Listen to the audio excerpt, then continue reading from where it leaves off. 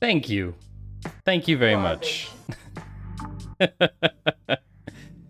Thank you, Yost.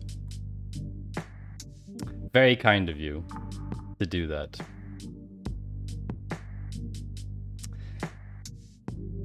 Congratulations, Yost, also. Holy moly. Jay Walter, 16 months. Thank you, Jay Walter, as well, for subscribing again. But I think congratulations are in order for Jay Walter because Jay Walter was first, officially. And Jay Walter was timed out for 3 minutes. And then Steffi tried to be first, but claimed not first instead.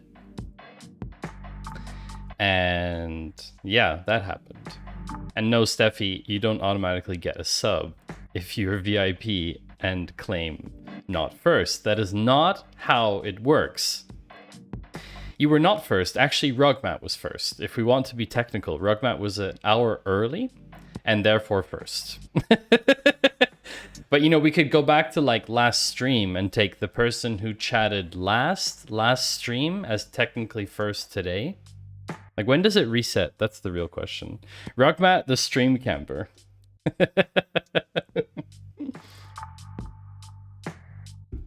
Totally. So welcome in, everyone. Very glad to see all of you here.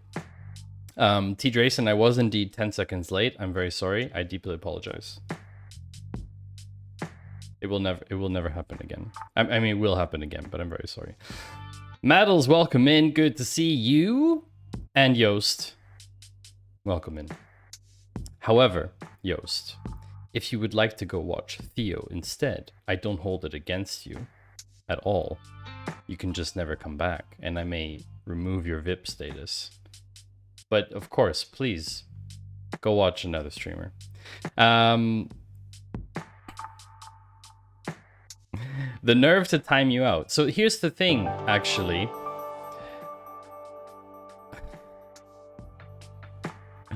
Holy moly, indeed. UK, what are you doing? Look at all these people. Look at all these people getting subs. Sociable Steve, Fractal, Alan, Slashy. Yes, Slashy gets a sub. And Maddie, 81, __81. Thank you, Maddles. Oh my gosh, we're on level 3 hype train, people. Look, it's changed. Oh, it's changed automatically. It's already on level 3. Oh my gosh. The automation is working flawlessly. That's amazing. Rainbow barber pole. Let's go! It's not going to be a barber pole for long, though, Steffi. I have news about the timeline. We have news about it. But you'll... I don't know. Should we talk about it today? I don't know. It's like Data Cafe, so, you know... But Maddles, thank you. Thank you very much. I appreciate that a lot. Yost, thank you for gifting a sub to Steffi. And Jay Walter, thank you for resubscribing for 16 months. Thank you. Thank you. I don't know if it'll be 12 hours today, Steffi. It will be as long as it takes to get through the news. That is the duty. That is what I have signed up to do. So that is what we are going to do. That's our job, to get through the news. Duty. Under the hood, Maddie's computer goes... Yeah, it's actually on fire at the moment. Definitely on fire. 1,112% CPU usage. But that is only because of Snap Camera. that's the problem. It's only because of Snap Camera. Can you send the heat here? It's fecking cold. Is it, Maddles? Really? Wow, okay. I mean, it is warm in here. It's like still 25 or something. Wait, what? You're in Alberta? Maddles, are you not in the UK? I thought you were in the UK. Did you move? Are you traveling? Alberta this time. Vacation? Oh. Oh. You're in Canada. That means you're in the same time zone as Rugmat, probably. Where did Ruckmac go anyway? You mentioned it last stream before the Radathon. I forgot. I'm very sorry. Depends on if there's Twitter news. Twitter data news. No. There's no Twitter data news to be said. There's just people getting fired from Twitter, if you haven't heard. You're in the same town as Rugmat? No way. Is Rugmat here? Rugmat, you were here an hour early. Do you hear this? Apparently, one of my other viewers is in the same town as you. I mean, coincidence? I don't know. Seems sus, as the kids would say. Or they just say sus, right? Like suspicious. Isn't that like the whole Among Us, Among Us or something? I don't know. I never played Among Us, unfortunately. I would like to, but I never got around to playing it. Anyway, it's 18 degrees in your flat, Yost. You haven't turned on the heating. So the funny thing is, we've turned off the heating in our flat, and it is still 25 degrees. So yeah, that's a problem. No data to be made after they don't have employees to make it. Yeah, I mean, everyone's still using the platform, but, you know, their APIs are probably getting slammed at the moment, I would guess. Because, you know, everyone who's leaving is probably making a lot of tweets. They probably have, like, a huge amount of activity on Twitter at the moment, I would guess. If I had to guess. I would say that Twitter's probably quite busy right now. Yeah.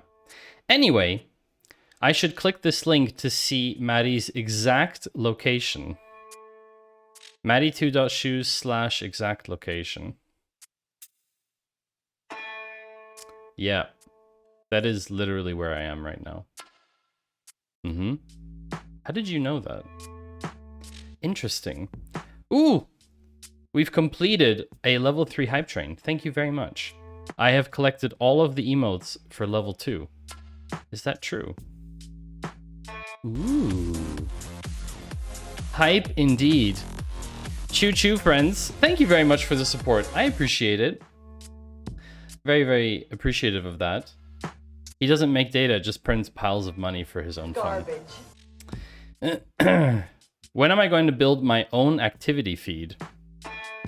Like Panther did? Like Panther did. Never, probably.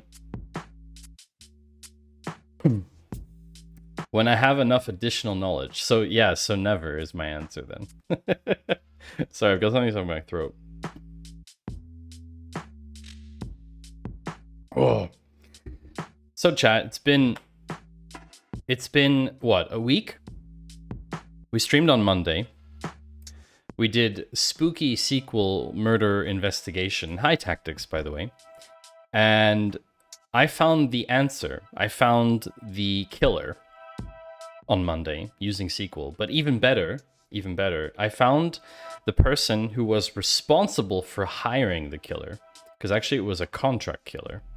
So I felt very good about my knowledge on Monday. Can we do FCC? 12 hours CSS on FCC. We are not doing free code camp today. Unfortunately. We are doing the data cafe. It's Friday. All the days seem the same to me right now. But apparently it's Friday, and for most people that means it's the end of the week. Was it Ellen? Elon? To do what, Yost? If you want FCC, then tune in next week. That's what I will say. At some point next week... Oh, the killer.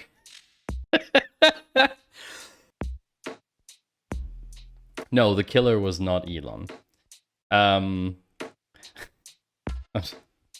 Fortunately or unfortunately, depending how you want to look at it. The killer was not Elon. It was some dude. What was his name? Does anyone remember the name of the killer from Monday? I don't remember his name. I'd have to go back to the website and check again. But I don't remember it.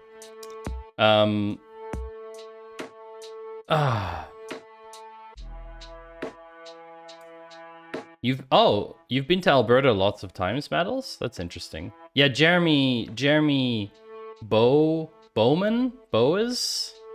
Something with B, no? I feel like it was something with B.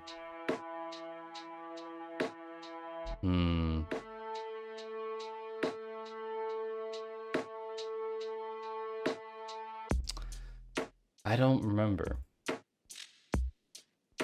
There's one scene here on my...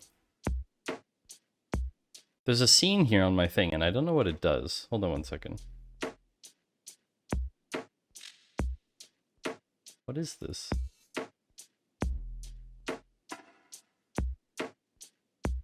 Oh. Yeah. I remember what that is. Yeah, okay. I forgot about that. We should say hi sometime if you're here often. Bowers? Nice board game reference. Did I reference a board game? Now I'm confused. Yos, you always make me so confused. You know that? You're so good at confusing me. Tactics. Oh, thank you. 4 months. Thank you for resubscribing. That's awesome. Thank you, Tactics. The promise of CSS is strong. I mean, now I kind of have to do it, right? Exy, welcome in. Exy, good to have you. I queued up your video for today that you sent me a while back, but I don't know if we will get around to it.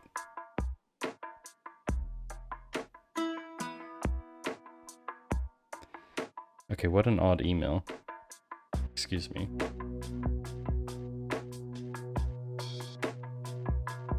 What the heck is this? Yeah, okay. That's what I thought. Yeah, you sent me a video a while back. Oh, look who's in chat, everyone. There's someone in chat who's VIP, who we don't see here very often.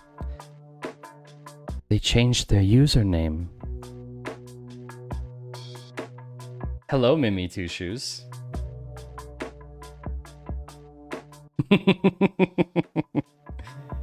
So in case it wasn't obvious, Mimi Two Shoes is my partner. And she had a different username before, and we decided together that she will change her username to be more appropriately branded so that everyone in chat knows who this is.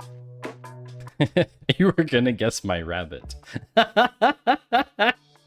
No, Ben and Jerry do not have Twitch accounts, but they could, in theory. They could have Twitch accounts. It's possible. Strong promise. Good joke, Steffi. Where's the stream tube map? Yeah, we don't have that yet, TD. That's like a stream project. That's something that needs like hundreds of hours of building, probably. I don't even know how you would go about building it. I really don't. It's something that we'd have to think about in detail. Maybe it's like a claw stream project, you know? Yost was acknowledging a joke that Steffi made because I feel like I forgot to reply to people who at me a lot of the time here. Okay, fair. Yeah, Exy, you sent me a video a while back to react to. Sea Films, hola, ¿cómo estás? I am doing great. Is that the official way to write it in Spanish? I don't speak Spanish fluently, but I hope that's the correct the correct spelling with the upside down question mark. I'm doing fine, thank you. It's Friday, so it's the Data Cafe again. We haven't had a Data Cafe episode for a very long time, so it's a Mega Cafe episode. Data Mega Cafe, because we have so many articles to cover. It's like 20 or something. It's going to take us a long time. It's going to be long. Yeah. I love that. Mimi, I love that it triggered the meme from you writing because it wasn't intentional. Ben Two Shoes and Jerry Two Shoes. Yeah, that's fair enough. Are Ben and Jerry over 13? Actually, in what years? Like, you know, there's like dog years and is there such a thing as bunny? Why? Bunny years? Why? I don't know if that's a thing. This is where Maddie disappears to for a couple hours each week. He does stream, we promise. Oh.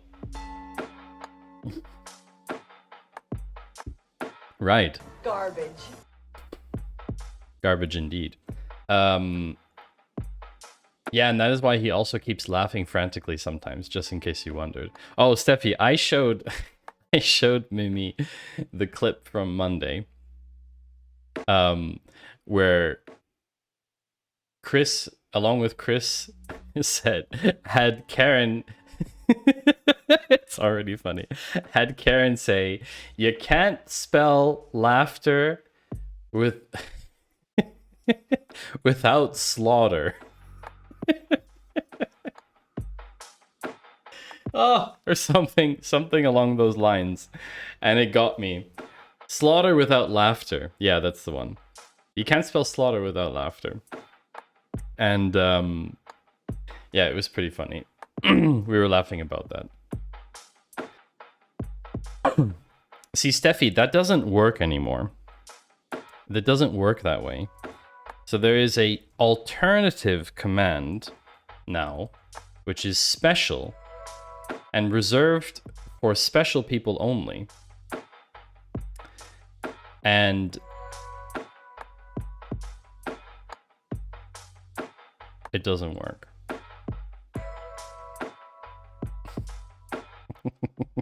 I wish it had worked now, because that would have been the perfect...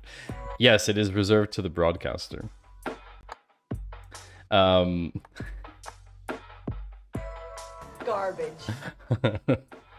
I wish that had worked.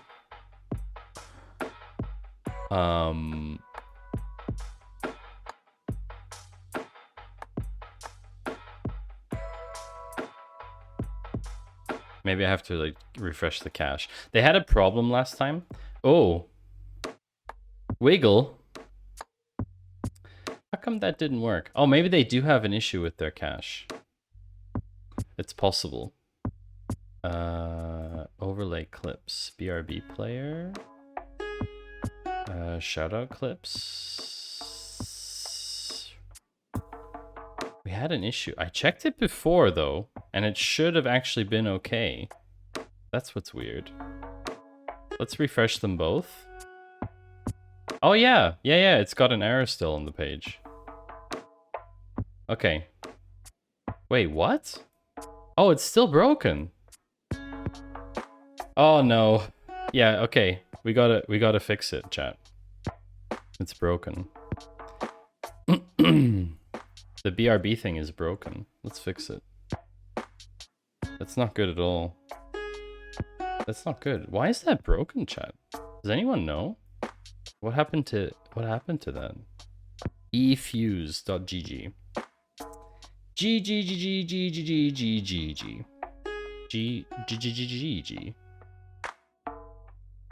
When is the Real Deal show actually starting? When I fix the clip thing so we can watch the clip together.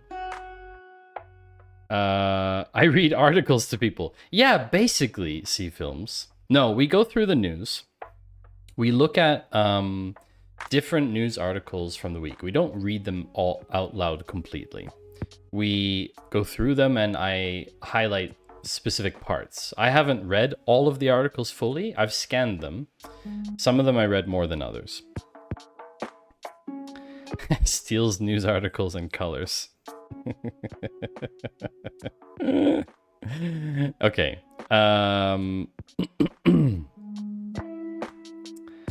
Ben and Jerry founded May 5th, 1978 in Burlington. What is VT, C Films? What does that stand for? I don't remember which state that is.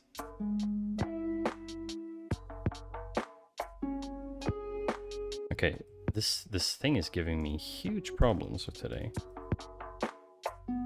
Burlington VT. What is it? Virginia? Undoing some UK Maddle style engineering. Undoing? What are you talking about? Maddles, what are you talking about?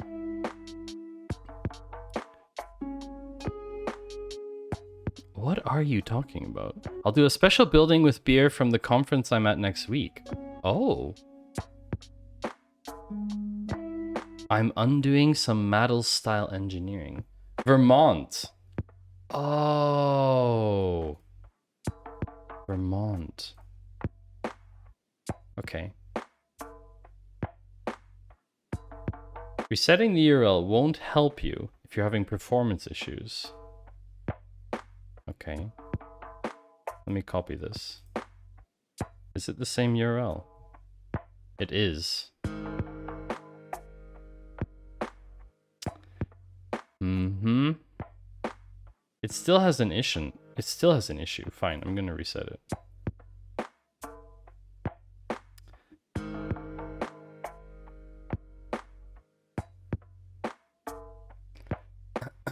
You'll be in Central EU next week. It's still broken. Why is it broken? That's the question, chat. Are you an audio article reader? What is an audio article? C Films, like what? What is an audio article? I don't know what that is. I'm so confused. Garbage. Is it garbage? I don't know if that's the case. Oh, Vermont. Vermont, yeah.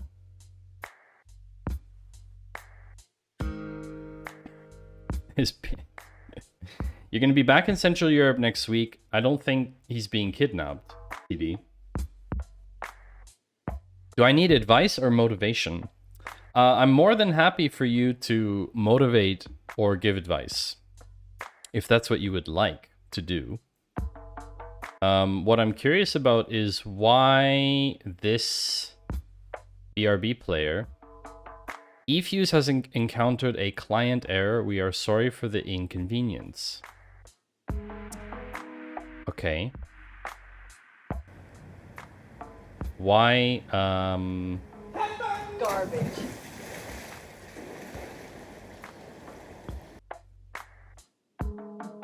Interesting.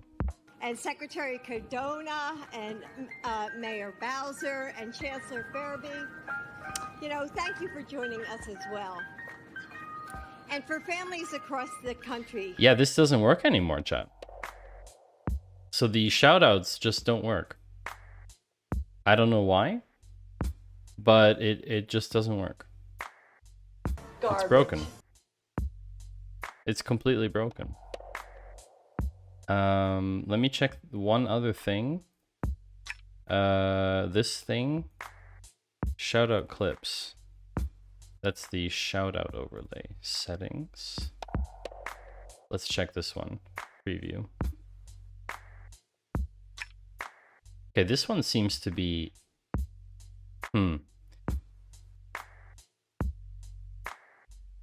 Let's try it out. Wait, maybe I can't shout out myself. Let's shout out Maddles.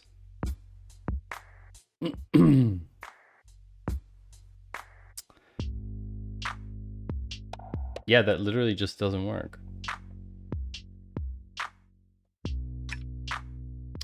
Motivation. You can do it, Maddie. We believe in you. Dream big. We all love you. Woo! Woo! That is very motivating, TD. Thank you. I don't know what it's for, but... Okay, so obviously their whole thing is just not working. Okay. Do they have like an actual support page? Maybe they have a Discord like everybody else. And then I have to join another Discord server, which is like server number 3562, to actually just make a support request. Okay, we're not doing this now. What I want to see... What I want to see is if we change to the Be Right Back scene, does it play the clips? No, it doesn't. But it was playing it earlier. That's so strange. Oh, chat.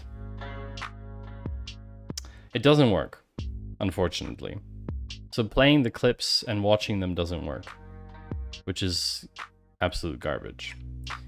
You've made a website for advice and motivation. Motivation Z, or motivations. Bring positivity to your life. This looks fun. Wait, let's take a look at this. Oh, we have an ad coming. Hold on. 30-second ad. 90-second? 30-second. I can't remember. I think 90. I think 90. You want background back? I can put background back if you want. There you go. It's all layers, right? It's all layers. If it works, the website works fine.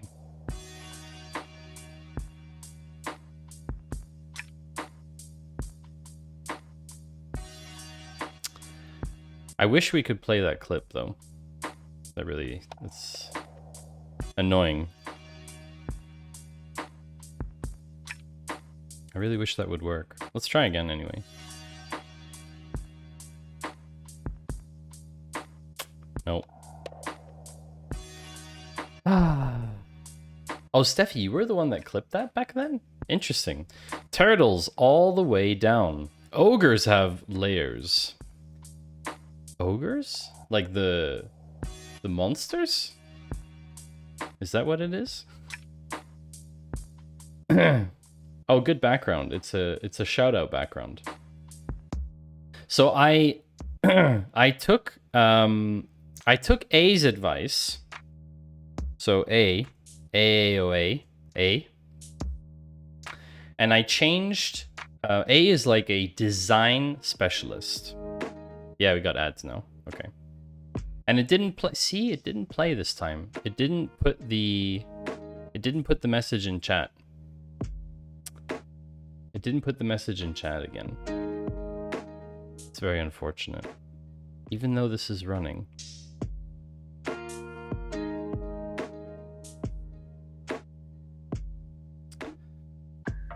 I don't know why it doesn't do it.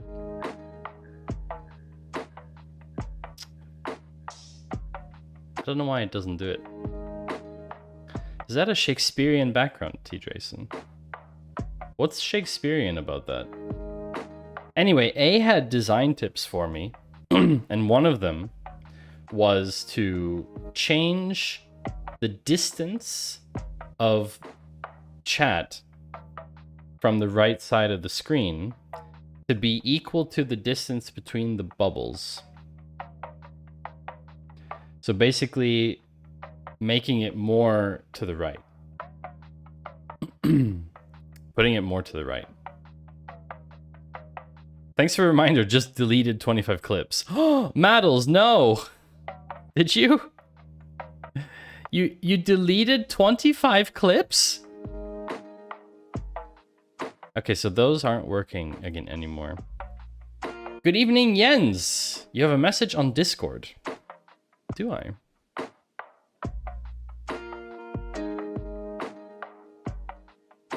Oh no.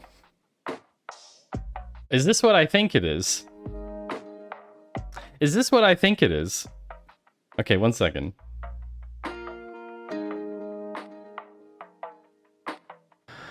Oh no. Oh no. Chat. Chat, hold the music. Because I have received possibly the most embarrassing and legendary soundtrack of my entire life. Welcome back, C Films. You still have 134 clips, Maddles? Holy crap, that's a lot. That's a lot of clips. All right, so see, I can at any point in time, I can just put this background over, and then you can change the background as much as you want, but it just changes it in the background. Okay. Jens, several weeks ago, I was clipped. For those of you who don't know, I was clipped doing a sound effect. I was clipped doing a sound effect that Maddles is famous for. It's actually a sound effect that comes from, how should I say, the streaming universe. It's 3 letters said in a very kind of cute way. And I was clipped saying it for a soundboard that I am making for the claw. The soundboard isn't ready yet, but I can give you a taste. So I have a couple different ones. If I trigger one, it will trigger the soundboard. So for the team, for the claw team, thank you, Rugmat. If I trigger one, that was Lady of Code. That was Lady of Code. I don't think Uwu actually has any results on Pexels. I learned from Matty Tushis today that when you change a background, it changes something in the background. Fascinating. So if I trigger this again. Uwu. Oh no. Okay, so that was mine. Anyway, I was coerced into doing a recording, and Jens promised me, or everyone in chat, I should say, that Jens was going to go and create a remix of this track. And so, chat, Jens has sent me the remix. So I think it's only appropriate that we listen to the remix together. And let's see what it's like. Hold on one second, chat. Gotta put this here. All right. Uwu the remix by Jens. Uwu.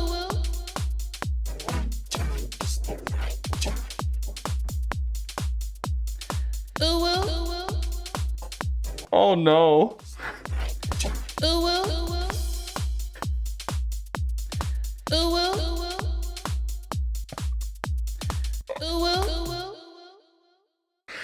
Is that someone saying right join is the best join?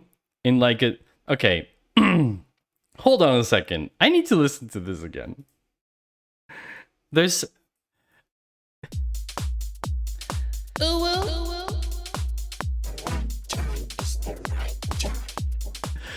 The right join is the right join.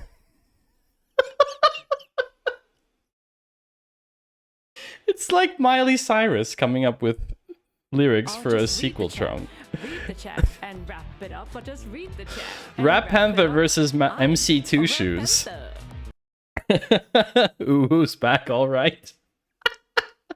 Oh, but honestly, Jens, this is incredible.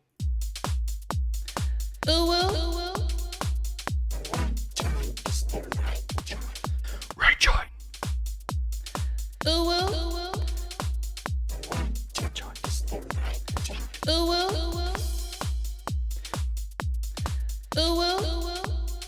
25 seconds. 25 seconds of this has got to be worth something like 50,000 channel points.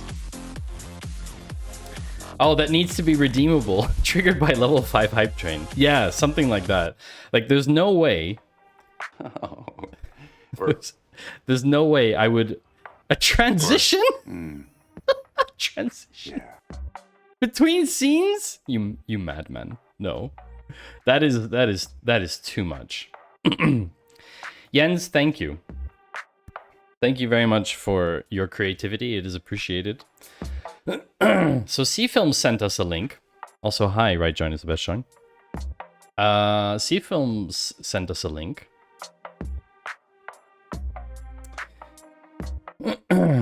Look at this chat. Motivations. I actually like the Z. I think that's pretty cool. Was the domain taken, C-Films?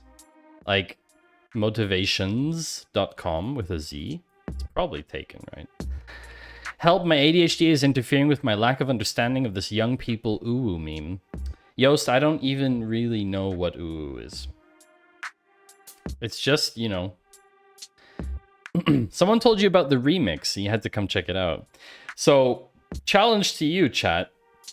Can you take this audio file? Can you go even further? Jens, are you able to provide the stems for the track? And can people just like...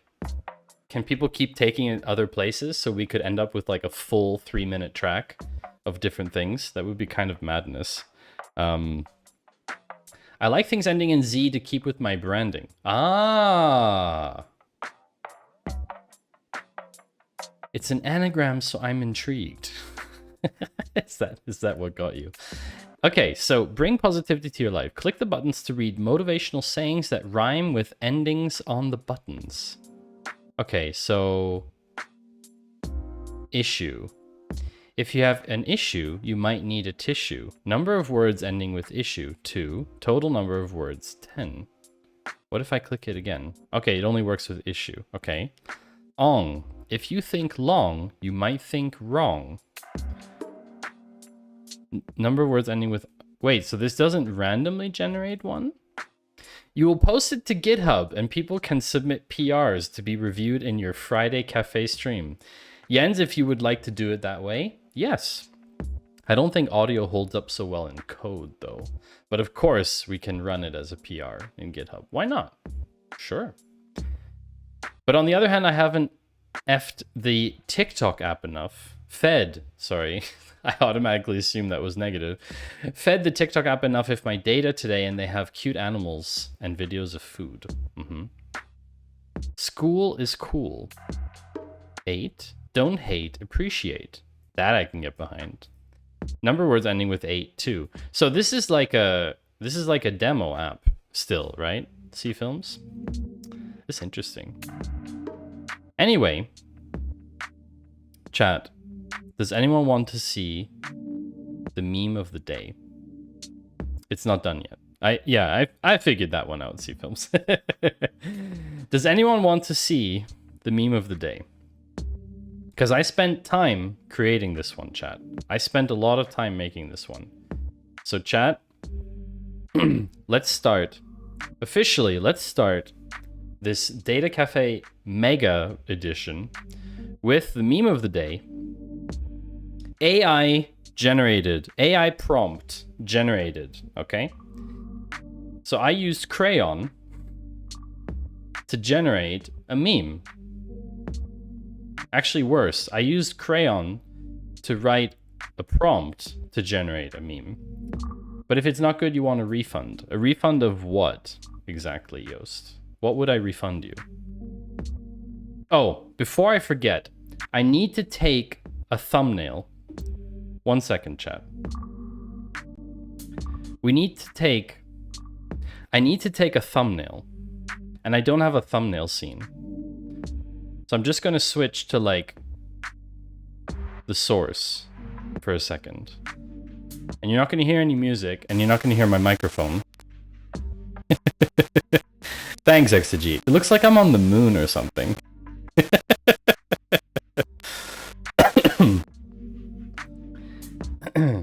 Okay, here we go. So you're not gonna hear anything for a bit, but I'm just gonna take a few thumbnails, okay?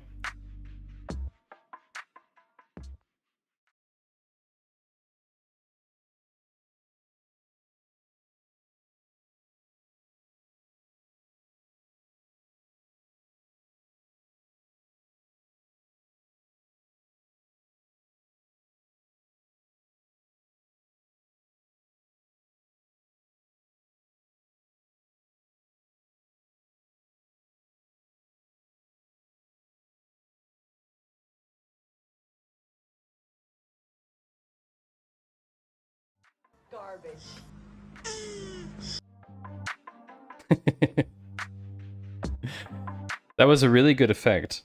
The mess up the stream. It's still too short though. I wrote down Rugmat's comment from last time.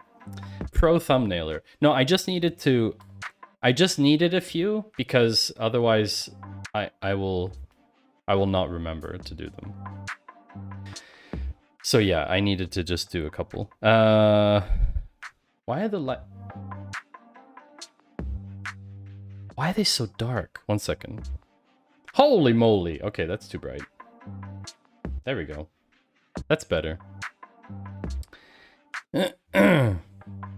Okay. Maybe I missed it. What's your new background with the color changing lights? Oh! You really got me on that one, Xe. Okay, so let me explain this. I have a background layer of multiple backgrounds. So there is underneath your clothes. So underneath there is basically like this. There's layers. So we start. Hold on a second. So we start like this. There's like the first layer of backgrounds. This is a scene, a nested scene. Oh, behind my headshot.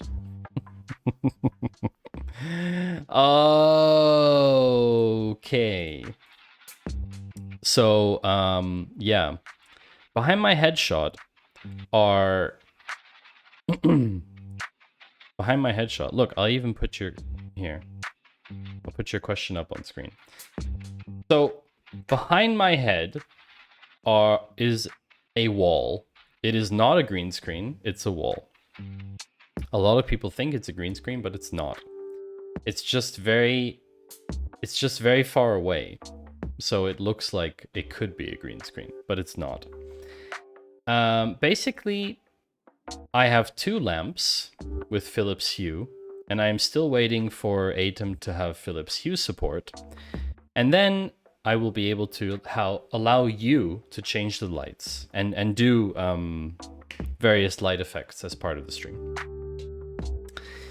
It's clearly more orangey pink yellow. Ooh, stable diffusion interpretation of your prompt. Terrifying, probably.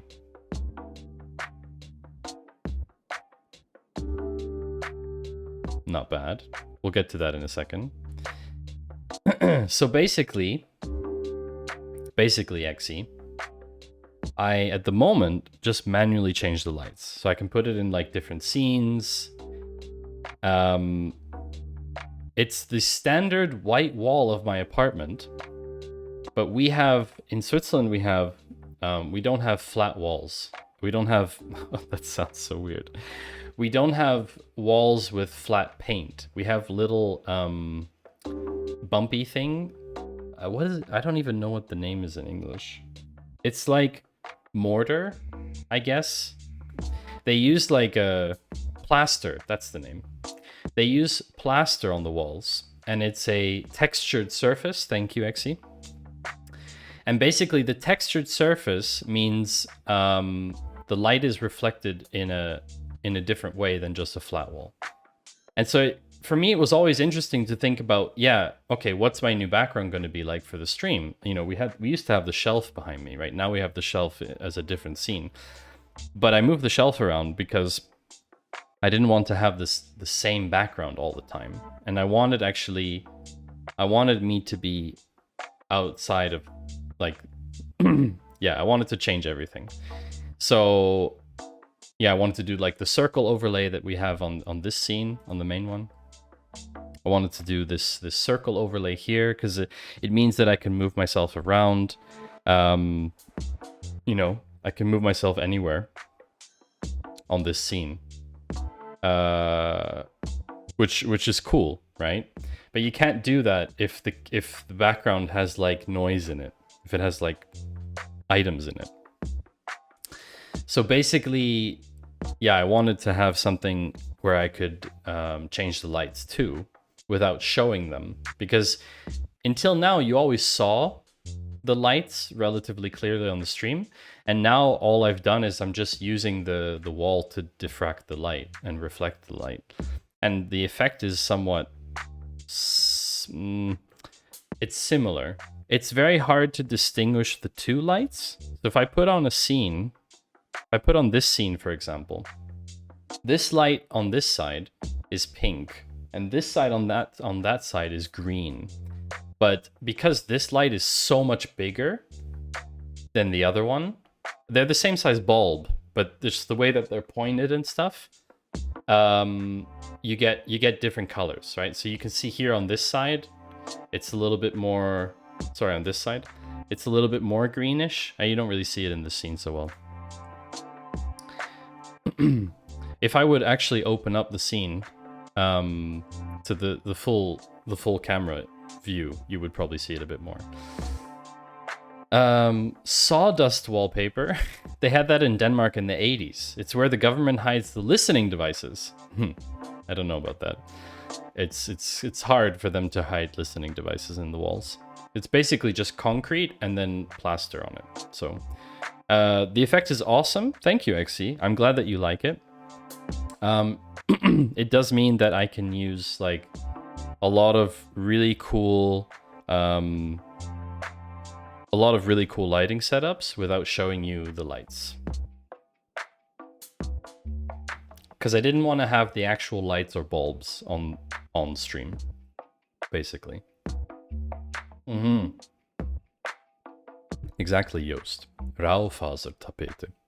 Which sounds rude. So here we go. Yeah, I think the result is pretty good. Needless to say, this isn't actually what it generated. So I don't know if anyone believed it from chat, but that's not actually what was generated. What was generated was very different.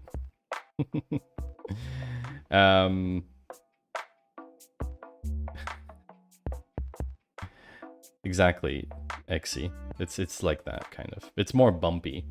XC sent me a photo in Discord. If you would like to join our Discord, where you can also chat with everyone else, then come join the Discord and have a nice time with everyone. So yeah, my rooms are laid out in such a way that I cannot back myself up to a wall. I'm a bit jelly. Oh, I'm very far from the wall. Just to be clear, this is how far I am from the wall. It's a good, like if I stretch my hands out, it's like the desk is at least my full arm's length, both arms' length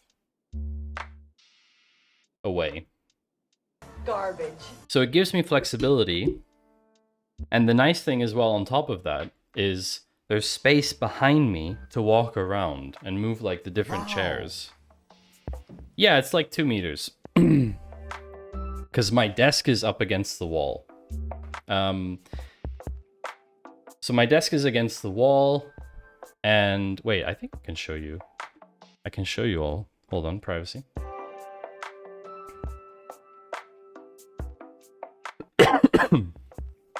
Sorry about that, chat. I'll just show you and then we'll get back to the meme.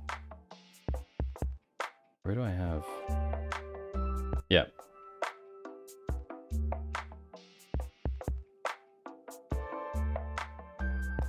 Okay, so... No, I think it's always interesting for people to see, right? So when you walk into the office, which is to my right, there's this big bookshelf, and there's the welcome shelf on the left, and then when you walk in, then that's the big light that's shining to my left now, right? That's the one that casts most of the light. Then you've got my desk set up. This is in standing mode, but that's my desk setup, which is next to the bookshelf, right? And so obviously there's quite a bit of space. So if I look to my right, this is what I see. And you see, that's the small lamp. And that small lamp is obviously not casting as much light, right? So that's how it's set up. And yes, the welcome camera, if you're If you're looking for it, it's up there. I just attached to the top of my bookshelf, basically. Little hacky solution, but it works. Anyway, so back to the meme. Meme of the day, chat. So we've got this prompt, which young, handsome, white male with a beard. Of course, it wasn't what it generated. That's correct. It's not. What it actually generated, content warning. Some of you might be triggered by this. I hope not, but it's possible. This is what actually got generated.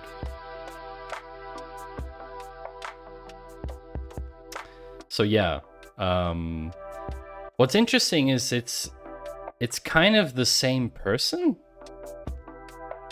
If that's like, if that makes sense. It's weird because it's like, Clarkio!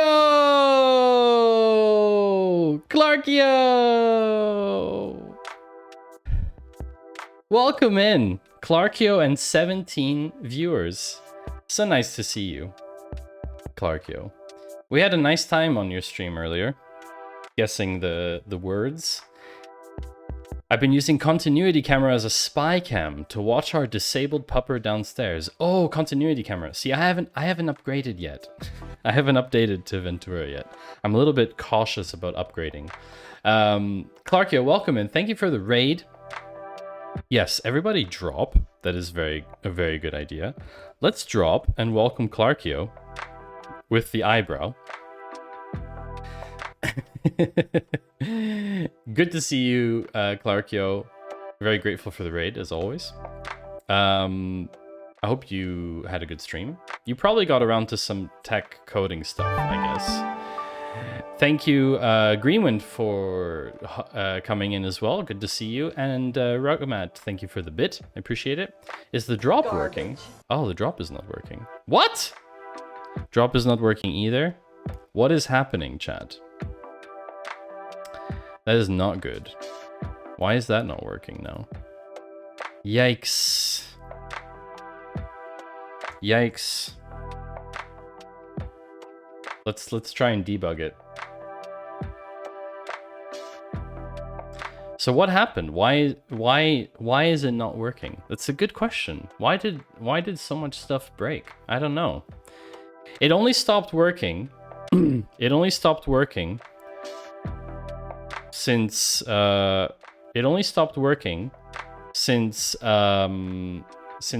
got here.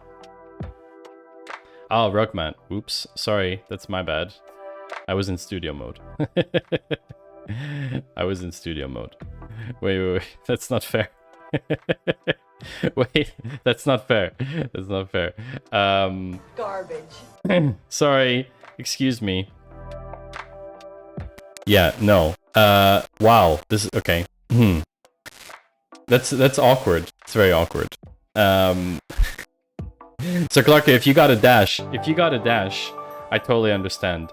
Clarkio, thank you for gifting to Surly. Oh, Surly. Did you wait?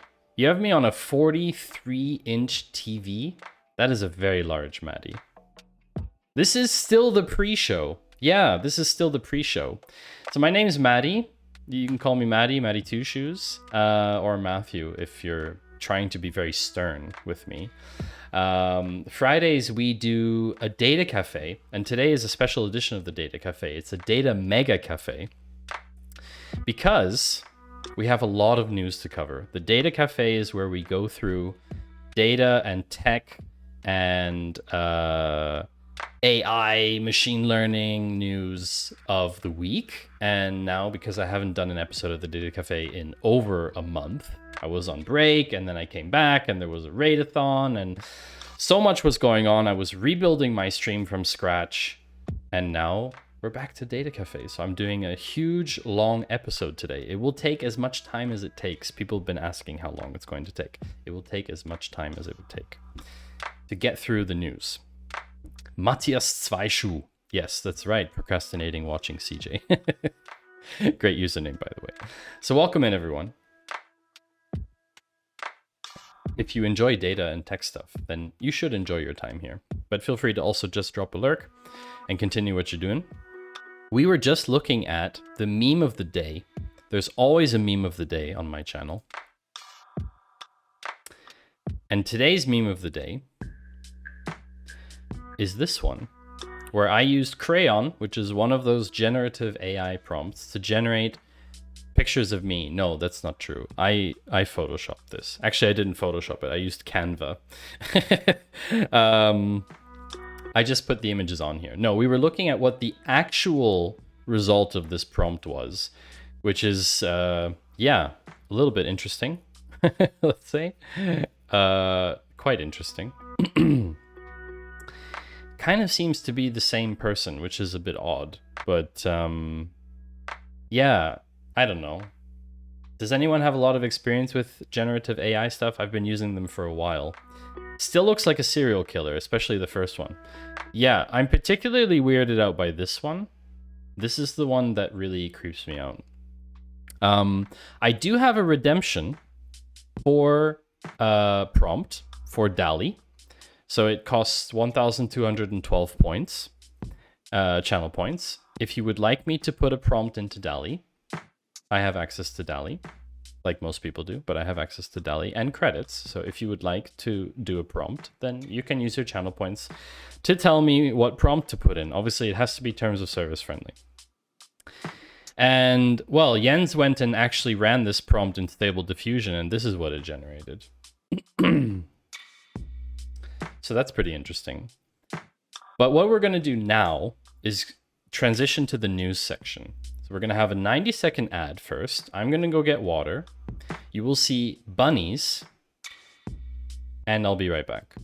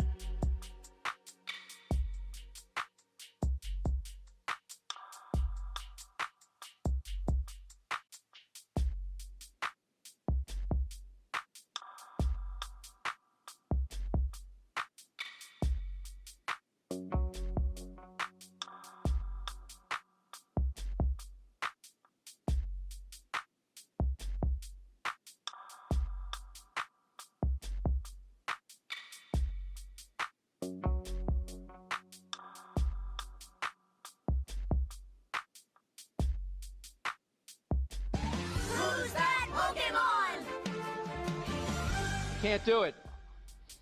We'll do it live. Drop in and just smack the lip. We'll do it live. Powerful reason for insisting. Do it live. I'll write it and we'll do it live. Inside.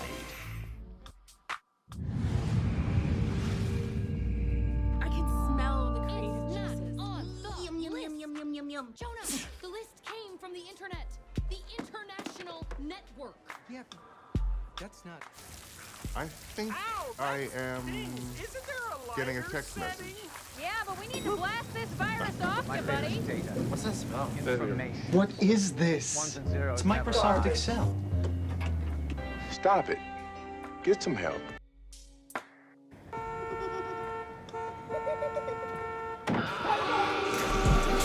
Can't do it. We'll do it live. We'll do it live. Do it live. I'll write it and we'll do it live. Fine. I'll say I'm I'll sorry. just read the chat. Seriously. Read the chat and wrap it up. I'll just read the Sorry. chat and wrap it up. I'm sorry. I'm sorry. I'm sorry. I'm sorry. Um, I'm sorry. I'm sorry. okay. And Secretary Cardona Another powerful reason for insisting. Are we stress testing my computer? and for families across the country. I'm copying the bot since I don't have VIP and I don't remember the memes.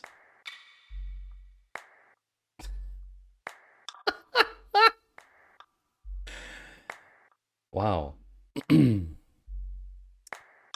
Okay. Yeah. Great. Amazing. Thank you. It seems like Pixel Plush is down. So that's actually not my problem. You could program your digital friend to do all the memes. Surly Dev, Rugmat is ahead of you on that one.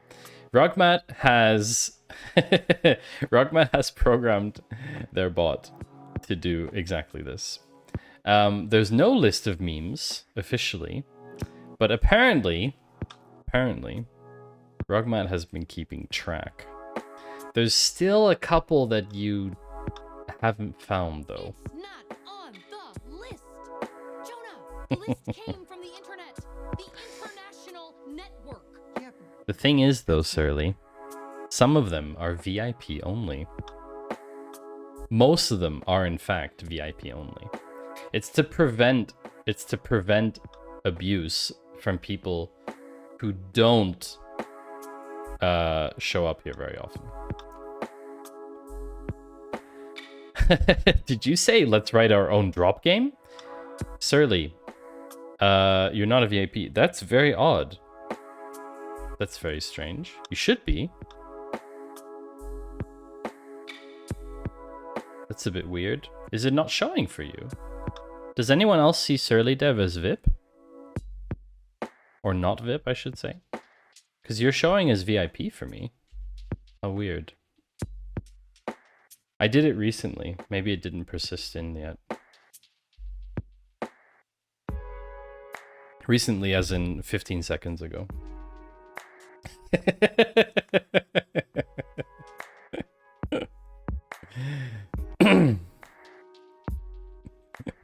Yeah, I just did it. So I did it very recently.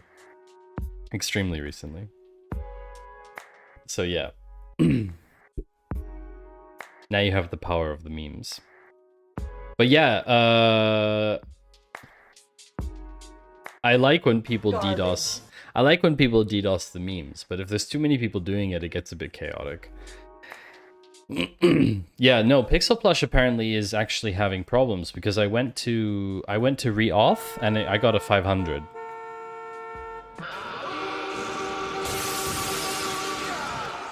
I got a 500 error.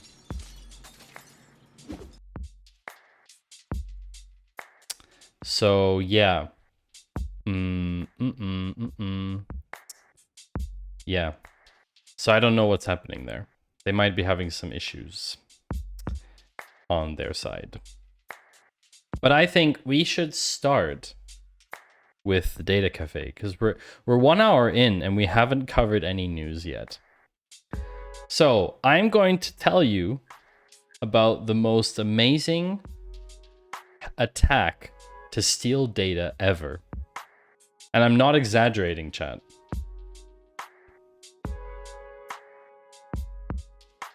And it's a technology called GIF shell.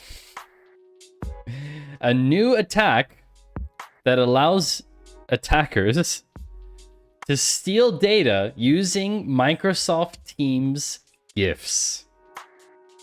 How freaking amazing is that? How does this work? That was my question. Select start from memes. Right join users on memes.user level. On users.user level, show available memes per user. In before GIF integration is turned off. I don't know how they solved it. But okay, so basically, this Bobby Rauch discovered that threat actors are abusing Microsoft Teams by executing phishing attacks using a new technique known as the GIF shell. Let's just applaud them for their amazing naming skills. GIF shell. Using GIFs to execute covert commands for the purpose of stealing data. Apparently, this is pretty extreme. The data is being exfiltrated through servers that are controlled by Microsoft itself. While the primary reason for this is to make sure that security software is less likely to be able to detect this traffic. So basically, people are executing... they're executing code in GIFs. Listen to this. This is crazy. So, due to security concerns, no external users are permitted to share any files with users in another occupant by default. So that's to prevent people from sending executables, right? So, for example, there's no paperclip option if you try and upload it's just some standard file. However, you can deliver these commands inside a base64 encoded GIF. So apparently there's a thing called an executable. A malicious executable known as the stager is tricked into taking over a user's device by tricking them into loading it. The Microsoft Teams logs located at the following locations will be continuously scanned. So basically, app data, roaming, Microsoft Teams, index.db. Okay, some kind of log.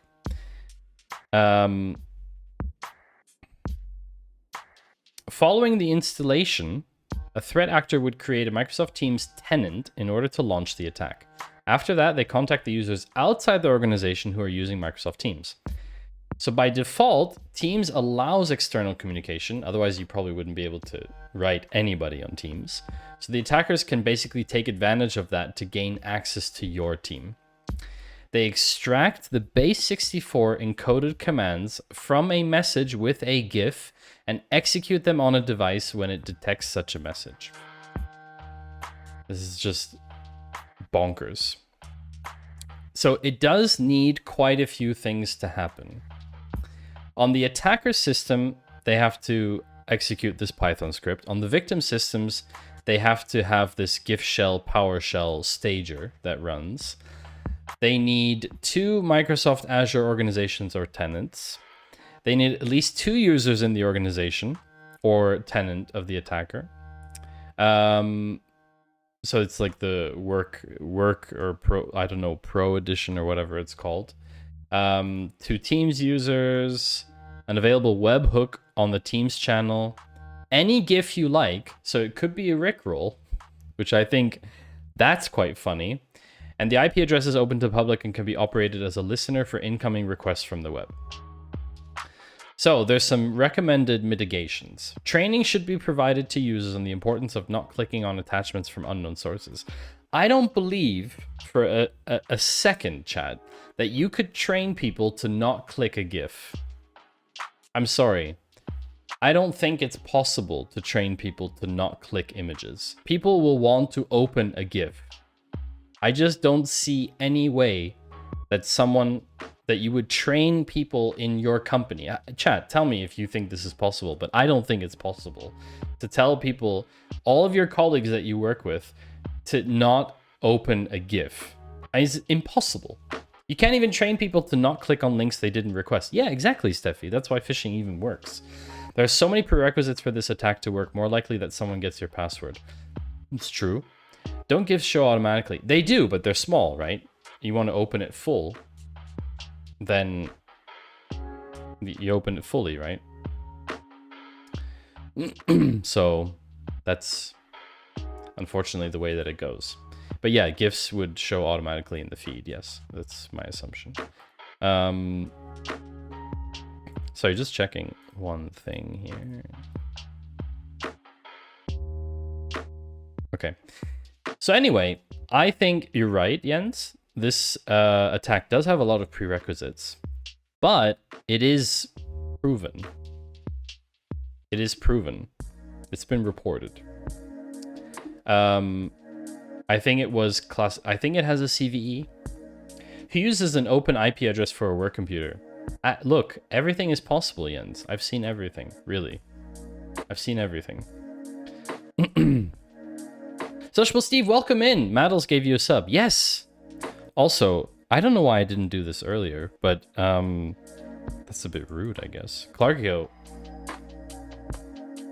Thank you for the shout out. It's still broken, Rugmat. Shout out, Clarkio. Clarkio rated us before. Thank you.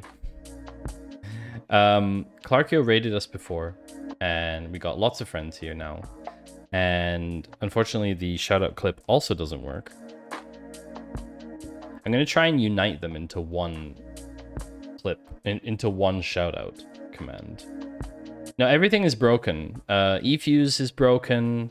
Pixel Plush is broken. I don't know why. Pixel Plush gave me like a 500 when I tried to authenticate. So yeah, my stream's broken. All right.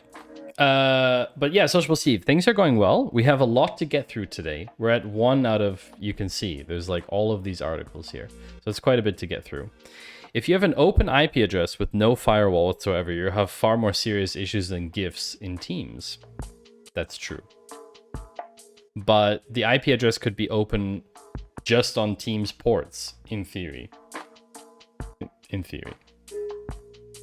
Anywho, next article.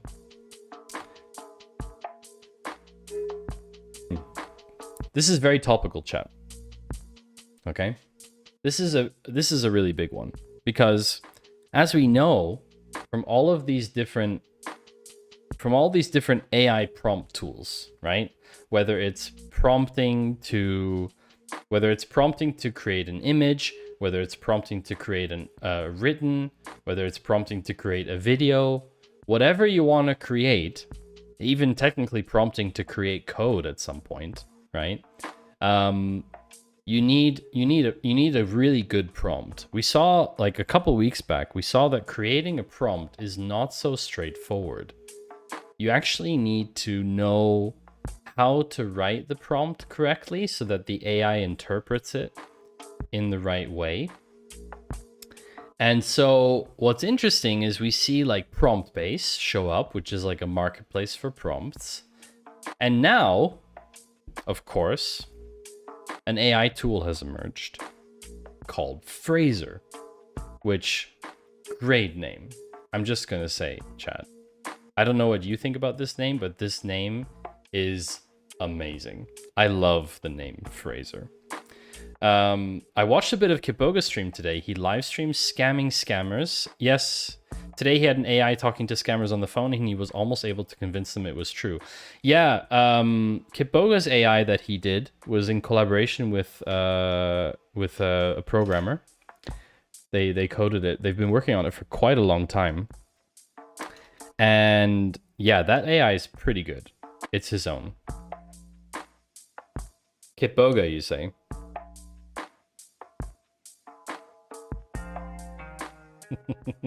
I know Kit's glasses are a little bit different, but yeah, there's certainly some similarities. So yeah, Kit and Scammer Payback and Trilogy Media and Jim Browning.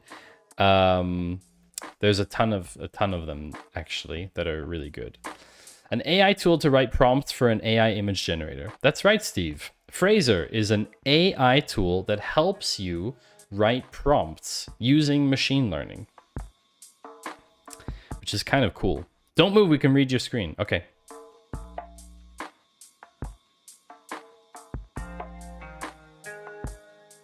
Can you read it? I'm not moving. Anyway, yeah, so this is kind of meta, right? Getting a new AI that allows you to write prompts for better AI with the glasses on. Yeah, I know, Steffi, thank you. But anyway, so Fraser is the only software program in the world that employs machine learning to assist users in creating neural network prompts. Oh. Yeah, I suppose, certainly, that actually kind of makes sense. Should sort of protect ourselves here. This is dangerous stuff, chat. We should definitely be wary of that. The key function of Fraser is how it breaks down the creation of a prompt into manageable steps, like selecting a style, content type, color, quality, camera settings, and more. Interesting. Maybe we can try it out. Chat. Yellow-blue drawing of a tree with blue apples by Vincent van Gogh created something, something, something. Okay, so Smart Search operates on a database of millions of images previously produced by Midjourney, Stable Diffusion, and DALL-E. So what they've done is they've taken all the images that have been produced by prompts and look at how the prompts have produced those images. And that way they can kind of work backwards and say, okay, if you use these criteria, this is basically what happens. Okay. That's interesting. So it's like a search? Let's go check out Fraser. Can we find it? Fraser.tech. Try for free. Wanna bet I have to sign up? Oh, we don't. DALL-E 2. This is kind of cool. Hold on a second. This is really cool. Okay. What do we want, chat? Let's create something together, chat. You tell me what you want to create, and we'll create it together. Okay. Loka... Sorry, I'm going to butcher this name. I'm sorry. Loka Samasta Sukino Bhavantu? Is that even a remotely good pronunciation? Welcome to the chat. Excuse me. We must do something. We must do something very immediately.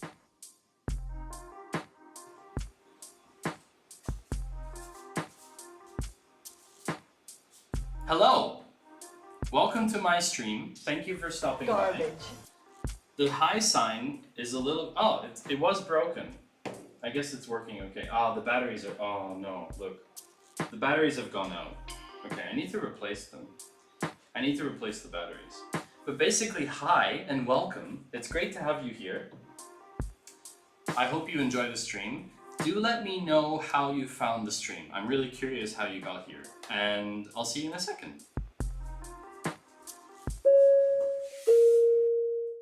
May we have your attention, please? The owner of the vehicle with the license plate. So that was necessary. 20 SQL must move their vehicle immediately. Oh no. Be towed. Thank you. I think I'm illegally parked again. Great pronunciation. Great. Loka, can I just shorten it though? Because if I have to say your full username every time, I think it might be a bit of a mouthful. So can I just say Loka? Oh, great. And you came through with Clarko's raid. That's awesome. Clarko bringing on the great peeps. I think I might have parked in the no parking zone. On the left side of the parking garage. Talking of things generating, I wrote a T-SQL script that writes T-SQL that helps me search SQL Server databases for data. That's hilarious. So, yo dog, I heard you like to generate AI images. So here's an AI generator to help you generate AI to generate AI. Yes, that's a little bit what it's like, isn't it? But what what do we want to generate, chat? Should we try and generate something funny? What should we try and generate? Maybe maybe like a bunny as a burrito. So an animal. Or a sketch, maybe? Is there like an animal cat? It's pretty interesting. A car. Being towed. Oh, Loka, thank you for the follow. Appreciate it. Being towed would be a first for my stream. Time heals all wounds. You need an AI to figure out what you want the AI generator to generate. Yeah. We need an AI to generate inspiration. Okay, let's do car. Let's try and generate a car. Description. At least 3 words, at least 1 noun, no negations, at least 1 adjective, at least 1 dependent object. No, you said, shall we create something funny? First for my stream. What a burn. Surly. A turquoise car. Oh, look, it tells you what criteria you've hit.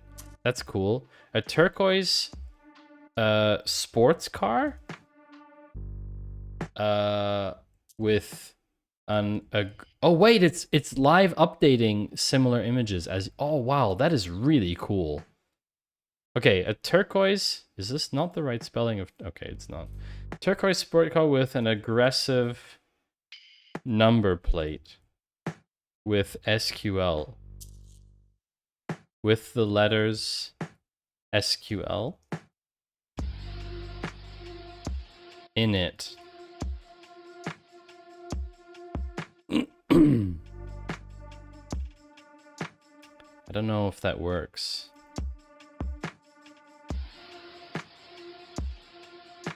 I don't know if that works. Okay. So we can choose what style. What style?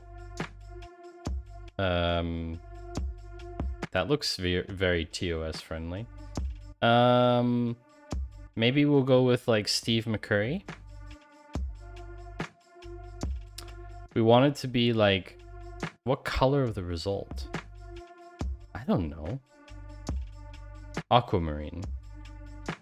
Texture. Oh, so many choices. Ew, tongue? Oh, look. Facade plaster. That's what I was talking about. That's my wall, chat. Facade plaster. Let's go with spiderweb, though. 4K ultra high. What feeling should it provoke? Wow, these faces are weird. Contentment. Oh my gosh, this is insane. Contemporary. Oh, okay. I see. So I need to sign up now in order to get access. Fine, I'll do it, chat. I will sign up.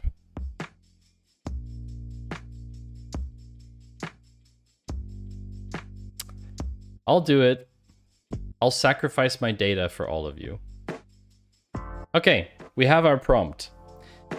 The thing is, Steffi, I understand why they're doing that. Okay, I also hate when sites do that, but they've shown me the value of what they're bringing. So I actually prefer this. Even though it feels dirty, I actually prefer this approach than the registration upfront. If that's weird. Okay, if that sounds weird. Okay, copy text and go to DALL-E. Okay, DALL-E 2. OpenAI. So you're getting a free prompt, chat. Getting a free prompt. Ugh. You've already invested time, so you're more likely to register. It's exactly right. Okay, here we go, chat. That's the prompt that we generated. I am curious. What happens?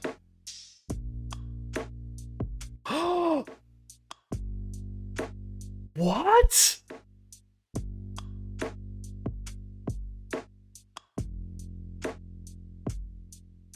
Holy crap.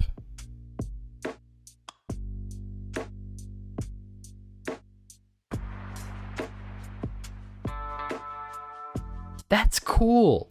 That's actually pretty cool. That's actually pretty awesome. What do you think, chat? I think that's pretty awesome. It, for some reason, it's not doing Q. It's doing O, but this one is like, this is pretty close to SQL. It looks really close. Wow. That is incredible. That's so cool. Feeling of contentment. This prompt is insane. So they're generating a prompt for you. That's quite cool. I have to say, that's pretty cool. So that's Fraser, everybody. A new artificial intelligence tool. So lol. Unless it's me and then I rage quit the site out of principle. Fair enough, Surly. I can respect that. So this is what Fraser does, is it generates these texts for you. And I have to say that's quite cool. That AI will put Bono out of work. Was the number plate on the third car? So the we've got S, maybe Q, LT, SOL, solo. Oh, solo. So lol. Hi, this is good too. It makes keywords out of the picture. Oh yeah, hugging face. I've seen that clip interrogator. Yeah. Also, hi Forex. This is pretty cool. You want to figure out what a good prompt might be to create new images like an existing image. Exactly. So if you see an image that you like, you can drop the image in there. That's pretty cool. Yeah. That's very cool. Should we drop one in here, chat? I feel like we should drop one in here. Maybe. But first, we have a 90 seconds of ads coming up to stop pre-rolls for people. Steffi, it took a while. I know. I'm considering doing a giveaway, but I don't think so. Ah, it's a shame the drop game isn't working. I wanted to announce something. Maybe I can get it to work. Let's try again. I'll just do that while the ad is running. Oh no, Jens. More Discord DMs? Oh no. That can't be good.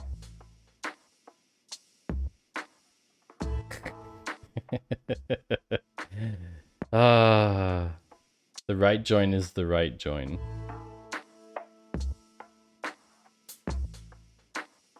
Oh, now it worked. I didn't have to do it manually. Jens sent me the GitHub link. So if you are interested in remixing, here you go. My throat is bugging me today. It's awful. I don't know why.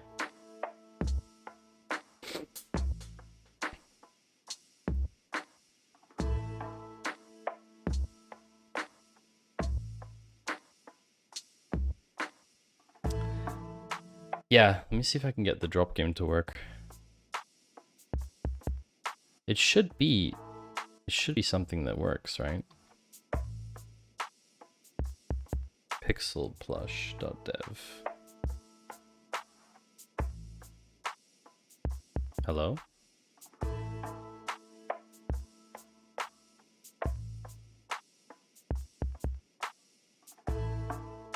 Login. Login with Twitch. Oh, there we go. Seems to be back. Parachute drop.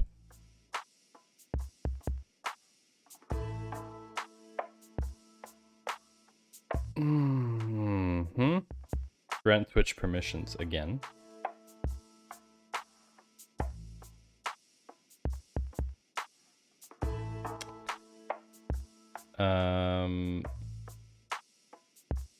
Pool party. That's cool, but we're not in summer anymore. I think no, I don't own the cauldron.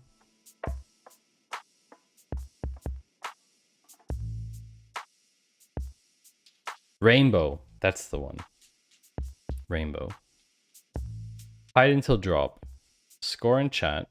Bit cheers. Enable drop via chat. Sound volume, channel point 0, channel point blah blah blah. Chat command drop. Timer till ready, blah blah blah. Copy that. Okay, studio mode. No one do any redemptions. Drop game. Properties. And okay. Okay, it's been re-added. Garbage. And we're back. There we go. So they had some kind of blip on their end.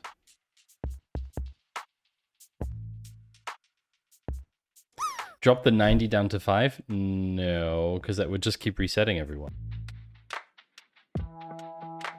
Okay, so we are back, chat. Should we drop an image into here? Let me pick an image. Hold on. Let me pick an image of myself. What image should... Oh, I know what to use. I know what to use. I won't regret this at all. Definitely not. Nope. I will definitely not regret using this. No way. I will definitely not regret using this image. In no way. Nope. Oh boy. The Nyan Cat looks pretty good on your telly. Oh, I'm glad to hear that, Surly. But it says that you're not watching with video. Also, Rockmat, thank you for the bit. Who landed? 97, Rockmat. Do it live. That's very good. I'll write it and we'll do it live. Wow. Okay, chat. I'm going to share a photo with all of you that no one has ever seen on stream. I've never showed this photo to anyone. Would you like to see it? Because I think this is the one we're going to use. Because I'm curious how the clip interrogator uses this. I bought a big telly so that I would spend more time away from the computer, and now I've got it in my office playing Twitch. This is not a high school photo. This is a photo from 3 years ago of me at a photo booth at one of those, you know, like when you have like those photo booths with all the props and stuff. And I dressed up. I dressed up a little. So who would like to see the photo?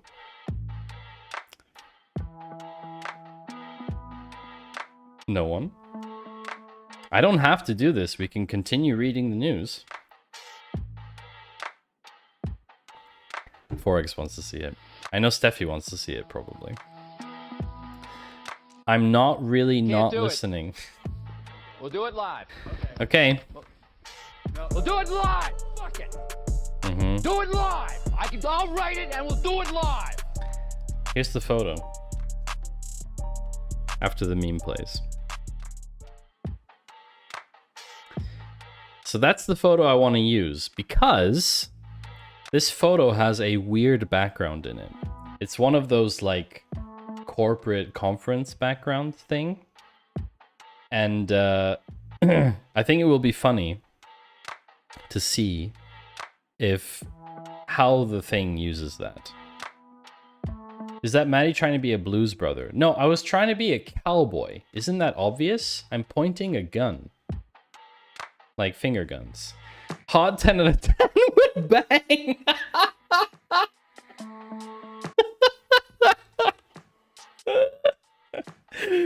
Hi, Delvoid. So we're gonna use this. Okay. We're gonna use this. Submit. Hi, Delvoid. How are you doing today? We are currently messing around with AI, because what else would you do?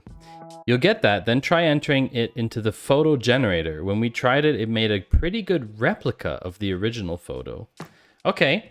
A man wearing a hat and a black shirt, a stock photo, inspired by Carl Ballmer at the party, badass pose, Quirex Bizarro. What does that even mean? What does that even mean? What is Quirex? I have no idea what this is. What even word is that? Very good, buddy. How are you? I'm doing great, Delvoid. Thank you. I have a bit of a, like a throat tickle or something, but I'm doing great, yeah. Okay, so DALL-E. I think it read the background wrong.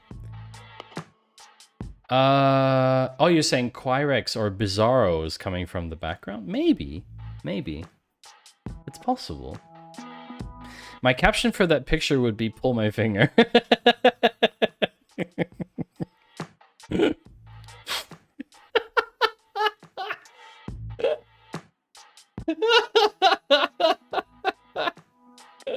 Chat, pull my finger. Pull my finger, chat.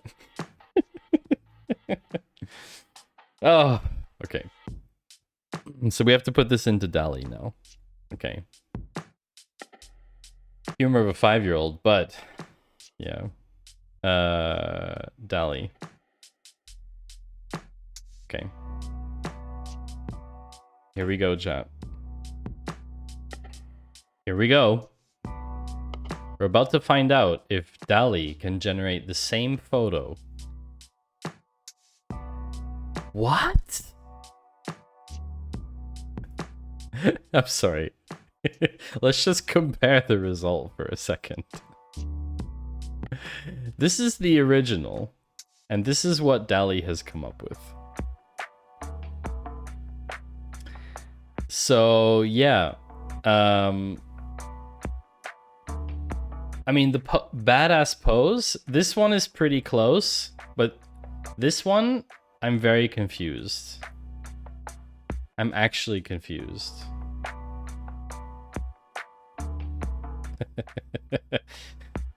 You have a joke you want to TTS, but it's slightly risque. Surly, do you want to DM me on Discord first to check if it's okay? And I'll let you know if it's okay or not. You can DM me first if you want. We can agree if it's not if it's too risque or not. So this is kind of, yeah, I don't know. I mean, it's challenging, right? This background is extremely challenging for the AI because it doesn't know what this is. It really doesn't. Because it can't possibly distinguish that background from other corporate backgrounds and then be like, oh yeah, that's a corporate background at one of those conference events where they have a photo booth. There's just probably not enough images in there for it to have learned that yet. But that's cool. We're going to put that in here. We're going to put this here. So what we're going to do, chat, as always, I always make a stream recap on my Patreon, which you can read entirely for free, okay? I'm not charging you anything. You can go on Patreon, you can drop a follow, and you'll always get notified of the stream recap. The recap contains all of the links to every single article and tangent that we explore on the stream. So, yeah. I just saw the live notification on my phone. Did you put as your go live notification you were gifted a tier 1 sub? No, I did not. No, why? I would not do that. Rugmad, come on. That's totally beneath me. I would never do that. Ever. Kappa. So yeah, that's interesting. So Garbage. I'm gonna say it needs some refinement, but it's cool. Next article, because it's already 10 to 11. And yes, the camera in the bunny room is not updated. I saw that earlier. Next article. Which is like, this is the point in the stream where we've done fun stuff. And now we have to talk about some serious stuff. Okay? Unfortunately. So if it wasn't enough for you, to look at like these AI image generators, I've got bad news for you. One of the researchers at Google, DeepMind, says that AI is going to eliminate humanity. Also, let me just do something I want to see. Is this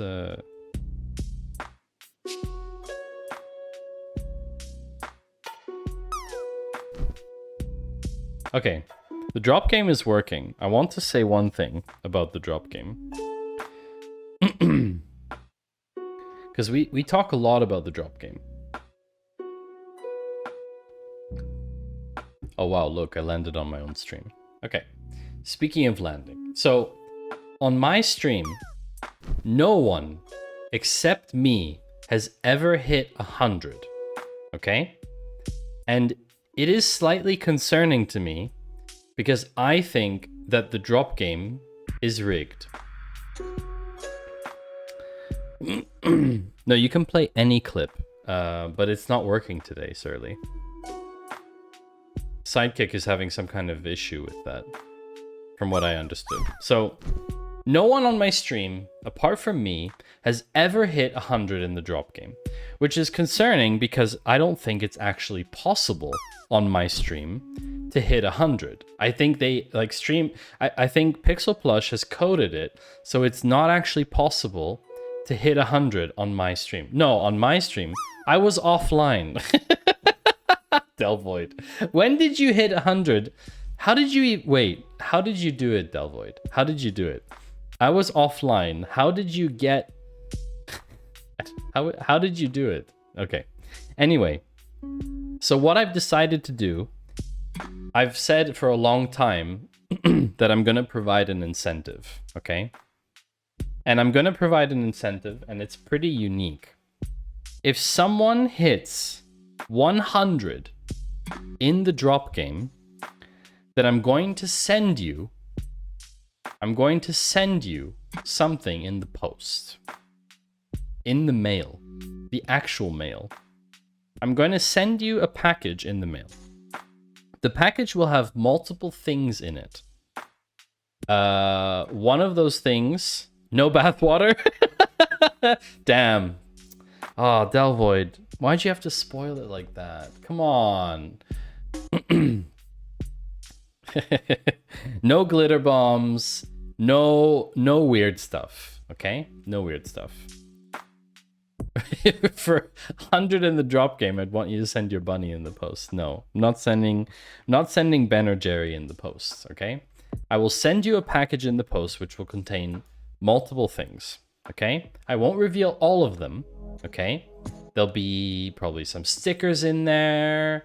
There might be a handwritten note of some kind in there. There might be some other stuff in there. But I will send you a package in the post.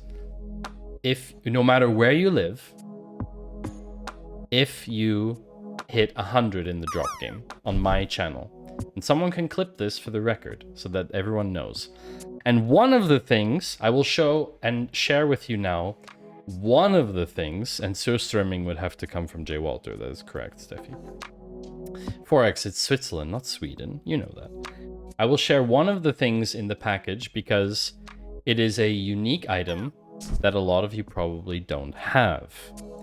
It is from TwitchCon in the US because a friend of mine was there and sent me a package. And she included something in the package. I ordered a few. I got something from TwitchCon, which I'll show you when it's out of the wash. But one of the things in the package will be a pink official TwitchCon lanyard.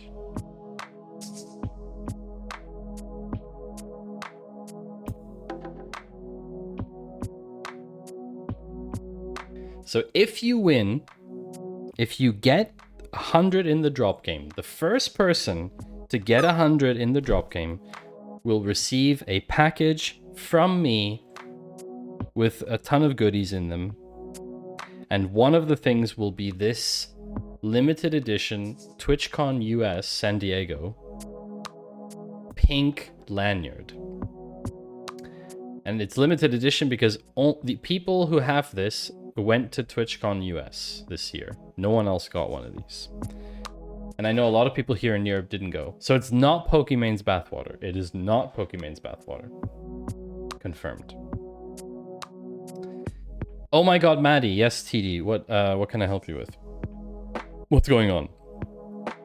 What's happening? So, back to the news. I just wanted to tell you all about that because I feel like it's important for you to know. Where should I put myself? Maybe I should put myself like over here. The timeline is a bit of a problem, but we're gonna fix that soon. So don't worry about it. Hopefully it's also not your worn socks. No, I won't be sending my worn socks. Score 100 on drop. Oh, thank you, Surly. Let's check if it still doesn't work. I think it still doesn't work. It worked last time, which is why it's so annoying. It's fine. We'll just play it here. Package in the post. If I will send you a package in the post, if no matter where you live, if you hit 100 in the drop game on my channel, and someone can clip this for the record so that everyone knows.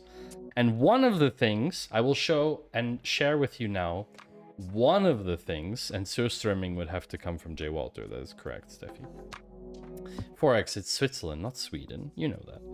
I will share one of the things in the package because it is a unique item that a lot of you probably... It is from TwitchCon in the US, but I will send you a pack. Super high cliffhanger at the end. Thanks for clipping those, Surly Dev. A clip, I got you. Clip and a clap. And then you've got your Twitch clip. Thank you for clipping, I appreciate it. Surströmming! Yeah, J. Walter. If you want to send me some surströmming to include in the package, be my guest. But no, please don't. Please don't. So, as you might know, Google's DeepMind team is the team that does a ton of AI research, okay? A ton of these AI stuff that comes out is from this team, okay? The whole team is called DeepMind. I mean, I say team, they're more of a department, let's be honest. They're a pretty big department. So one of the researchers there has said that superintelligent AI is likely to cause an existential catastrophe for humanity, according to a new paper. Great, right? AI is now driving cars on public roads, making life-changing assessments for people in correctional settings, and generating award-winning art. A long-standing question in the field is whether a superintelligent AI could break bad and take out humanity, like Terminator kind of thing, right? And so some researchers from the University of Oxford, and as part of Google's DeepMind team, have concluded that it's likely. Another powerful reason for insisting on Intel Inside. Yep, exactly. Another reason for insisting on Intel, because Intel doesn't make AI, right? No, I don't know. If you send out surströmming, you'll have to put a big fat warning on it. Handle with care and please don't open inside. Fermented fish inside. Yeah, Steffi, it would need some serious warning labels on it. Yeah. But anyway, oh, Rugmat, does your bot do weather? Really? Weather ZRH.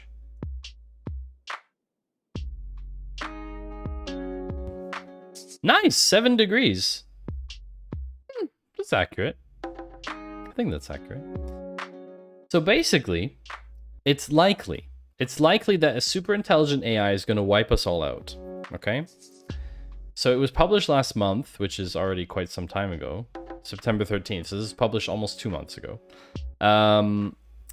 Fascinating. It's a fascinating paper that tries to think through how artificial intelligence could pose an existential risk to humanity And this is the cool part. This isn't about weapons specifically. This is about reward systems.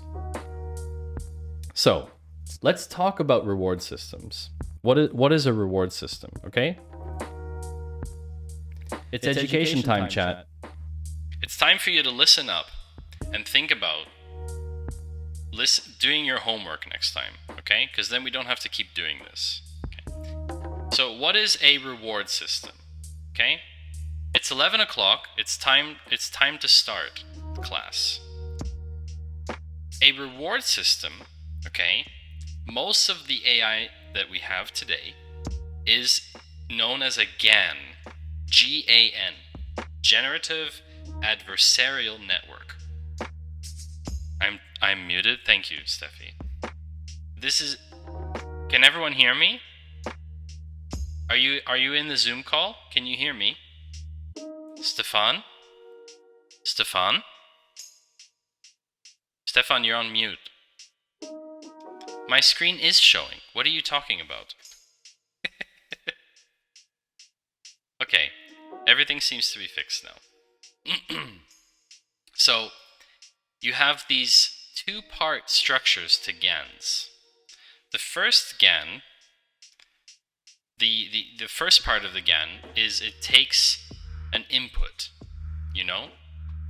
You're not a cat. Okay, J. Walter. It takes an input and it tries to generate a picture or sentence. Oh no! Rugmat, no!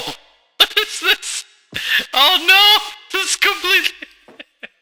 Your screen is crooked. Can you zoom in? No, I can't. Wait, let me... I don't think I can zoom in. Can I zoom in? I can, yes, a little bit. Is that better? Can you read it better now? This is easier. Oh, Commander Rude has been struck by Thor's hammer. How dare you? Rugmat, that is savage. That's savage. Anyway. Oh no, Fractal! Again! Oh no! Wow, Rugmat, you think there should be a cooldown on that? Maybe there should be a cooldown on that.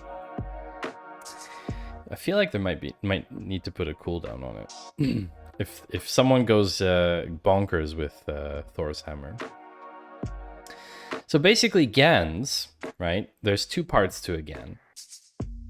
Cooldown might be more points. Oh no! Rogue Girl! You've been struck by Thor's hammer from Steffi. I'm very sorry. It's only 120 seconds of timeout. It's not so bad. Make them think twice about spending that many points. We could bump the price. What would you bump it to, though? Is it still too cheap, you think?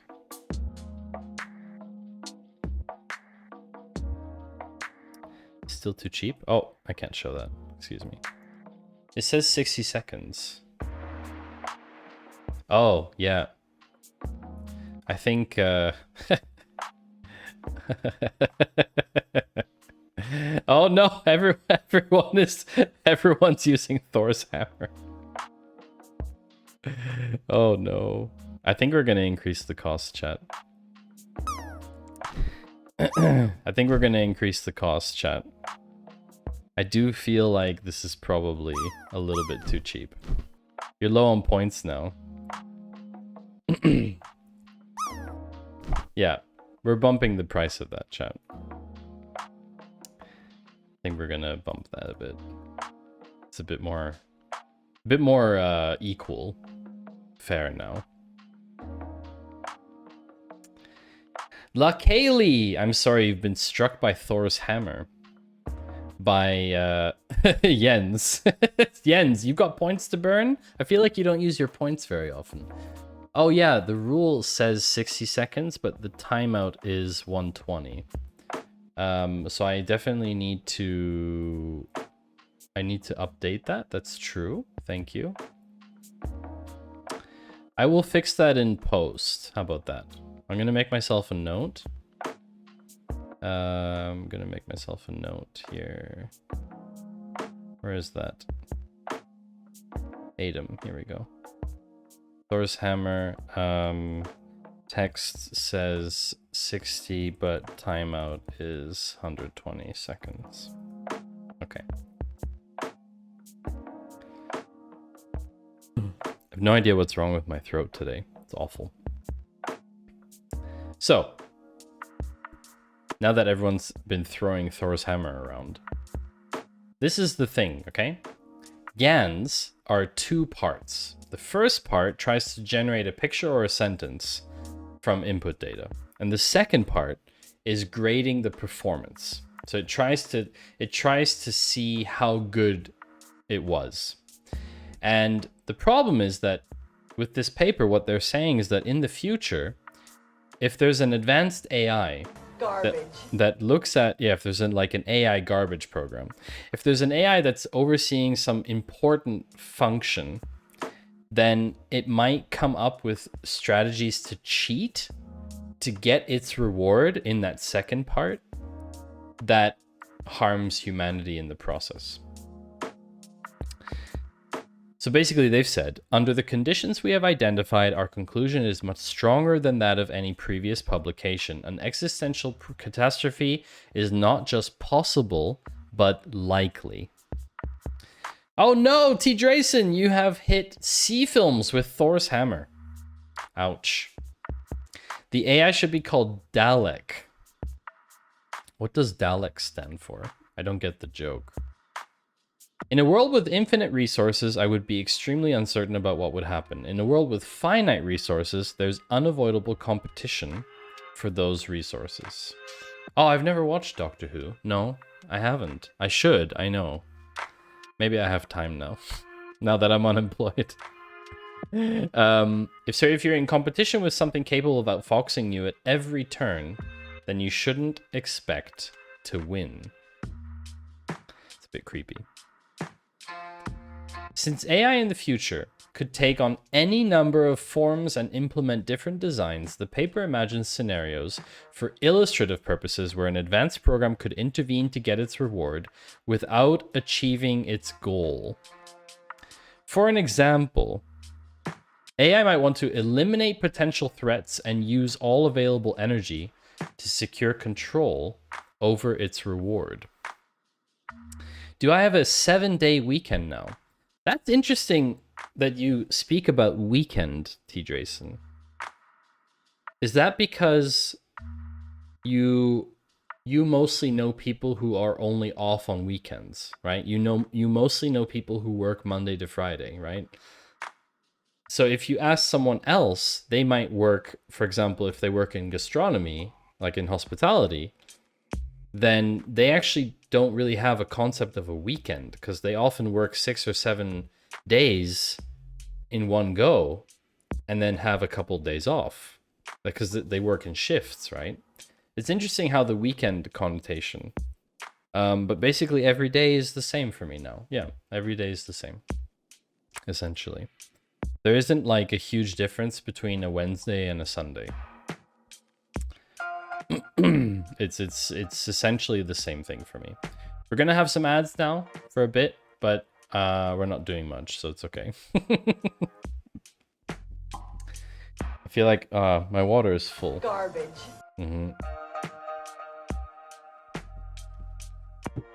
Sorry for the ads. T. Drayson can come by some surströmming when he visits Sweden on his coffee tour. Oh, yeah. For you, weekends don't exist, but for most people. T. Drayson, why do you say that for you, weekends don't exist? I'm curious why you say that. Because you work like all the time?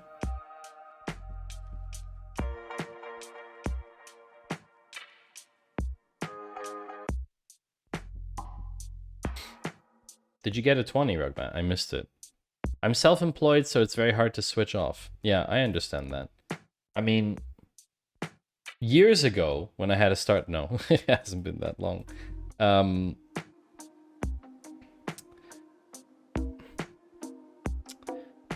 Oh, 20!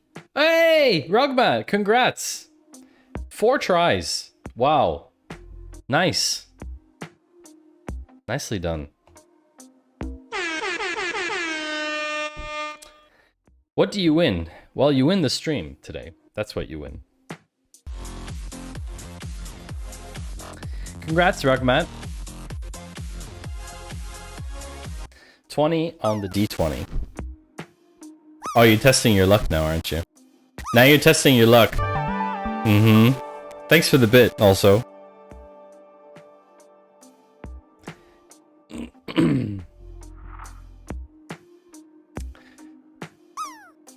Oh wow, your bot just like got yeeted. So TD, back when I was working in my startup, I had the same thing as you. Basically, it's very hard to set. Oh my gosh, I landed in my own stream again, chat. You know how embarrassing it's gonna be if I land Garbage. 100 again in my own stream? You know how embarrassing that's gonna be? I'm gonna have to go back to Maya and InstaFluff and be like, how? I've been streaming for almost 2 years by this point. Almost 2 years of streaming. And I'm the only person who ever landed 100. Out of all the thousands of drops.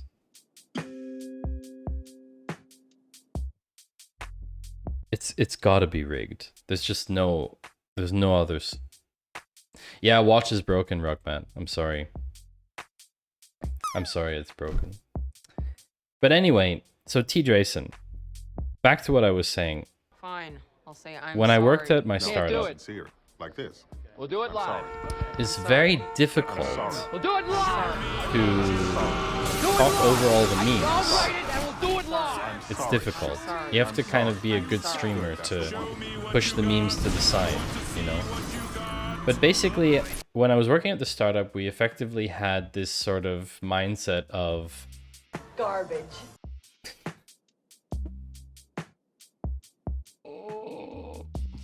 Steffi! Good one. Very well timed. Very well timed on that one. When we were working on the startup, you basically have a list, right? You have a ton of things that you need to do, right? And you can't do all the things. In work, it's also like that. Like a normal job is also like that. But they generally divide all those things across multiple people. And when you're in a startup or self-employed, you're often very much alone with your tasks, right? So ultimately, what it comes down to is prioritization. That is literally what it comes down to. It's about... What's that smell? Failure. You know? It's about Eisenhower's matrix. That's what it comes down to. It comes down to this.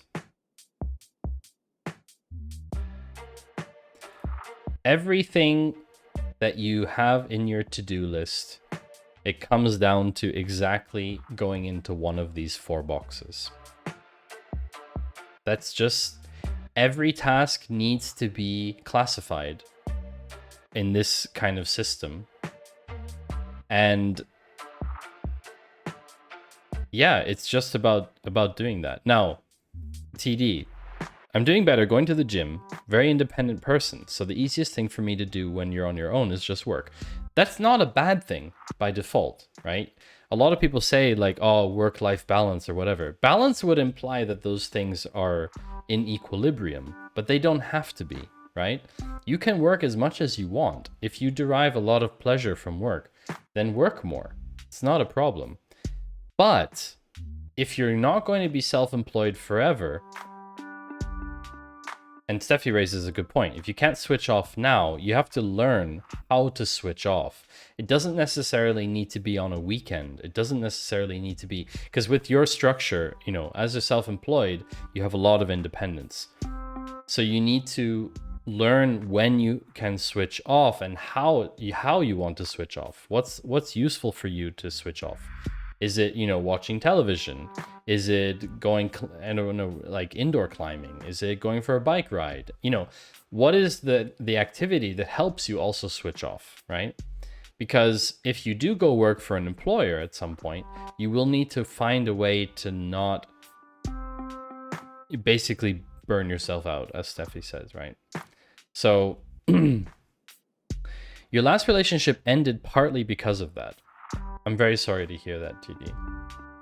But it is a very difficult thing to get right, especially when you're younger and you maybe don't have as much working experience yet. It's a very difficult thing to kind of find the right, I don't want to use the word balance, kind of find the right level that fits for you, you know?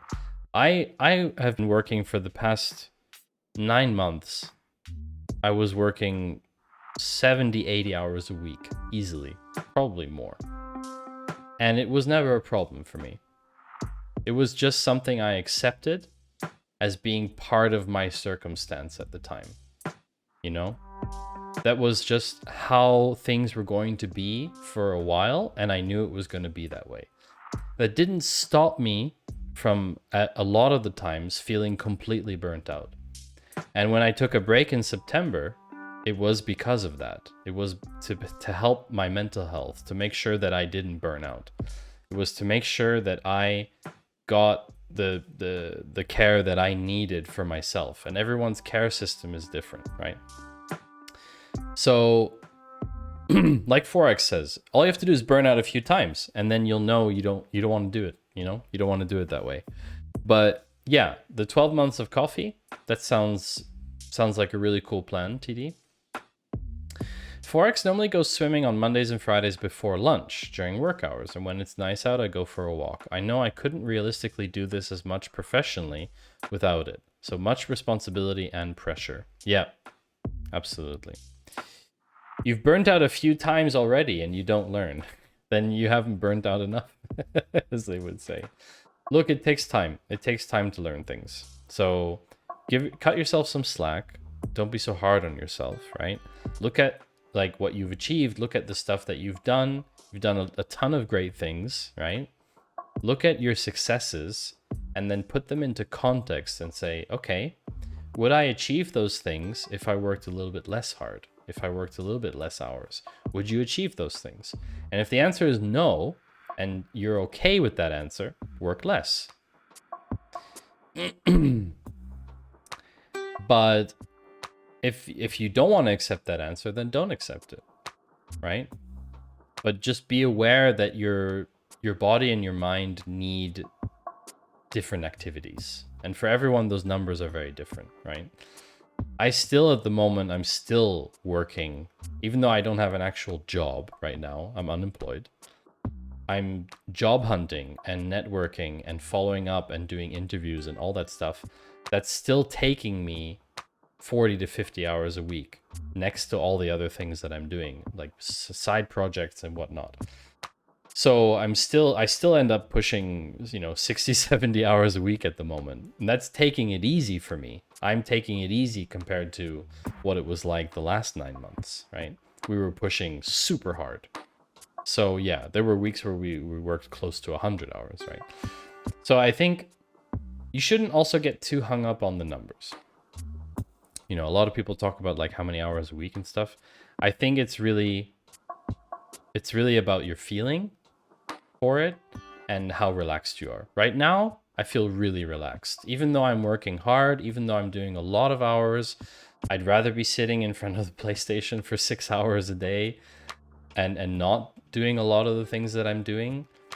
But I'm happy doing the things that I'm doing right now because I know that it's leading to something else, I know that it's going towards something else, and that's like my goal right now, right? And so you have to think of it in the context of what's your goal ultimately. So if you're doing these 12 months of like coffee time, if you look at that one time a month that you're traveling somewhere to do that thing, that's a great goal to have. So as long as you meet that target, it can be enough. It can be totally fine. Doesn't mean that you're failing in any way. Your free time consists of working on your personal website, which is still coding. But why is that a bad thing, TD? You're saying it like working on your personal website is for you a downtime, right? So you're not you're not working during that time. You're just doing something that you enjoy. It just happens to involve coding. But that's like saying, you know, that's like saying, okay, someone who, like a metal worker, okay? A metal worker, maybe they really enjoy working and making things. So you're saying that the metal worker doing metalworking, whatever it's called, blacksmith, like metal stuff, in their free time is close to their job. So by definition, it's like maybe a bad thing. I don't know. Not a bad thing per se, but close to your work and uses up brain power, unlike watching Netflix. Yeah, but that's the thing, right? If you derive pleasure and you charge, like you charge from that activity versus like spending energy and getting energy, right? If you get energy from that activity and you get energy from watching Netflix, then they're equivalent, right? That's what it comes down to. It doesn't matter what the activity actually is. It matters of whether it's something that gives you energy or takes away energy from you. That's what it comes down to ultimately. The more I work my head, the more I need to load my body with sports and clean my head.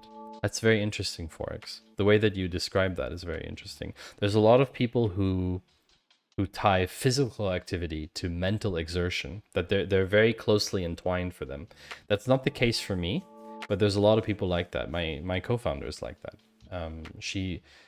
The more work that she has, the more stress that we have had in the startup, she did more sports, more physical activity. Jens says, there are burnouts and there are burnouts. I've literally experienced finding myself in the fetal position in the corner of my office after that 1 month of heavy cognitive issues. More or less okay after 6 months, it's no joke. You're right, Jens. It's not a joke. Mental health is a serious thing. 1/3 of people in the workforce right now, 1/3 have struggled in some way with mental health in the past 2 years. That's a Swiss statistic, but I'm pretty sure that statistic is very similar all over the world. So it's not a joke. It's just as serious as physical health. And I don't think it should be stigmatized either, right? Our brain is just as important as our body, if not more. So you have to be in a headspace where you're able to operate, because otherwise you can't do anything. You can't do anything at all. So yeah, Steffi's been there too, took a sabbatical. That's a great way to step away and just take a break from everything if that's possible. But yeah, as a founder, Jens, that's right. You can't be out for very long. It's very difficult. And yes, Steffi, seeing a professional, talking to someone, whether that's even just close friends or whether it's an actual licensed therapist, is not a bad thing at all. I've been to therapy.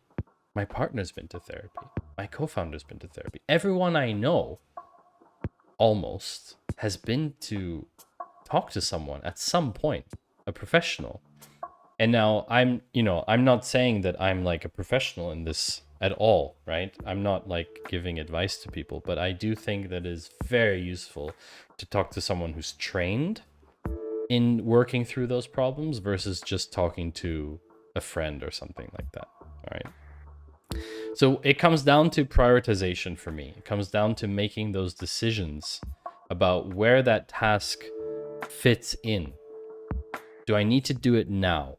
Is it important and urgent? Also, there's a typo in here. It should be eliminate. Something that is a lot more common than people realize is lots of people unhappy peoples, even people you wouldn't expect, and it's sad. Wait, I don't understand that. Something that... there's a lot of people on happy pills. Yeah. Yeah, medication is a whole topic. We could go into that for like 1,000 hours. We could talk about that. Jens says, I'm seeing a therapist on a regular basis. It's a good check-in because when you are on the way to a burnout, you don't feel it before it's too late. Very good recommendations. Don't do drugs, don't drink. I know a lot of people from startups who fall into that. You'd better confide in your friends or a psychologist. Yeah. Don't turn to vices to try and solve your dilemma. So yeah. Why?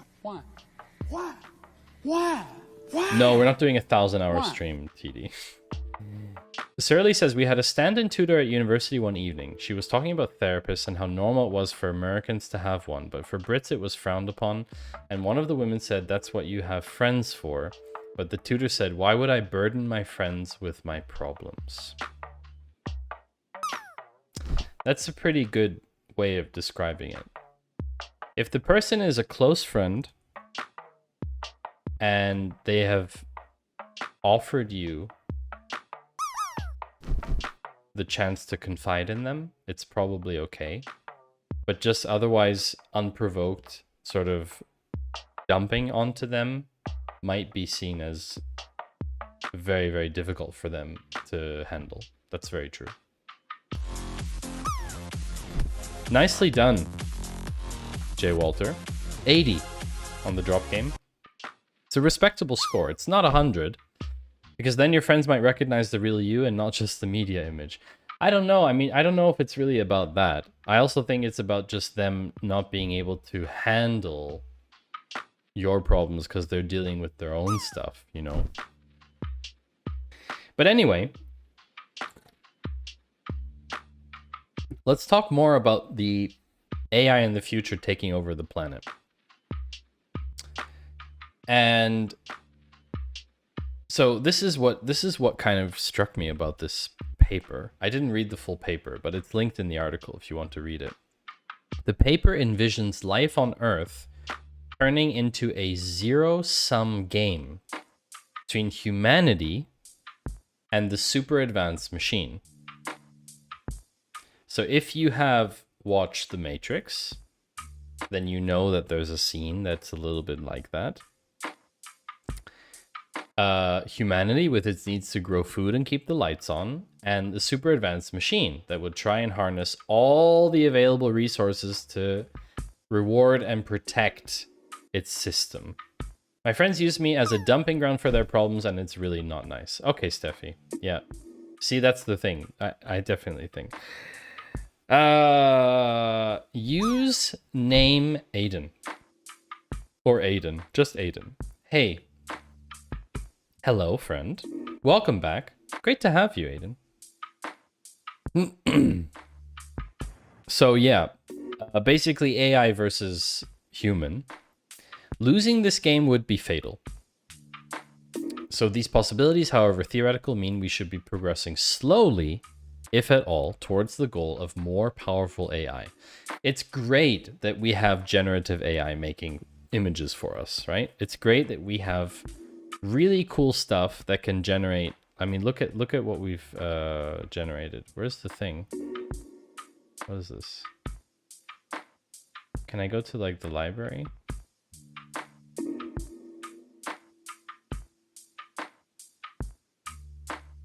Oh yeah, here.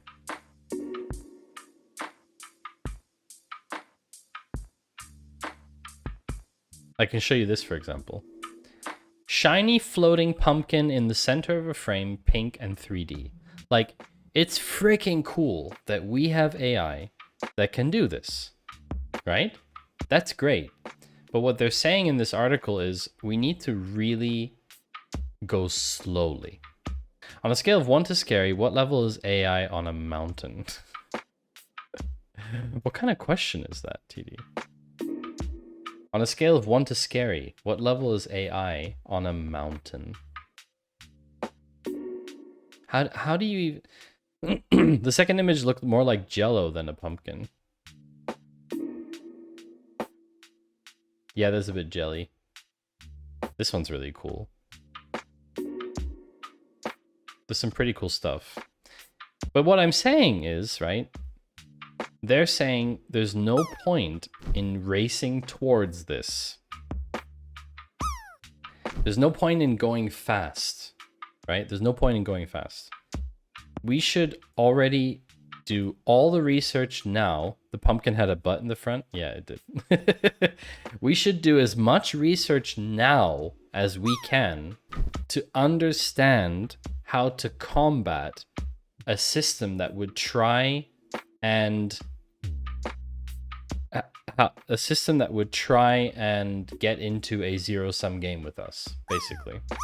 An AI-generated country song about me. I'm terrified of this.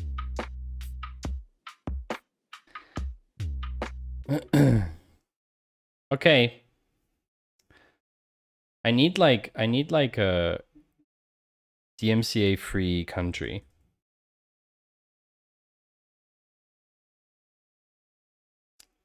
Country music. Do we have country? Free country music. Country, no, not that one. Back to the country. This might be very loud though. Okay. That was very loud, I'm sorry.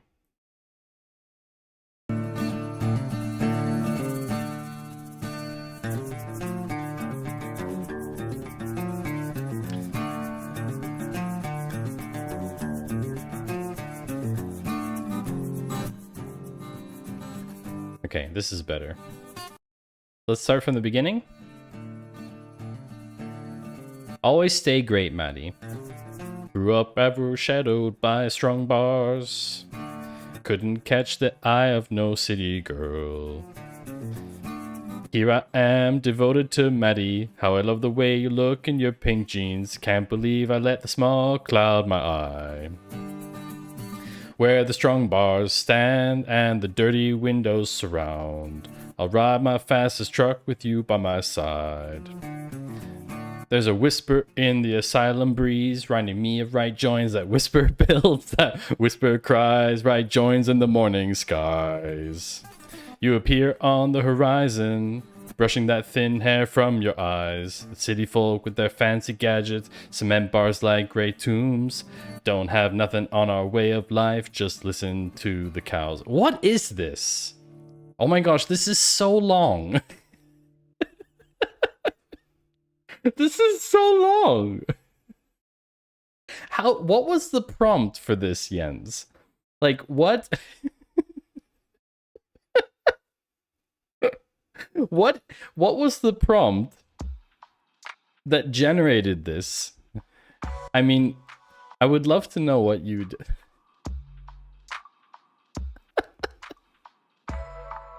5 keywords. 5 keywords generated this into. Oh wow.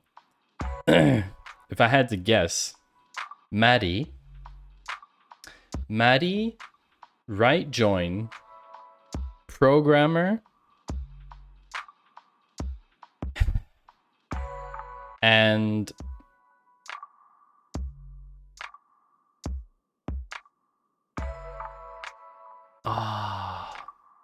country? It's hilarious that it generated a cover image. And maybe pink. Thin hair. Wow. Wow. Someone probably clipped that. I'm terrified of what that sounded like. I have this like reverb thing on my mic and I should have activated it because then I would have been able to actually sing properly like this. But I keep forgetting to activate it. And it doesn't sometimes turn off itself, which is also annoying. But anyway, thank you, Jens. So I think it's time to probably move on. It's a long article. It's a very long article. So, what's funny... Oh no. What's funny is Google commented about this, just to wrap this article up. Google said in an email that this work was not done as part of his work at DeepMind. It was done under his position at the Australian National University, and that the DeepMind affiliation in the journal was an error. DeepMind was not involved in this work, and the paper's authors have requested corrections to reflect this. Blah, blah, blah. While DeepMind was not involved in this work, we think deeply about the safety, ethics, and wider societal impacts of AI. Basically, Google didn't want their name on the paper that said AI is going to kill humanity, which I think is pretty funny as a commentary. Should we watch the clip? And yes, it's the whole... Oh my gosh, it's the whole thing. Okay. Fine. Fine. I want to hear how bad it is. Always stay great, Maddie. Grew up overshadowed by strong bars. Couldn't catch the eye of no city girl. Here I am, devoted to Maddie. How I love the way you look in your pink jeans. Can't believe I let the small cloud my eye. Where the strong bars stand and the dirty windows surround. I'll ride my fastest truck with you by my side. Awful. There's a whisper in the asylum breeze, reminding me of right joins. That whisper builds, that whisper cries, right joins in the morning skies. You appear on the horizon, brushing that thin hair from your eyes. City folk with fancy gadgets, cement bars like great tombs. 1,000, Steffi. 1,000 is the cringe level. It's so bad. It's so bad that it becomes good. Hey, Kvikvende. Welcome back. Welcome back to the stream. It's so bad it becomes good. Could you tweak it via autotune? We probably could. And I think now that someone's clipped it, Jens is quite likely to, let's say, borrow the clip to generate some kind of auto-tuned version. Going straight to TikTok. No, do not upload my stuff on TikTok, Jens. I don't want to be on TikTok. They'll have a copy of my face. I don't want that. Sorry, Aiden, you gotta be a VIP to use the garbage, but maybe someone will help you out. Memes are VIP only, most of them. Unfortunately. Garbage. Anyway,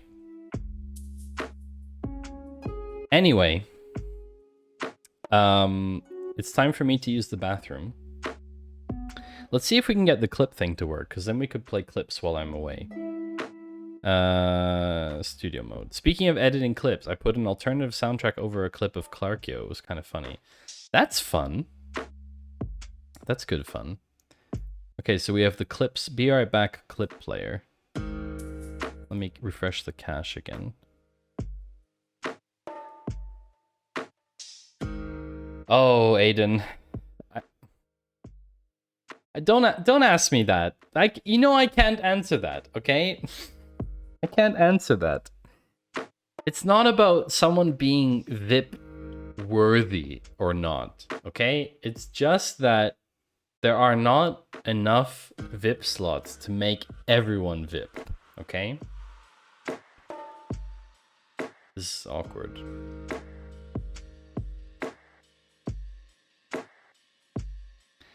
That's the problem. Let's play some clips. Enjoy the ads. Sorry, I shouldn't say that, but we're gonna play some ads. I know, Aiden. It's still when someone asks, right?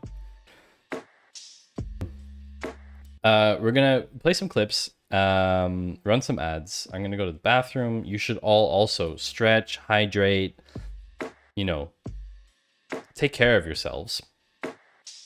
And we'll be back really soon.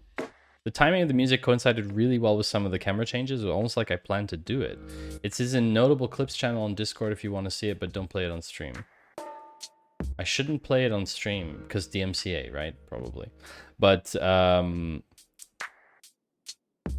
yeah, I'm in like almost no Discord servers because I can't handle the notifications. I just can't do it. So we'll be back in a few minutes. Everyone take a break, really. Just take a break for yourselves. Make sure if you've been sitting in front of your computer for a while, you know, stretch, correct your posture a bit. Really.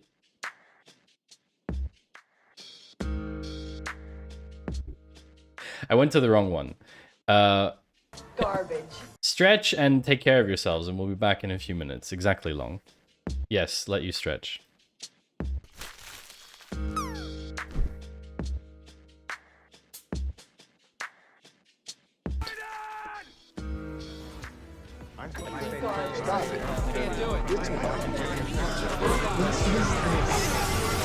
Oh my god.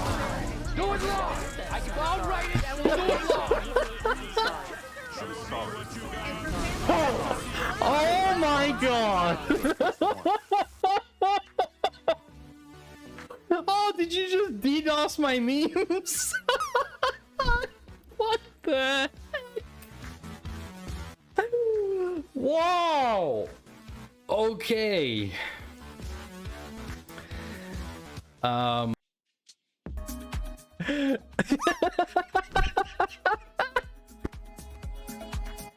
Clippy, it looks like you're trying to hide from your friends. Have you tried the old abandoned refrigerator? Thank you, Clippy. Priceless. Priceless. Yeah. I'm a nightmare. It used to be free to fill up your car tires with air. Now it costs $1.25. You know why? Inflation.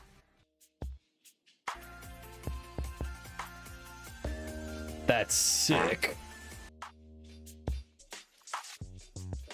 I feel like you should have heard the fart.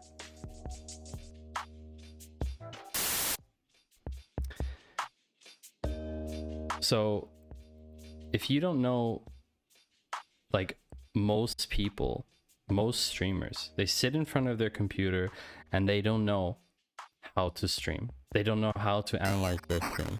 They look at tons of charts. And they have no idea. They are confronted with so many problems, and all they can do is click through all of their different dashboards, and they have no idea what they should be doing. But fortunately, there is an answer for all of you streamers out there. And the answer, my friends, is just in numbers. If you haven't heard of just in numbers,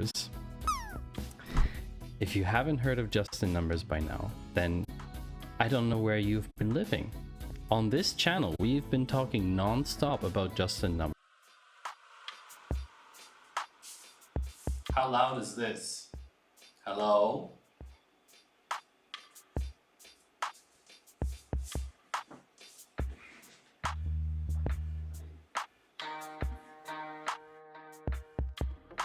Well,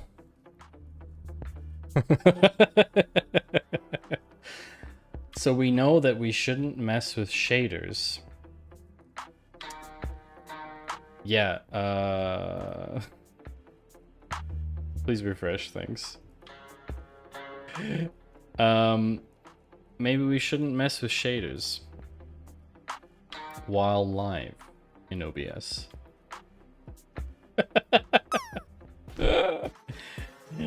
Yikes.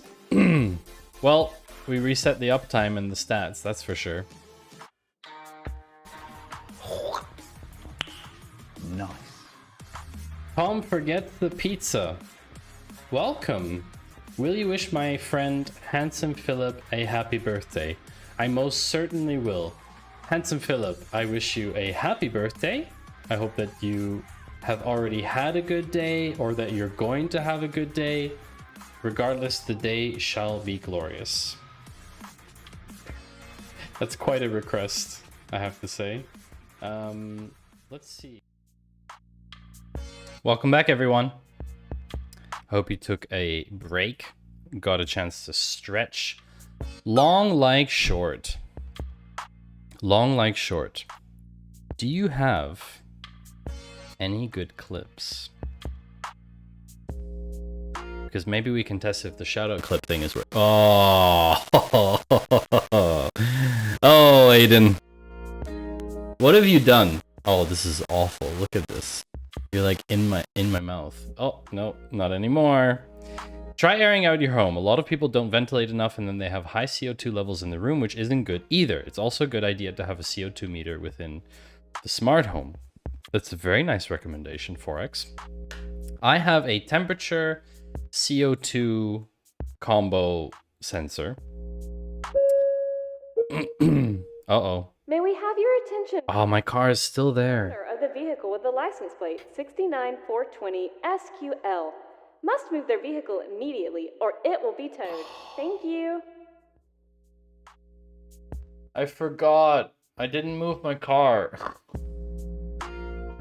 I didn't move my car in the break. I forgot. We have one of those sensors. Yes, I'm still parked. I know. I guess they didn't tow it yet. No, I thought I moved it too, but I didn't. Also,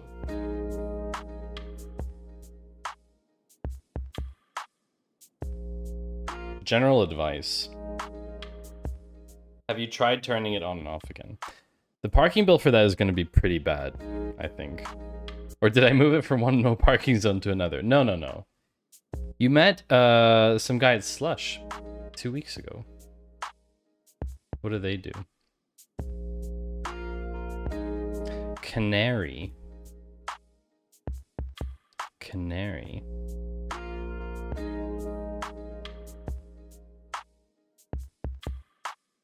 Ah, air monitoring. Yeah, there's one here too. There's one here too called Erica. There's one here in Switzerland called Erica. It's B2B though, actually. Oh, Aiden. I see. I see. Oh no. Ah, my eyes. Oh no. It seems I'm having vision trouble again. Why does this always happen when I'm reading things? Like the canary and the coal mines. Interesting.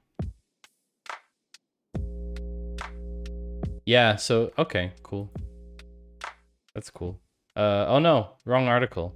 No. So we did, maybe you need real glasses? No, of course not. Please. So, we're back from break. And we have another article. This is also, it's a little bit old. It's over a month old, right? Like I said, there's so much news. There's so much to cover. But what's really interesting is this one is about advertising. Google is... Uh-oh, that we can't see. Are we on the wrong scene? Darn it. Wait. Okay. Google faces a 25 billion euro lawsuit in the UK and the EU over digital advertising. Can I request a stop now? My inner child is scared. You mean because of the googlies? You mean because of the googly eyes? Hold on a second. What if I'm in the center of the image? What if I'm in the center like this? Whoa! Is that like scaring? Okay. You can request a stop. Yes, you can. Not a problem. Anyway, googly eyes are always good fun. You got hungry, so you ordered 5 guys. That's a lot of guys. PD. Oh, you mean the burger. You mean the burger place, right? I actually had a pretty good dinner. I had a pretty good dinner today. So Google is facing a 25 billion euro lawsuit. Ooh, Forex getting close. 98.65. Oh, I feel like it's rigged though. I still feel like it's definitely rigged. So why is Google being fined? I was so close to actually putting the restaurant after Five Guys. Yeah. You didn't though, did you? You didn't. Different color. Let's go for orange for a bit. So, anti-competitive conduct in the digital advertising market. I also landed. Oh, here comes Steffi. Ooh, another land, but not enough to beat out Forex at 98.65. So, went to Five Guys in Trafford Center to get a burger, but left without buying anything as there were 9 behind the counter. That is false advertising, Surly Dev. It's actually, incidentally, a little bit similar to what Google's being accused of here. Google's being accused of anti-competitive conduct in the digital advertising market. I don't think this really surprises anyone. If you know about Google Ads, then you know that basically Google is the place that you can advertise on search. The other search engines have basically no traffic in comparison, right? So basically when people use search on the internet, they're primarily using Google, and Google is basically using its position of power of search in the ad tech space. It's time that Google owns up to its responsibilities and pays back the damages it has caused to this important industry. That's why today we are announcing these actions across 2 jurisdictions. The real question is, who is actually claiming this? This is what's interesting. The important claim will represent a class of victims. So not just one, it's a class of victims in ad tech who have collectively lost an estimated 7 billion. 7 billion. Okay?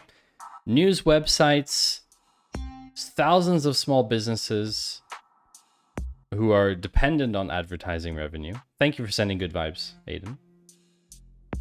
And what's interesting about this, is, nice quote, Forex. What's interesting is, okay, this is like a class action lawsuit type thing, right? Loss of revenue, right? Loss of revenue through advertising. They're basically claiming that the ad revenue was claimed by Google and not them.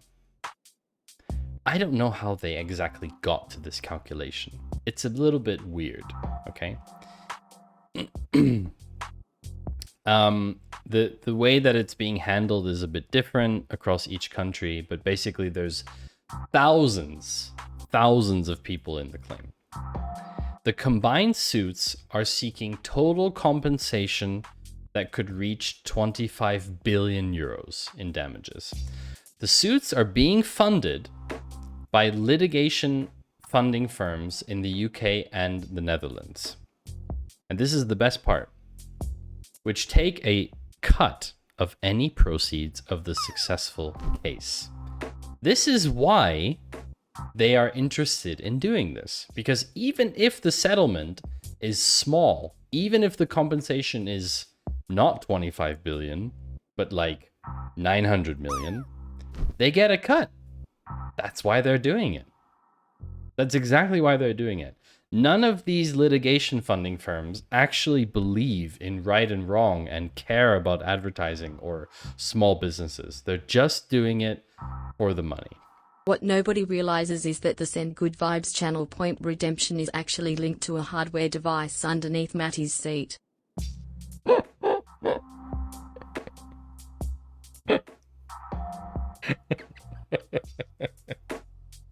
You know what's funny is no one's ever asked, Surly.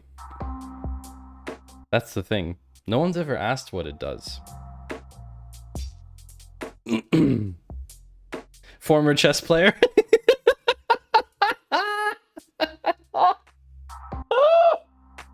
Nice one, Jens. I'm not going to talk about that. If someone knows, then they know. I'm not going to talk about. Definitely outside TOS. Let's just keep it. Let's keep it PG-13, chat. Is that for when Mimi is not in chat? So basically, Send Good Vibes doesn't actually do anything right now except send good vibes. Right now, it will do something eventually. It just doesn't right now. You just like to send Morse code with your cheeks. Beep, beep, boop, boop, boop, beep, beep, beep, boop, boop, boop. It's non-refundable. That's the thing, Aiden. It's non-refundable. But the thing is, right? It says, right? It basically says what it does. It sends good vibes. That's exactly what it says. Just send me some cool virtual vibes.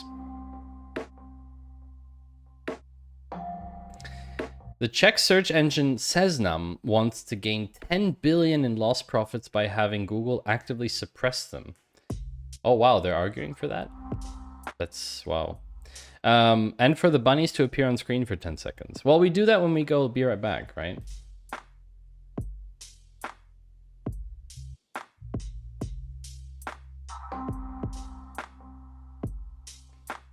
You know? We do that when I go be right back. I just flop between the clips or the bunny cam. I think that's a good tactic for now. I'm happy that you get the good vibes. Thank you, Aiden. Yeah, I mean, look, it's not a lot of channel points, right? It's like 20 minutes of watch time or something. You don't disappear enough for us to see them. I do. I take breaks. Take breaks every hour. I should take more breaks. Anyway, so the summary of this is no one's surprised. Google's definitely using its position. Oh my word. Google's definitely using its position of evil in the market. There's no question. Thank you for clipping. A clip, and a clap. And then you've got your Twitch clip. Thank you for clipping. No one's surprised by this at all. Zero. So yeah, Google's evil.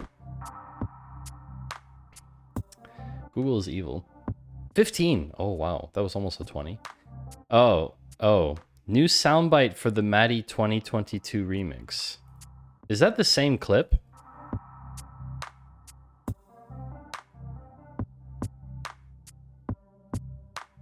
Ooh, 9.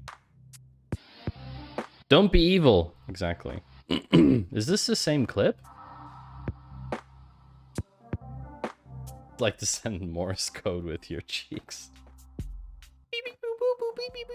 You just like to send code with your cheeks. You just... Oh dear.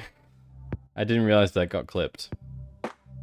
But okay, thank you for clipping, both of you.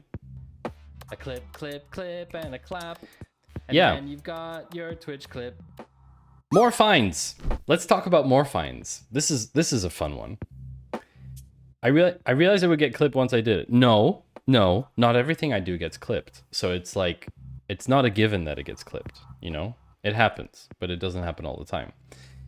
So, okay. Another fine. Do you know Twitch? Yes, I've heard of it. You've been UK Maddlesed. Instant regret after what you say. Yeah. It's basically. You've been Maddlesed. Another fine. Google and Meta both fined. Oh, wait a second. 71.8 million for violating privacy law in South Korea. This is great. South Korea has hit Google and Meta with a fine of 72 million. It's 100 billion Korean won. After finding that they violated the country's privacy law. They did not receive legitimate consent in the process of collecting information from users who visit their websites and use other websites as well as apps for customized advertisements. Uh-oh. Uh-oh. So basically, ads. Again. Ad targeting. As usual. They're taking ages to cook my food and make my milkshake. TD, you should be patient. It is 11 p.m. your time. Wait, what is this clip? Did you... Surly, did you just clip again? Wait, what? Did you just clip again? I realized it would get clipped once I did it. No, not everything I do gets clipped. So it's like, it's not a given that it gets clipped, you know? It happens, but it doesn't happen all the time. Well played, Surly. Well played. Well played to you. Very well played. Surly is big brain, chat. Surly is very big brain. South Korea has a privacy law. Have you seen the amount of CCTV coverage? Yeah, they have CCTV coverage for protection, right? No, I mean, basically, you know, they have a privacy law. So, yeah, ads. It is the largest penalty ever in South Korea. And what's really fun, it's the largest sanction ever, but it's also the first. It's also the first.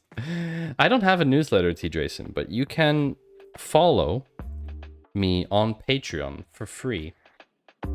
And if you follow me on Patreon, you will get the stream recap and all of the other posts I decide to do publicly. I use Patreon as basically a social media push thing, right? And so Patreon you can follow for free. And if you feel like it, you can, you know, you should wrap up your Data Cafe links as a newsletter. Well, the thing is, I write the stream recap where I write a little bit about each link. I don't know how much I'm going to write in this version because it's absolutely massive. There's so many links. But I could put it into some kind of... Ultimately, the post gets sent out to everyone on Patreon. So if you follow on Patreon, then you'll get a notification of the post. It's like a newsletter.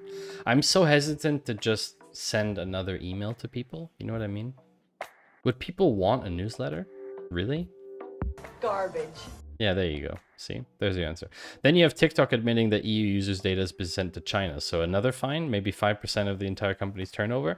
We will come to TikTok later. I have a great article about TikTok 4X. More than just the whole data stuff, because we've covered that a lot. Meta's comment was, while we respect the PIPC's decision, we are confident that we work with our clients in a legally compliant way that meets the processes required by local regulations. This literally means absolutely nothing. Nothing.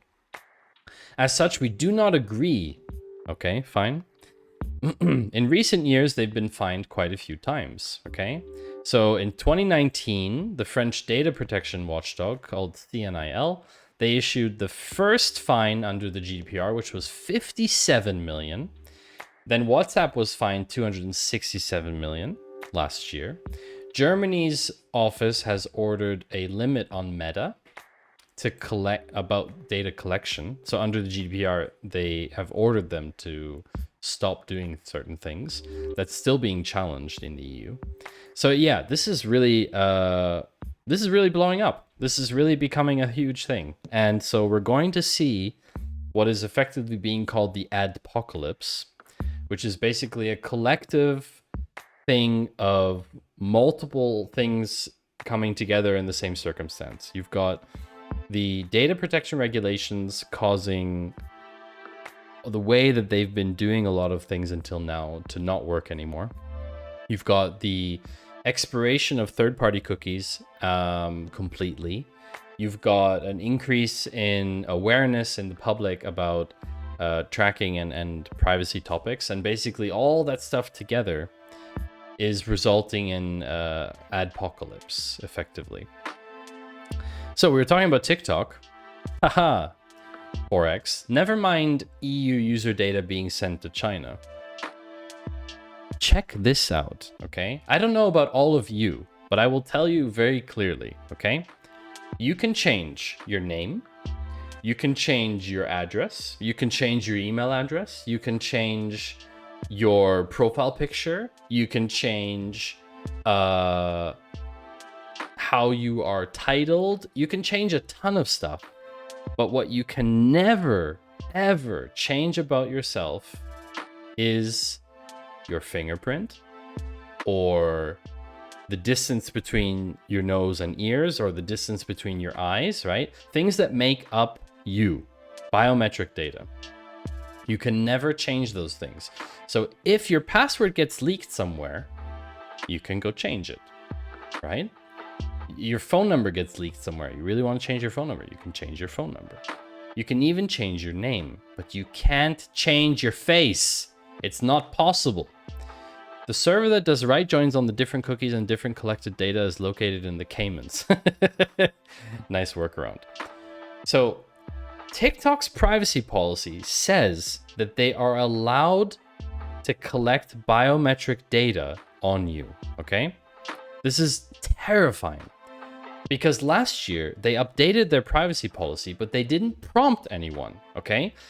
You only do that, okay? We all know this. You only do that if you have every intent of doing something, because you open yourself up to attack by changing your privacy policy, because everybody sees that you changed it. Like there's tons of monitoring sites that see it, okay? They updated their privacy policy to allow the app to collect biometric data on US users, including what they call face print and voice print, which is, Jens, why I told you before, and I was actually serious about it, do not upload clips of me to TikTok, because that clip will be fingerprinted. It will have a face print and a voice print of the subject in it, stored on their server, which they then use for something else, which I don't know what.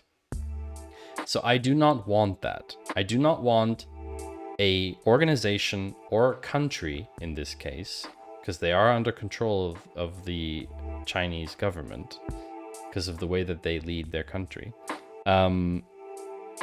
You know, they basically have a finger on all businesses.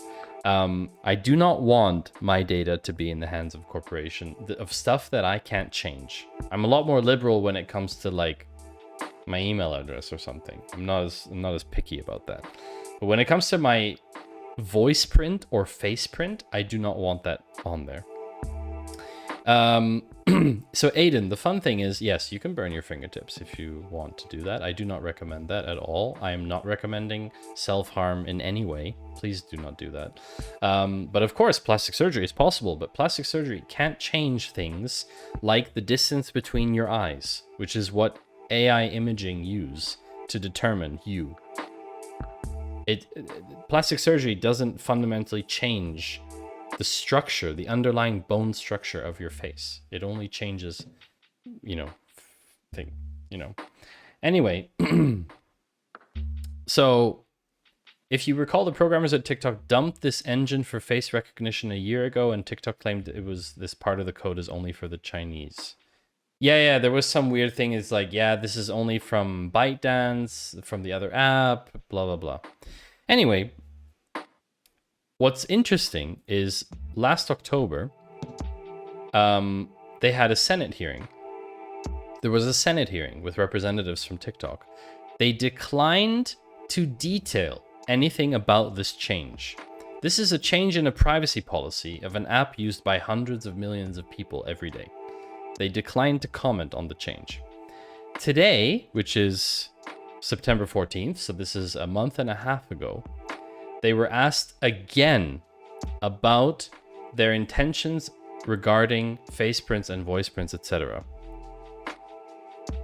During another Senate hearing about social media impact on Homeland Security.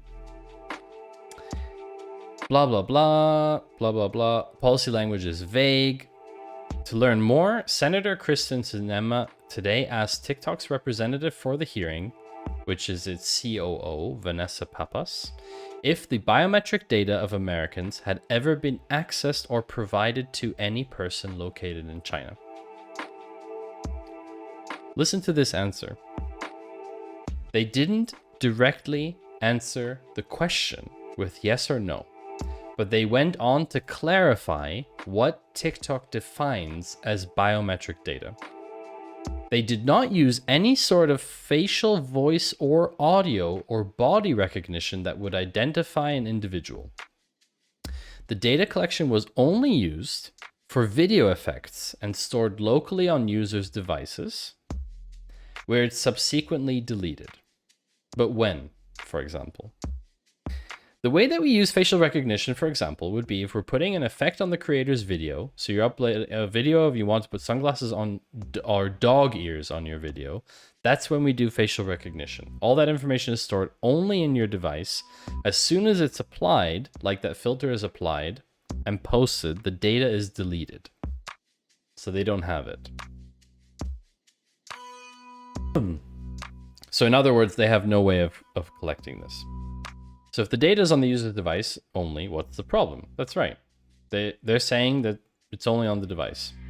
There's no problem. Totally fine. Right? Let me find the thing in the article here.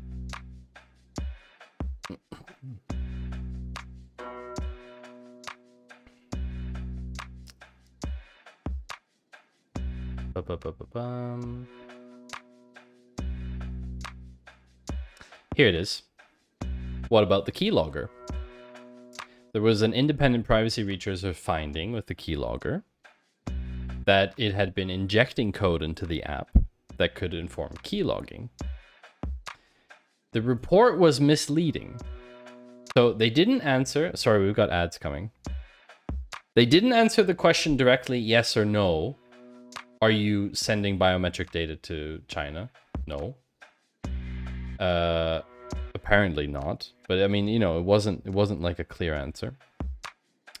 And then we did have we did do a section on an earlier Data Cafe episode about the keylogging. That's right.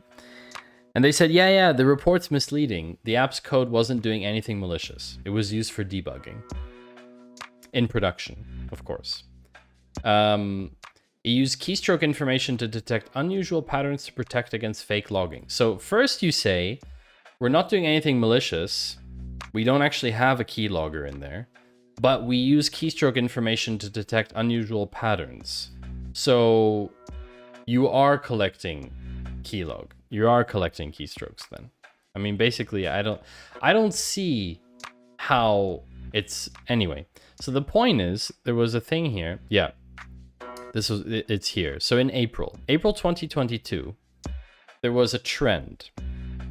There was a trend that users had to film their eyes super up close, using like this high resolution filter, with like patterns and detail and color of their iris, right? And apparently there were like 700,000 videos created using that filter. And so in an email to TechCrunch, the ACLU had suggested taking a look at Oracle's biometric technology, given its plans to host TikTok user data. So Oracle is the provider that has been selected in the US. It's called Project Texas, for TikTok to store the US user data. So they don't want it to send it to China. That's part of their agreement that they've worked out with the US government. The problem is, of course, if Oracle has the ability with their technology, we'll just open this link here, okay?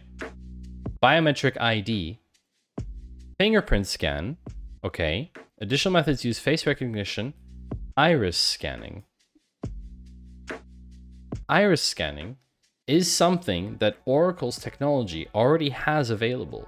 And TikTok conveniently had a filter where you had to take a super up close picture of your iris. It's too convenient. It's too convenient and too weird, okay? That would be something that's posted on social media. It's like, hey everyone, let's check out my fingerprint. And people like upload super high resolution detailed photos of their fingerprints on social media. How dumb would that be? I mean, honestly, how dumb would it be to put something that you use for authenticating your device? I use a fingerprint on my phone. Plenty of us use fingerprints on our phones to authenticate. How dumb would you have to be to put something like that out in the open that you can never change and protect? So for me, the iris scanning thing is the same topic. It's the same problem. People not understanding that this data needs to be protected. I just don't get it. I don't understand why people don't get this, about how dangerous this is. Anyway, so there was not a direct answer. Yes or no. They just defined what biometrics means for them. Any sort of facial, voice or audio or body recognition that would identify an individual. Okay, so they don't care about identifying an individual, but what about groups of people? What about pairs? What about couples? Right? They're talking about individual here, but that language is, again, super vague. What is your favorite 4-digit number? I'm asking for a friend from China. I don't know, actually. I don't have any favorite numbers. I'm not like a numbers person in general. I don't know what's wrong with my throat today. So anyway, there will be another TikTok article later. I can't remember what it was. There was another one in here. Yeah, there's another TikTok article later. Yeah, see if you can hit 100, chat. I don't think you can. Honestly, I don't think anyone can. I don't think it's possible. I just don't think people can hit 100. I just don't think it's possible. From what I've seen, I just don't think it's gonna happen. Except for me, of course. See? I land all the time. So, anyway, speaking of fingerprint, chat,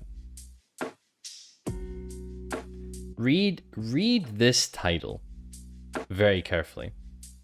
Sydney school use of fingerprint scanners in toilets is an invasion of privacy. A high school installed the scanners to prevent vandalism and track student movements after consultation with a community focus group. Who the hell said this was a good idea? So first of all, we're talking about high school. So we're talking about, in general, minors under the age of 18. I don't know what the age of adult.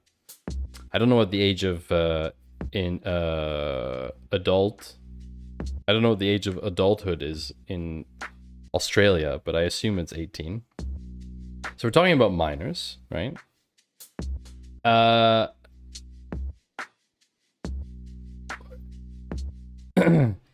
A fingerprint scanner to track student movement. Like, you didn't want to just give them cards? I mean, you didn't want to just give them a little NFC chip badge thing that they have to scan? Why fingerprint? I mean, honestly, this is absolutely like... Okay. A measure to reduce vandalism. External student toilets only. We are introducing the system to monitor students' movement during class time and reduce the incidence of vandalism. We will then investigate the upgrade to the toilets. So they enrolled 1,000 students into this system. And what's crazy is they did 2 years of consultation with a community focus group and arrived at the conclusion that they should use a fingerprint system. Now, what we have to say is it's quite interesting what they did. They don't actually store the actual fingerprint. So not this thing. Garbage. They don't actually store the fingerprint. They store an alphanumeric representation of the fingerprint, which is stored offsite apparently. The system is not compulsory. They can go get an access card. Why didn't you just give everyone an access card? I don't understand. Okay. So anyway, the point is that regardless of whether it's a fingerprint or whatever other biometric thing, they see it as a right to privacy, that they can go to the bathroom without having their movements tracked. Okay. If there was a data breach, for example, then you've got a student fingerprint being accessed by people who shouldn't have access to the information. So my question is, can they reverse engineer the alphanumeric representation of the fingerprint back to something that is usable somewhere else? Identity fraud, etc. It's very, very, very concerning. It's very concerning. Anyway, so yeah, I really don't understand like why people automatically go to like biometric data. We really don't need to use biometric data for anything other than secure login authentication type scenarios. There is no other justification for using biometric data. It's that simple. It's very easy. Now, let's talk about something a little more close to home for me. So you may have seen that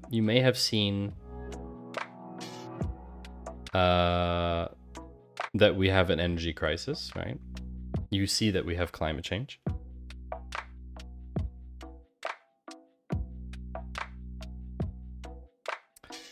You know that energy costs are skyrocketing at the moment. And there's been a campaign here in Switzerland.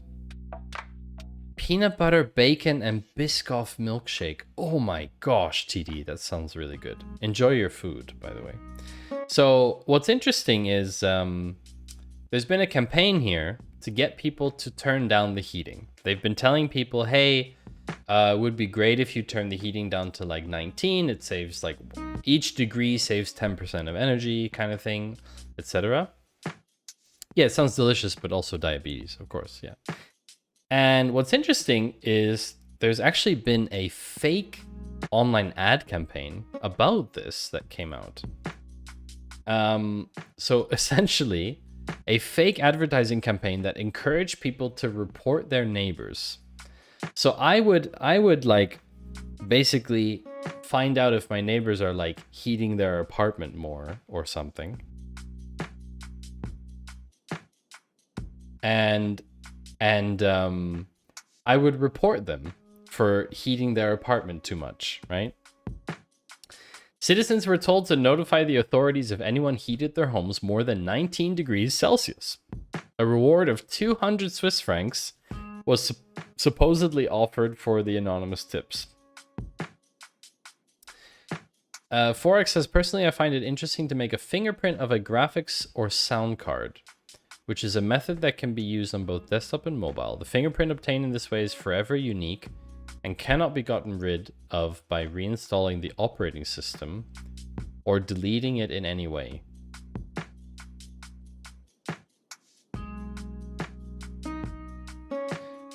So what you're saying, so fingerprint as in the virtual fingerprint. Yeah. So an alphanumeric representation of the graphics card or sound card. Oh, that's interesting. I mean, of course, the graphics card could be replaced in a PC, for example. Less likely in a laptop, but could definitely be replaced in a PC, in a desktop PC. Sound card is less likely to be replaced. That's true. It's usually part of the motherboard, though, right? So if anything, you should just fingerprint the motherboard in itself. Anyway, so the fake ads here were shared all over the place. There was even in public at a bus stop a campaign. I can't show you the actual billboard because it's part of the investigation. But it was reported by state news, etc. Basically, there was like a young woman with a phone, and it's like, does your neighbor have their heating set more than 19 degrees? Please call us for a reward. There was also the logo of our government on it. And it's very weird, actually. It's very weird. So basically, like, the police are investigating because they used the logo of the Swiss government inappropriately. Not because the message itself is wrong. Like, I admire the kind of detail in this. Is like, you can't like mislead people by telling them you'll pay 200 francs for reporting on your neighbors, but you also can't use the logo, right? It's like, it's really interesting. It's like, never mind the 200 franc reward thing. It's like they're more concerned about the misuse of the logo. What's funny about this whole thing is like actually the intent behind it is good. So it's kind of like a gray area because we want people to not heat their homes as high because it will save energy. Like just put on more layers at home, right? So it's kind of a funny thing. Even though the methodology is unorthodox and illegal, I actually agree with the message. I wouldn't say report your neighbors, right? But I would say like if you do know that your neighbors are like heating a lot, then having a chat with them about, like, by the way, like your heating bill is going to be like 250% more expensive if you don't turn down your heating, kind of thing. I think that's really actually sensible. And that's basically what they had, is they had this campaign.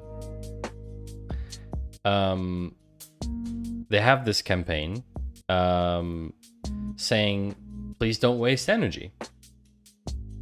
That's what it's called, nicht verschwenden. So don't waste energy is the yeah.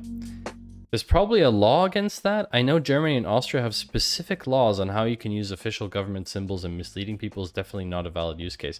No, it's totally illegal. Like using the actual logo of the government and all that stuff, right? Is totally illegal, right? It's totally illegal to use government assets on stuff that's not from them. What I have to say is, as a side note to this, is there's this website as part of the campaign. So nicht verschwenden, so don't waste, essentially. And this website actually is the official information of how severe. I don't think is there an English version of this? Oh, there is. Look at that. This is actually a supply situation informational website about electricity and natural gas and heating oil and diesel and petrol and wood. And basically there's this scale of where they are indicating about how bad the situation is here so that people can adjust their usage accordingly, right? So like if they see that there's like a threat of a shortage of wood, then they might need to like, change from wood to something else, something like that. I don't know. It's pretty interesting. Won't this be a classic campaign by Russian trolls to subvert society? I don't know. I don't know who the campaign is from. That's what's pretty interesting about this whole thing is like, I don't know who did this campaign, but I kind of think I'm a bit torn on this one. On the one hand, it's super smart. Like, it's a really smart campaign because it raised a lot of attention for the topic, which is a good thing. On the other hand, it could have been external. Like it could have been external to Switzerland and... Oh, there's dark mode here? Oh, that's a weather icon. Oh, I thought that was dark mode. What a shame. Anyway, it could be external to Switzerland, but it's a very like... It's such a niche thing to do. You know what I mean? Also, the English version is don't waste. Don't waste.ch. And they give you like tips here. So for example, energy saving tips for private households. So you can see like here, for example, cook with lids on pans. A large part of the energy evaporates during cooking. Always cover your pan with a lid that keeps the energy inside. And what's more, your food will be ready sooner. Turn the lights off, take a shower instead of a bath, blah, blah, blah. I think there was a thing here. Yeah.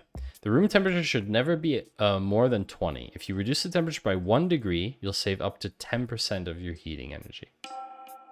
It's quite cool, and they have like specific stuff around heating. So it's quite it's quite cool that they've set up this entire thing. I mean, they kind of have to, but I think it's good that they've done it. Anyway, we have a news article. Just a very standard informational news article about something super cool. Forex, you might have seen this actually. There is a new product under BigQuery. BigQuery is Google Cloud's version of, I would say... Another powerful reason for insisting on Intel Inside.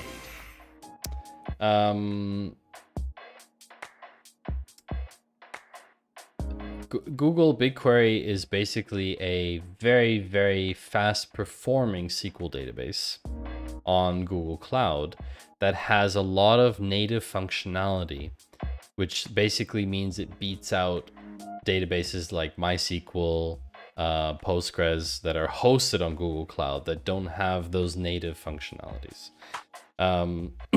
Also, Forex, let's keep the politics out of Twitch chat, because it's very difficult to discuss that stuff on stream. So I generally just refrain from all the politics and religion stuff. But yeah, it's an important topic for sure. It's a very important topic. So what's cool is BigQuery announced a really cool feature called data stream.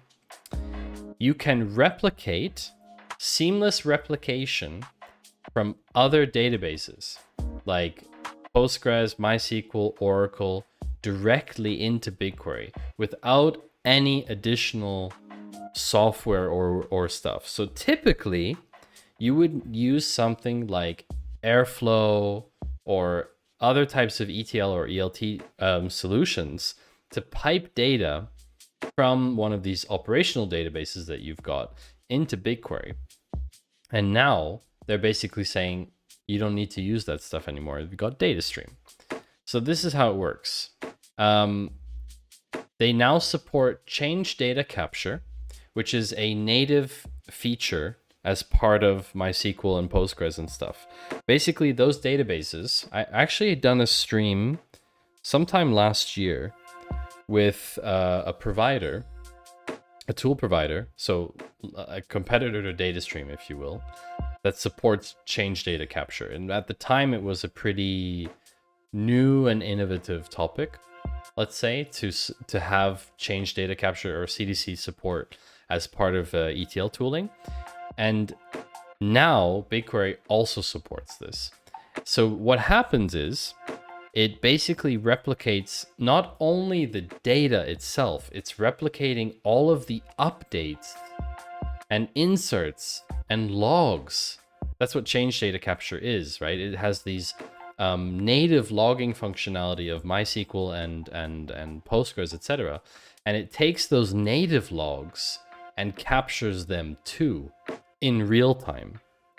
You no longer have to waste valuable resources building and managing complex data pipelines, self-managed staging tables, tricky DML merge logic, or manual conversion from database-specific types into BigQuery data types. And that's the thing, right? When you've got Postgres that's like, I don't know, varchar, and then you've got BigQueries, which is called, I don't know, string, for example. You need to convert them. You need to tell that one that's, you need to match them up together. And that's what it does. You basically do everything. So this is how it works. You have a source database. You have the ingest, which happens with data stream. It goes into BigQuery, and then you can report on it with something like Looker, which I think there's another article here somewhere about Looker. This one. We'll come to that in a second. So yeah, it's pretty cool. And they have like all these different things, so you can like you can get started already. So you can everyone can use it. If you have Google Cloud, then you can use DataStream, which is pretty cool. Can the replicated side become out of sync? No. So as long as you have this set up, it doesn't, oh, network outage. No, because what happens with change data capture is change data capture CDC tracks all of the changes to the database. By the way, hi Panda. Welcome back to the stream. Good to have you. CDC captures all the changes, right?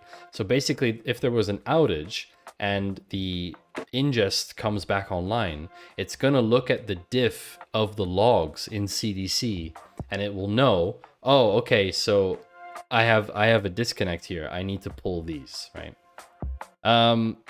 Forex says, I'm familiar with this, but a pretty interesting part is maybe the cloud Firebase database, which is super fast overbase at the millisecond level, returning data to real time. Yeah.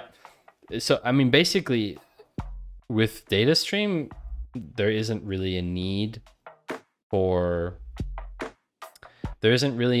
something like Airflow in this context, right? Which is, it's pretty cool, to be honest. I haven't tried it, but yes, it simplifies a lot of things, Panda. And I'm sure that it works. I'm pretty sure that it works. So this came out September 16th, it's a month and a half ago. So this came out quite a while ago already. So it's cool. I think anything that you can do natively, if you've decided to go, like, obviously you're going to have people who say go multi-cloud or go single cloud or whatever your strategy. If you've got stuff on Google Cloud, you got stuff on Azure, you got stuff on AWS or whatever, you want to use native functionality. You don't want to have to building on top of that cloud other stuff. Like stuff like Airflow or Airbyte or all these like ETL toolings that aren't part of like the native package. It's more work, right? It's more, how do you say? It's a lot more overhead for you. So yeah, simplifies a lot. So speaking of Looker, as Forex mentioned, Data Studio is now called Looker Studio. So if you're not familiar with this topic, Google has had a data viz solution called Google Data Studio, which was free for a very long time. They also bought a few years ago.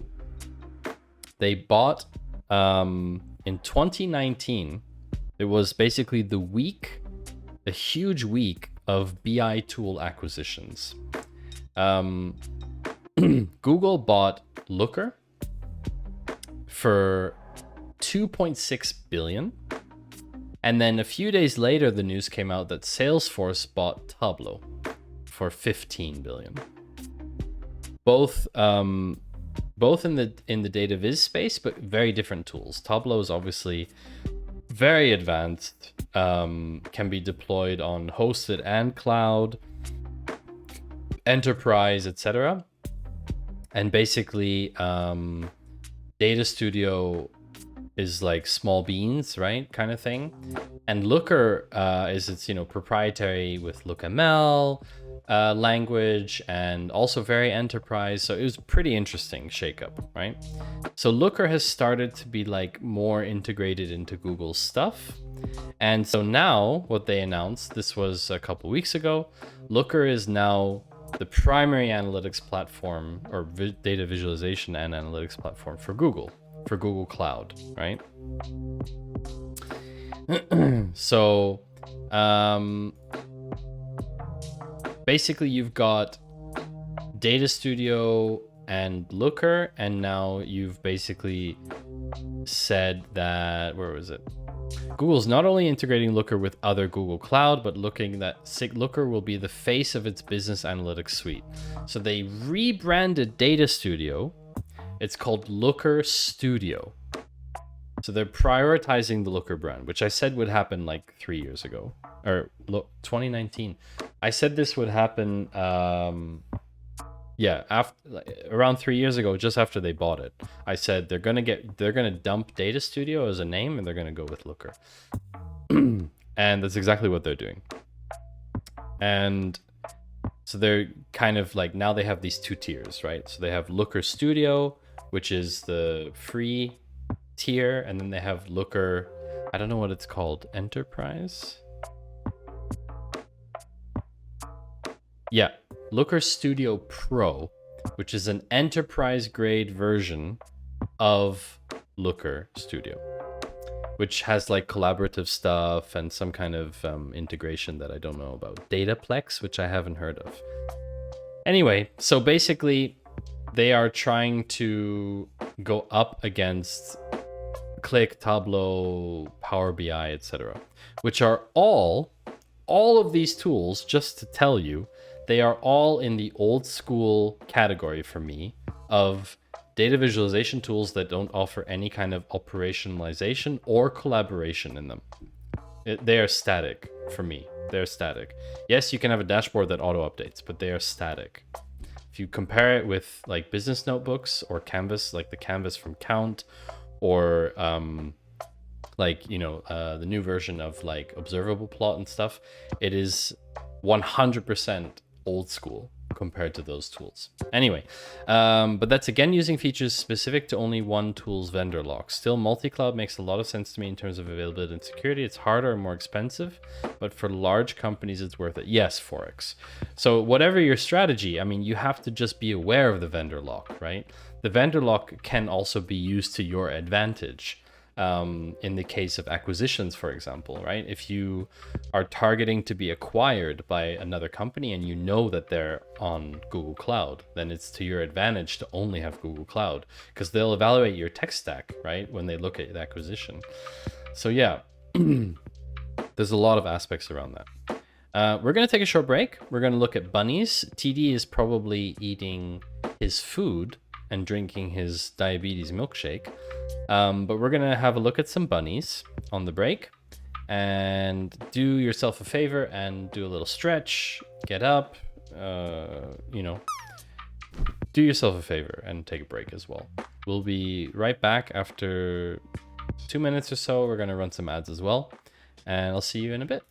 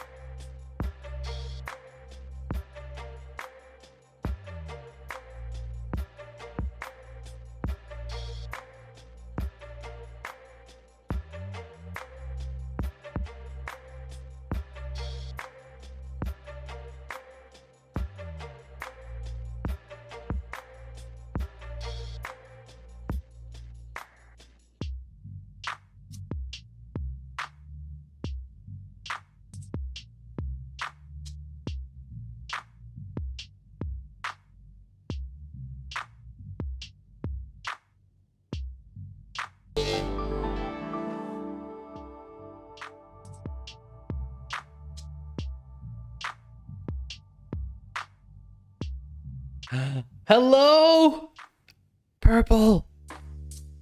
Football! Maya! Good night, Forex.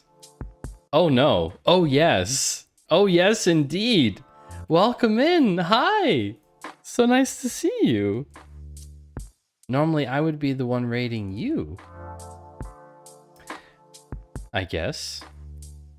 I thought it was going to be an AFK raid. No. No, no, no. We just took a small break. Very good timing, actually, I have to say. That was really, really good timing. Because I just got back from break. So we run the ads. We took a short break. Basically, everyone coming in has seen bunnies. So yeah, welcome in everybody. So nice to have you. Would you mind if I played a clip of you? Maya, are there any good clips of you? There must be some good clips out there. Let's see if we... I really need to start doing the thing where I check the channel page before rating.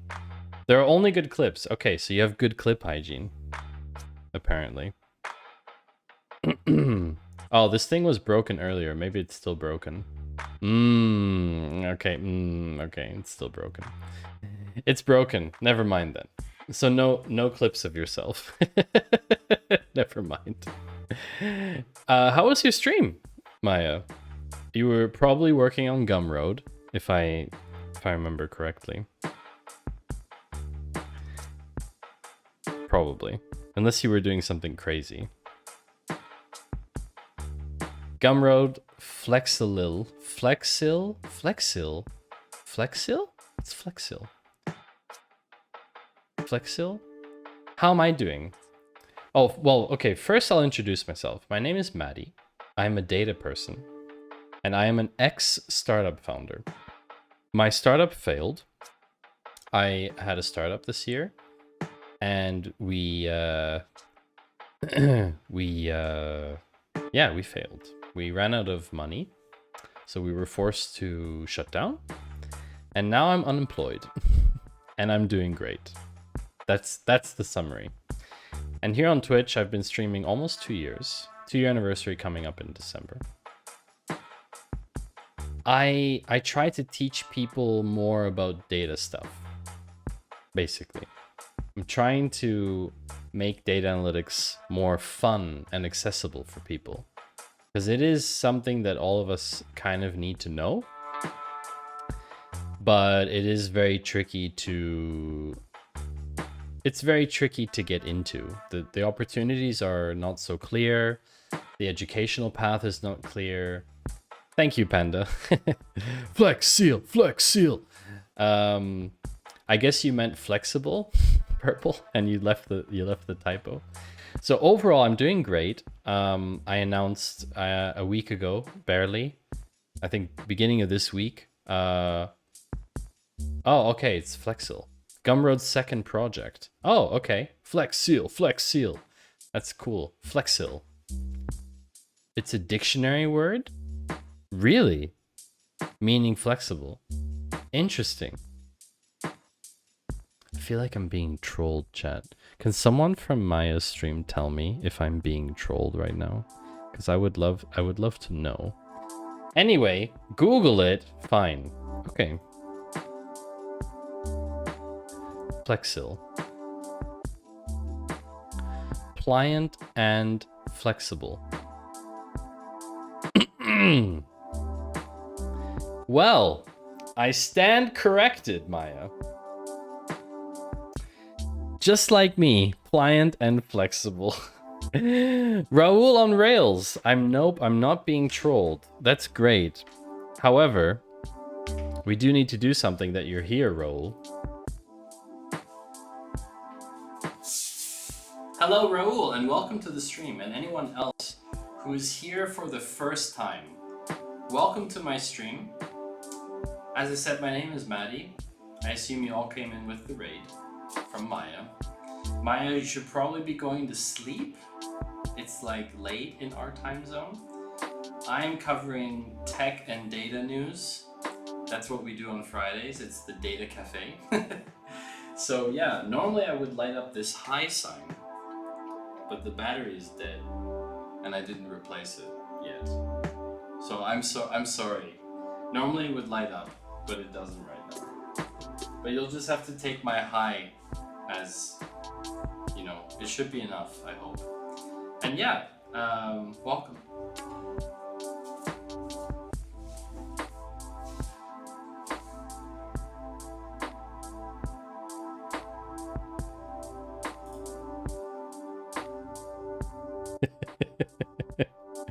I'm just saving energy because my neighbor reported me. We were talking about a fake campaign here in Switzerland, where you were supposed to report your neighbor if they're using too much energy, and you would get 200 francs. And it's not true. It's not a real ad. It's not a real campaign. But anyway, it's not late. We're night owls. You woke up at 2 p.m. and went to bed at 6 a.m. Wow, Raoul. That's... wow, okay. Yeah, Purple, go. Obviously, it's late for you. You probably got to do some stuff before bed. Take care and see you again very soon. I'm sure we will see each other again very soon. And have a good night. And thank you for the raid again. And it was good to see you. Thank you for bringing your community here. I appreciate that. So yeah, Raoul, what time zone are you in? I am in CET. So it's currently 10 to 1 in the morning for me. Yeah, so let's dive in again. Let's dive in. So we were talking about BigQuery's new product called DataStream, where it is a native connector between BigQuery and a source database like Postgres or MySQL. Your EET, what time zone is that? Oh, Eastern European time. You're an hour ahead. Interesting. You're interested what the replication lag is, Panda. That's a good question. That's a good question. I don't know what the replication lag is. Anyway, so then, seeing as we were talking about Google, we are close indeed, Raoul. We were also talking about Google's decision to rebrand Data Studio under Looker. And yes, you're right, Panda. So CDC in real time can get super expensive if you have a very large data set. They actually write here, where was the pricing thing? We're excited to announce the launch of volume-based tiered pricing that makes it more affordable for customers moving larger volumes of data. So basically, it's based on usage. Let's check the product page. We can go actually check. We can actually check.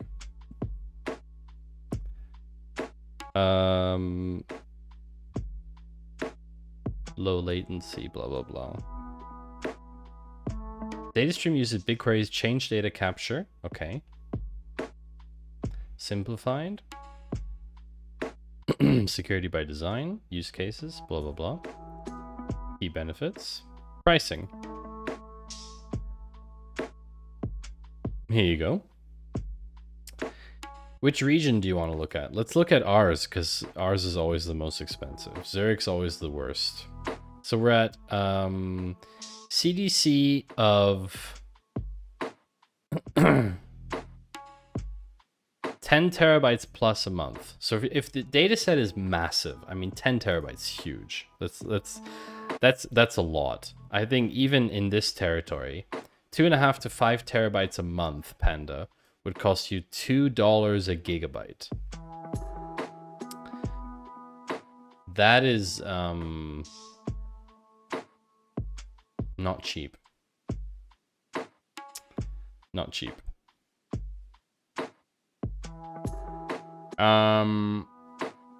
Yeah. I mean, it's streaming, right? That's the thing. So consider a stream that processes data from a source with the following characteristics. Backfill of data in the source, 600 gigs, 3,000 gigabytes of changes in a month, and you're putting it into cloud storage.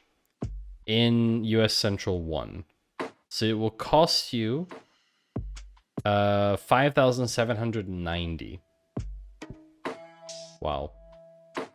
Okay, so there's probably still some tuning that needs to be done to choose which columns make it to the BigQuery side. I don't think so. I think it's pretty direct. Let's check a guide.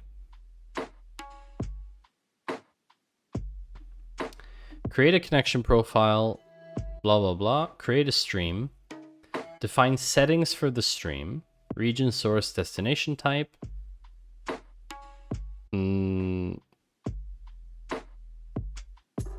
Replication slot, publication, objects to include. Yeah. So that's where you would do it. If you want to remove some columns, you want to make it more efficient or cost effective, then you could check it here in the objects to include part. That's where you would do it. So yeah, you can take everything if you want, but you can also restrict it more. Slow changing dimensions. But this is the thing, right, Panda? Because it supports CDC, it's technically already efficient, because if nothing gets changed, it doesn't take those changes.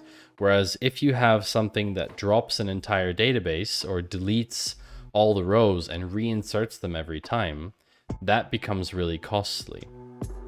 With CDC, it's actually checking what changes were made because it's in the log. So to come back to that point, right?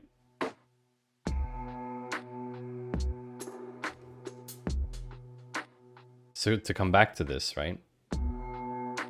You can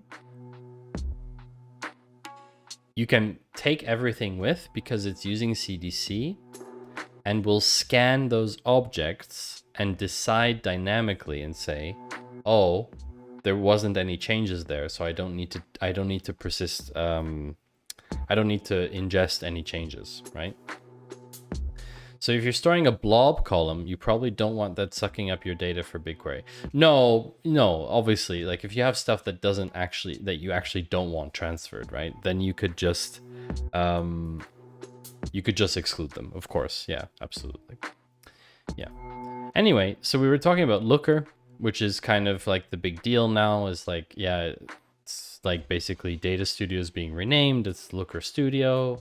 And now there's like Looker Studio Pro, and then there's the 360 version, I think is called Pro. Anyway, there's like a thing between Looker and Google Sheets now.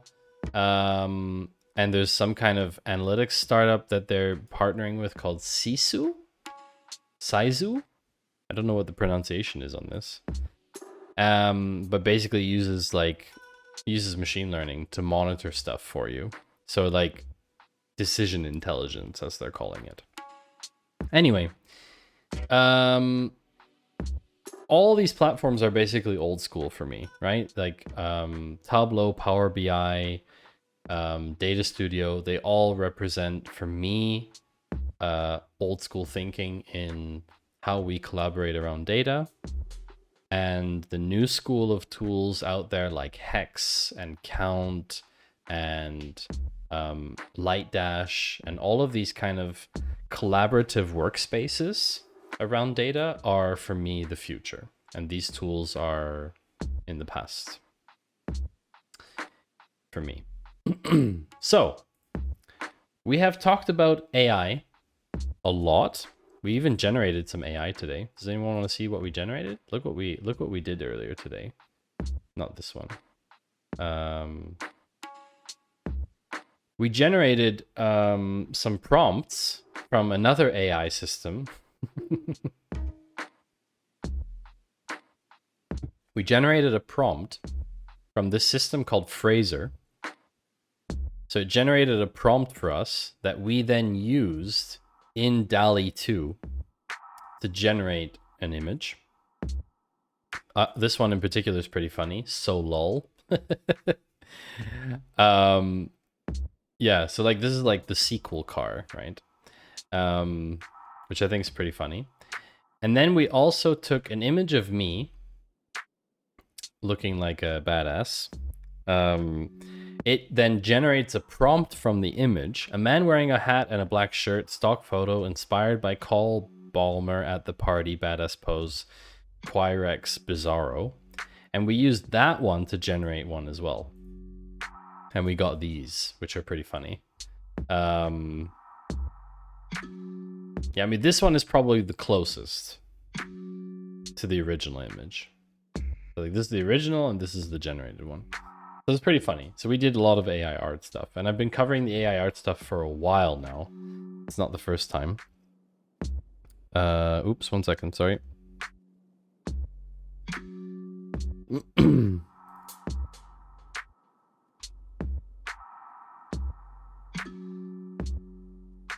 Okay. Why is that? Interesting. Oh, sorry. So anyway, so yeah, we talk about AI and art a lot. And so I found this article, which came out almost 2 months ago. I think, yeah, almost 2 months ago. There's been a copyright registration in the US for a comic.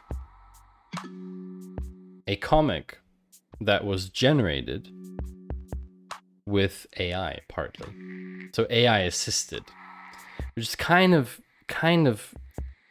interesting because we've been talking about the complication around the AI has learned from other systems, of which part of them at least are not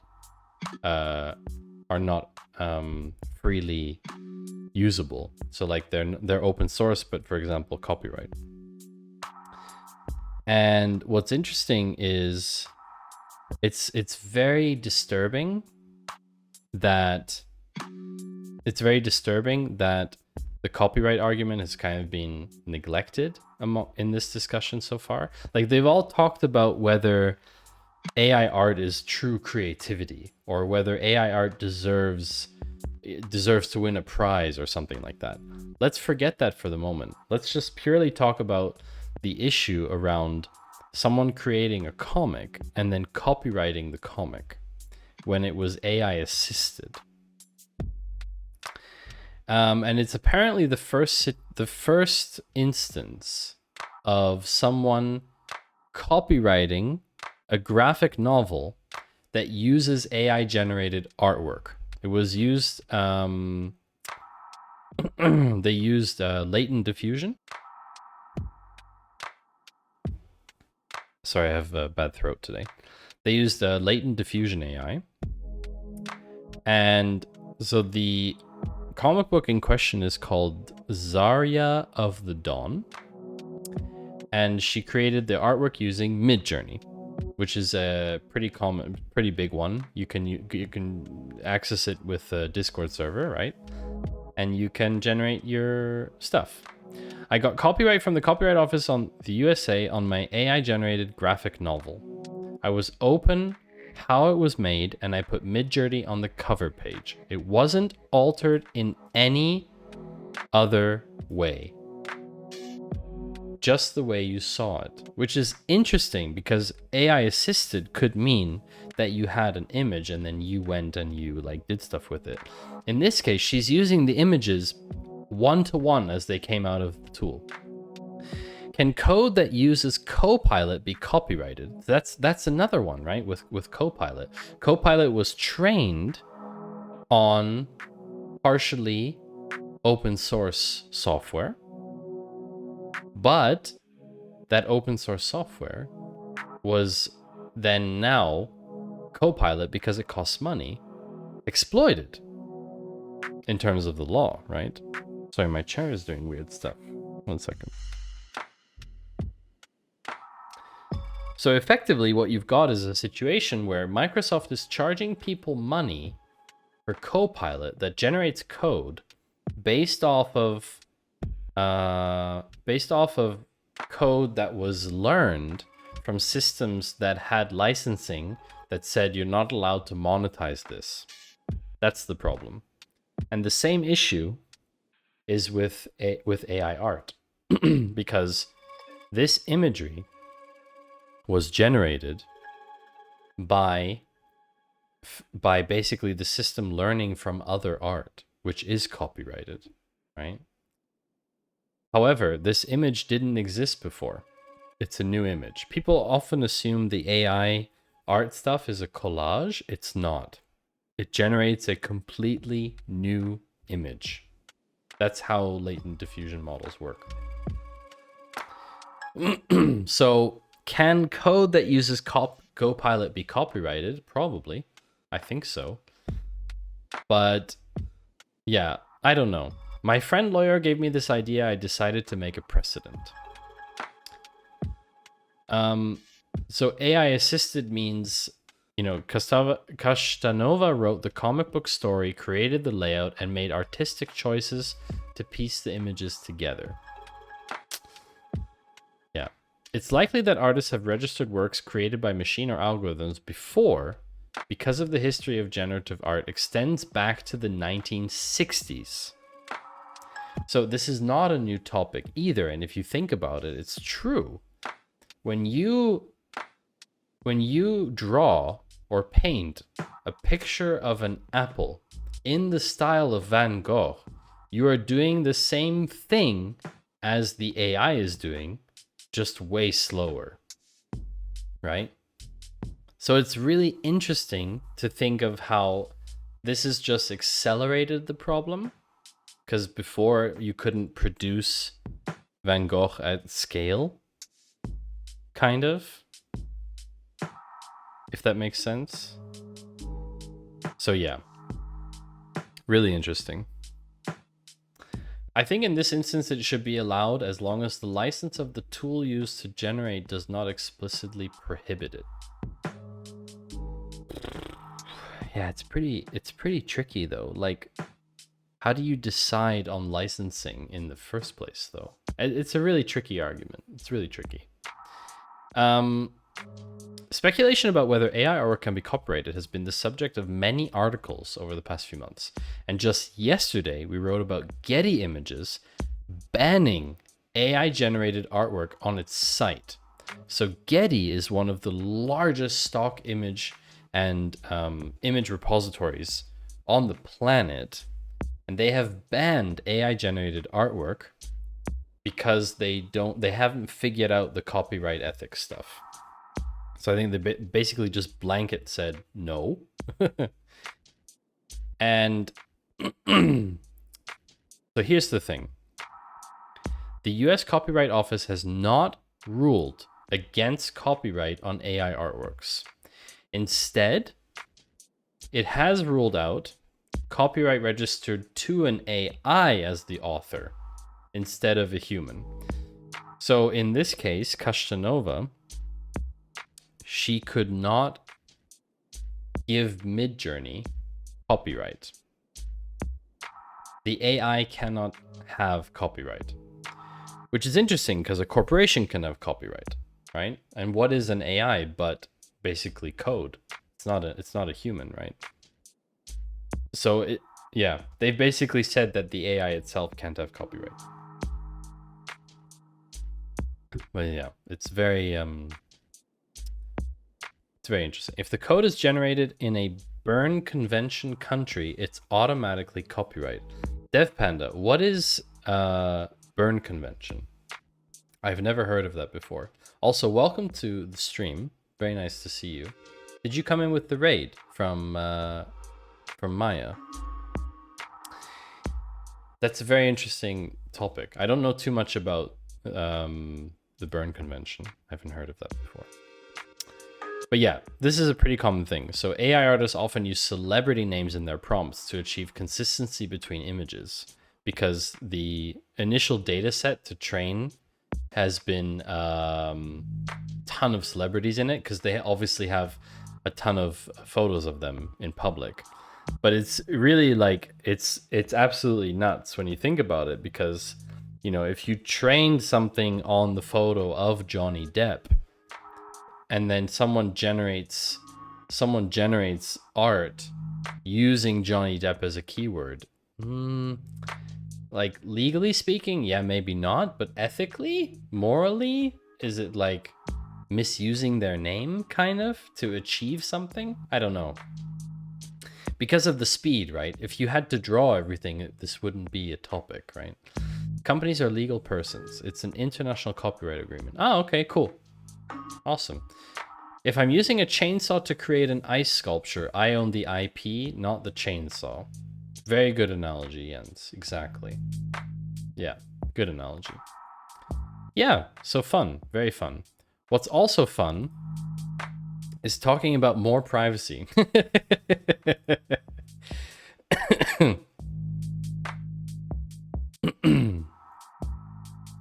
Australia, so after this whole fingerprint school incident, no, I'm kidding, they're not related.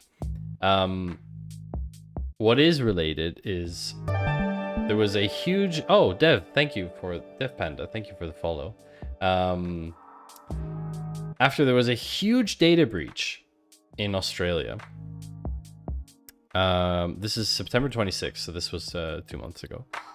There was a huge data breach, and the Prime Minister said that they are going to overhaul the entire privacy law in Australia. For example, companies will be required to share user data with banks to prevent financial fraud. So basically what happened was, mid-September, there was a data breach at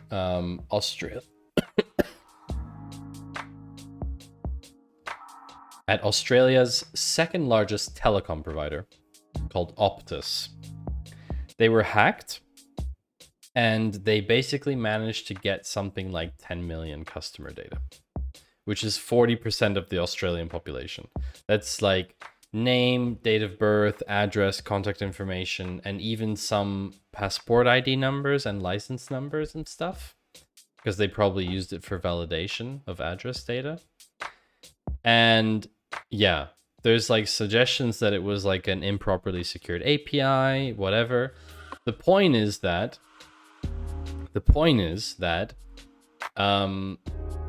it was a data breach. And so they basically said, okay, they are going to crack down on the laws, data laws in Australia. Amazing that Optus can email me when I am a day late in paying my bill, but not when they lose all my personal info in a massive cyber hack. Because they didn't inform customers about the data breach timely. So yeah, there's going to be a huge overhaul to legislation in Australia. I don't know how long it's going to take, but same agree with you 100%, Dev Panda. I agree with you 100%. We're just going to have some ads run now, because Twitch makes us run ads. I mean, we can't not run any, basically. So we'll be back in a moment. I'll show you a bunny cam in the meantime.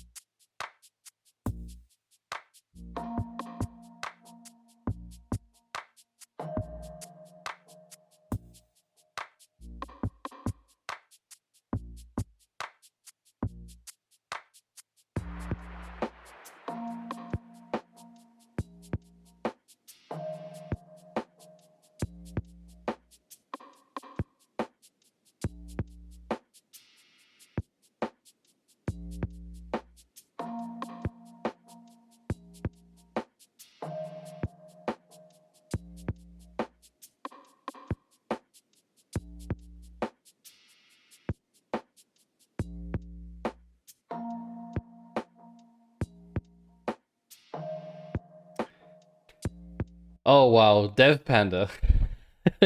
You did that just as I went on break. Thank you very much for the 6-month in advance subscription. That is very, very appreciated, really. I'm very appreciative of that. If you want to support me, subscribing here on Twitch is great. But I actually prefer that if you do want to support me, the best way is to support me on Patreon. So what I do is you can follow me on Patreon for free. You will get all of the public posts that I do that way delivered to your email, get a notification of it. And on top of that, if you subscribe to one of my 2 upper Patreon tiers, I will gift you a sub on Twitch as part of it. It's just that the kickback on Patreon, as in the percentage cut that Patreon takes, is much lower than Twitch. Twitch is 50%.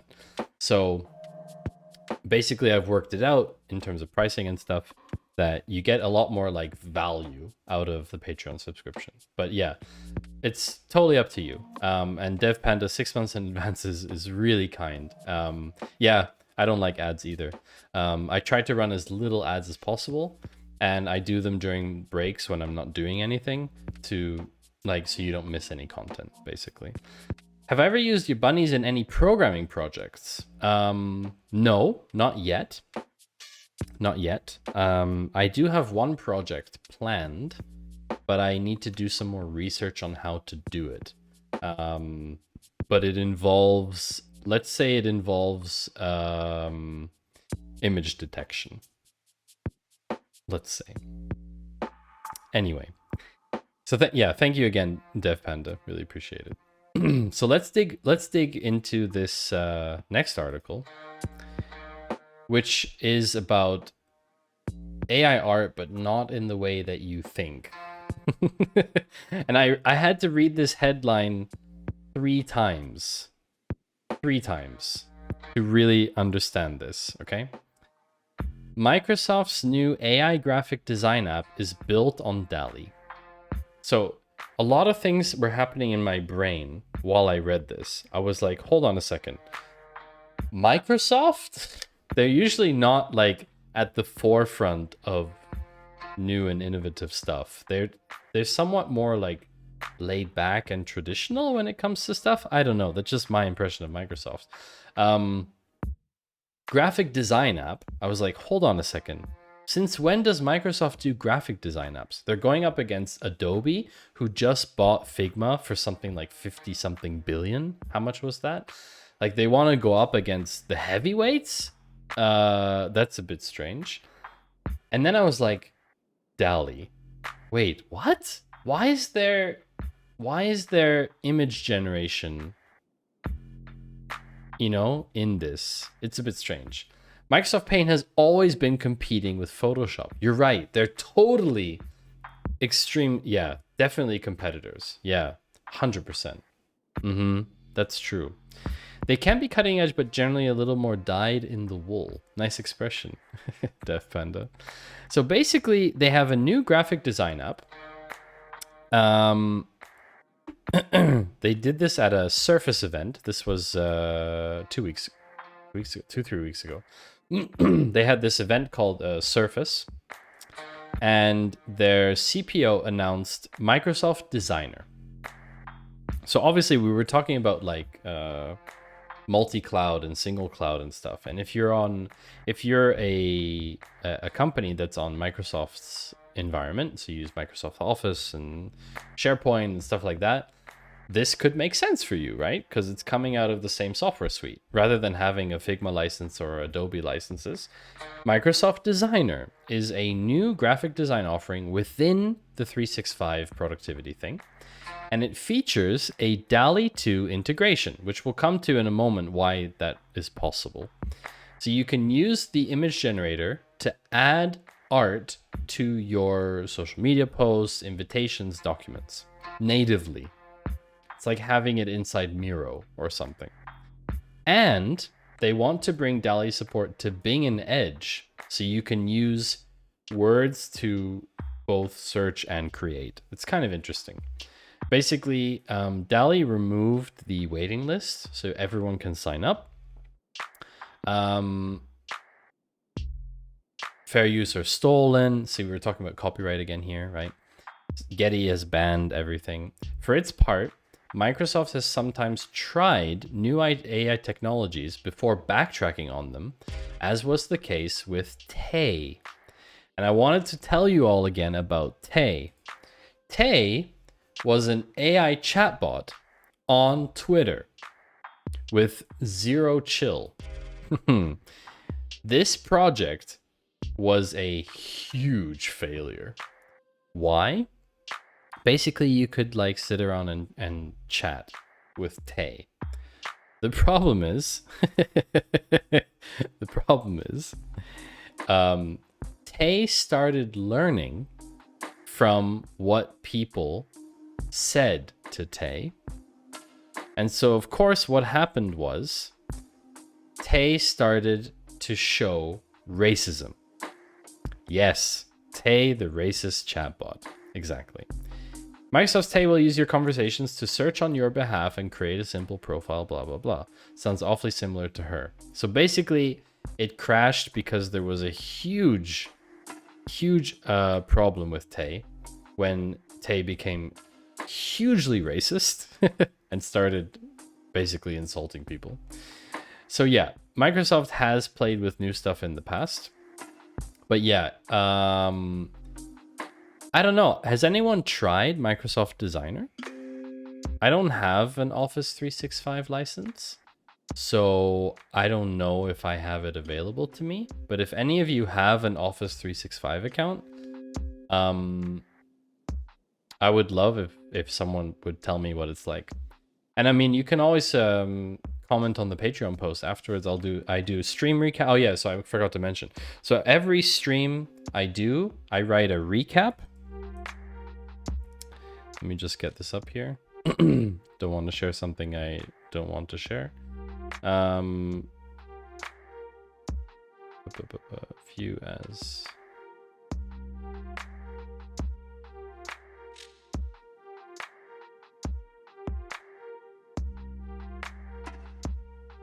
There we go. So basically, after each stream, I will do a recap where you can find some notes and links to the stuff we talked about. So you get the meme of the day, in case you missed the meme of the day, links to whatever we did. So on Monday, we solved a murder using SQL. Yes, it's possible to solve a murder using SQL. Obviously, the police are slow because they don't use SQL. Duh, everybody knows that. If they use SQL, they'd be much faster at solving crime. But basically, I do all these stream recaps, and they're entirely public. They're entirely public. And there's a ton of other posts on there too. I have like 60 posts by now or something. So yeah, I can highly recommend it. It's really the easiest way to stay up to date because I just post all the stuff I want to share with everyone. I always post on Patreon. I don't use social media otherwise that much. So it's like a one-stop shop kind of thing. Yeah. So if anyone does try out Microsoft Designer, I'd love to know your experience afterwards. Is it as good as Miro? I mean, it has native AI generation in it. It's kind of cool. So I love this article because it brings together two massive topics at the moment. Twitter, which has been overrun by Musk, and Tesla, which is Musk's company. And what's funny is a tweet launched an entire investigation into Tesla's autopilot software. I don't know how many people were aware of this. So there is a Twitter account called Green, which they do analysis, software analysis of Tesla. So they pick apart Tesla stuff. And they made an observation a while back. This was the tweet. Tesla just added ANCAP support in their code. This is in addition to already existing iVista, that's Chinese, Euro NCAP, and Korea NCAP. One wonders why they do it. They also give testing houses one-off builds with the testing house in the name, with tweaked settings. So basically what they're talking about here is the fact that they add the names of these testing grounds to the software. And of course, the vehicle is benchmarked at those locations, right? For vehicle safety especially.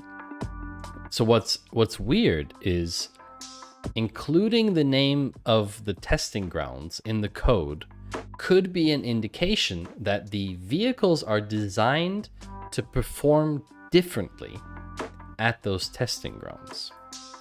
Of course, the vehicle is like, how do you say? The vehicle is obviously GPS aware, so it knows it's at the testing ground, etc., etc. So Europe's vehicle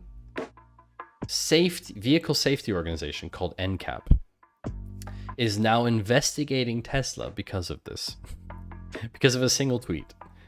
They are investigating the software and the vehicles about whether they think there is any suspicion or cause for alarm that the vehicle would be behaving differently. So far, Euro NCAP's investigations have not revealed any evidence of an attempt to cheat the tests by Tesla. Tesla didn't respond, though, to be fair, just FYI. Investigation is not uncommon. So for example, they use geofencing to activate or deactivate certain features. For example, in Toronto, they've disabled or restricted full self-driving. Anyone would think Tesla was as dishonest as all other big car manufacturers. Yeah, VW cheated on emissions. So there's no reason to assume wrongdoing or right doing by having this, right? Euro NCAP has not found evidence that Tesla is using geofencing to identify when a vehicle is at a test location and alter its performance. It is possible that GPS location is used to identify the car at a specific test track. It's one of the possibilities to be put to Tesla, and they absolutely deny that this is done. Obviously, they would deny, right?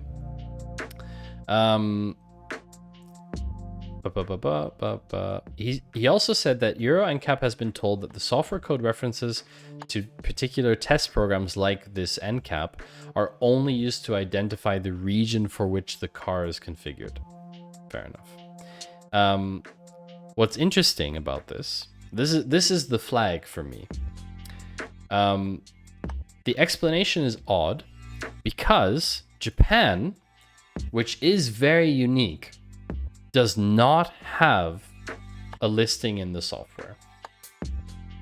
So if it is truly about specifying the region that is configured for the car, then surely Japan would also be in there because Japan's region settings are different.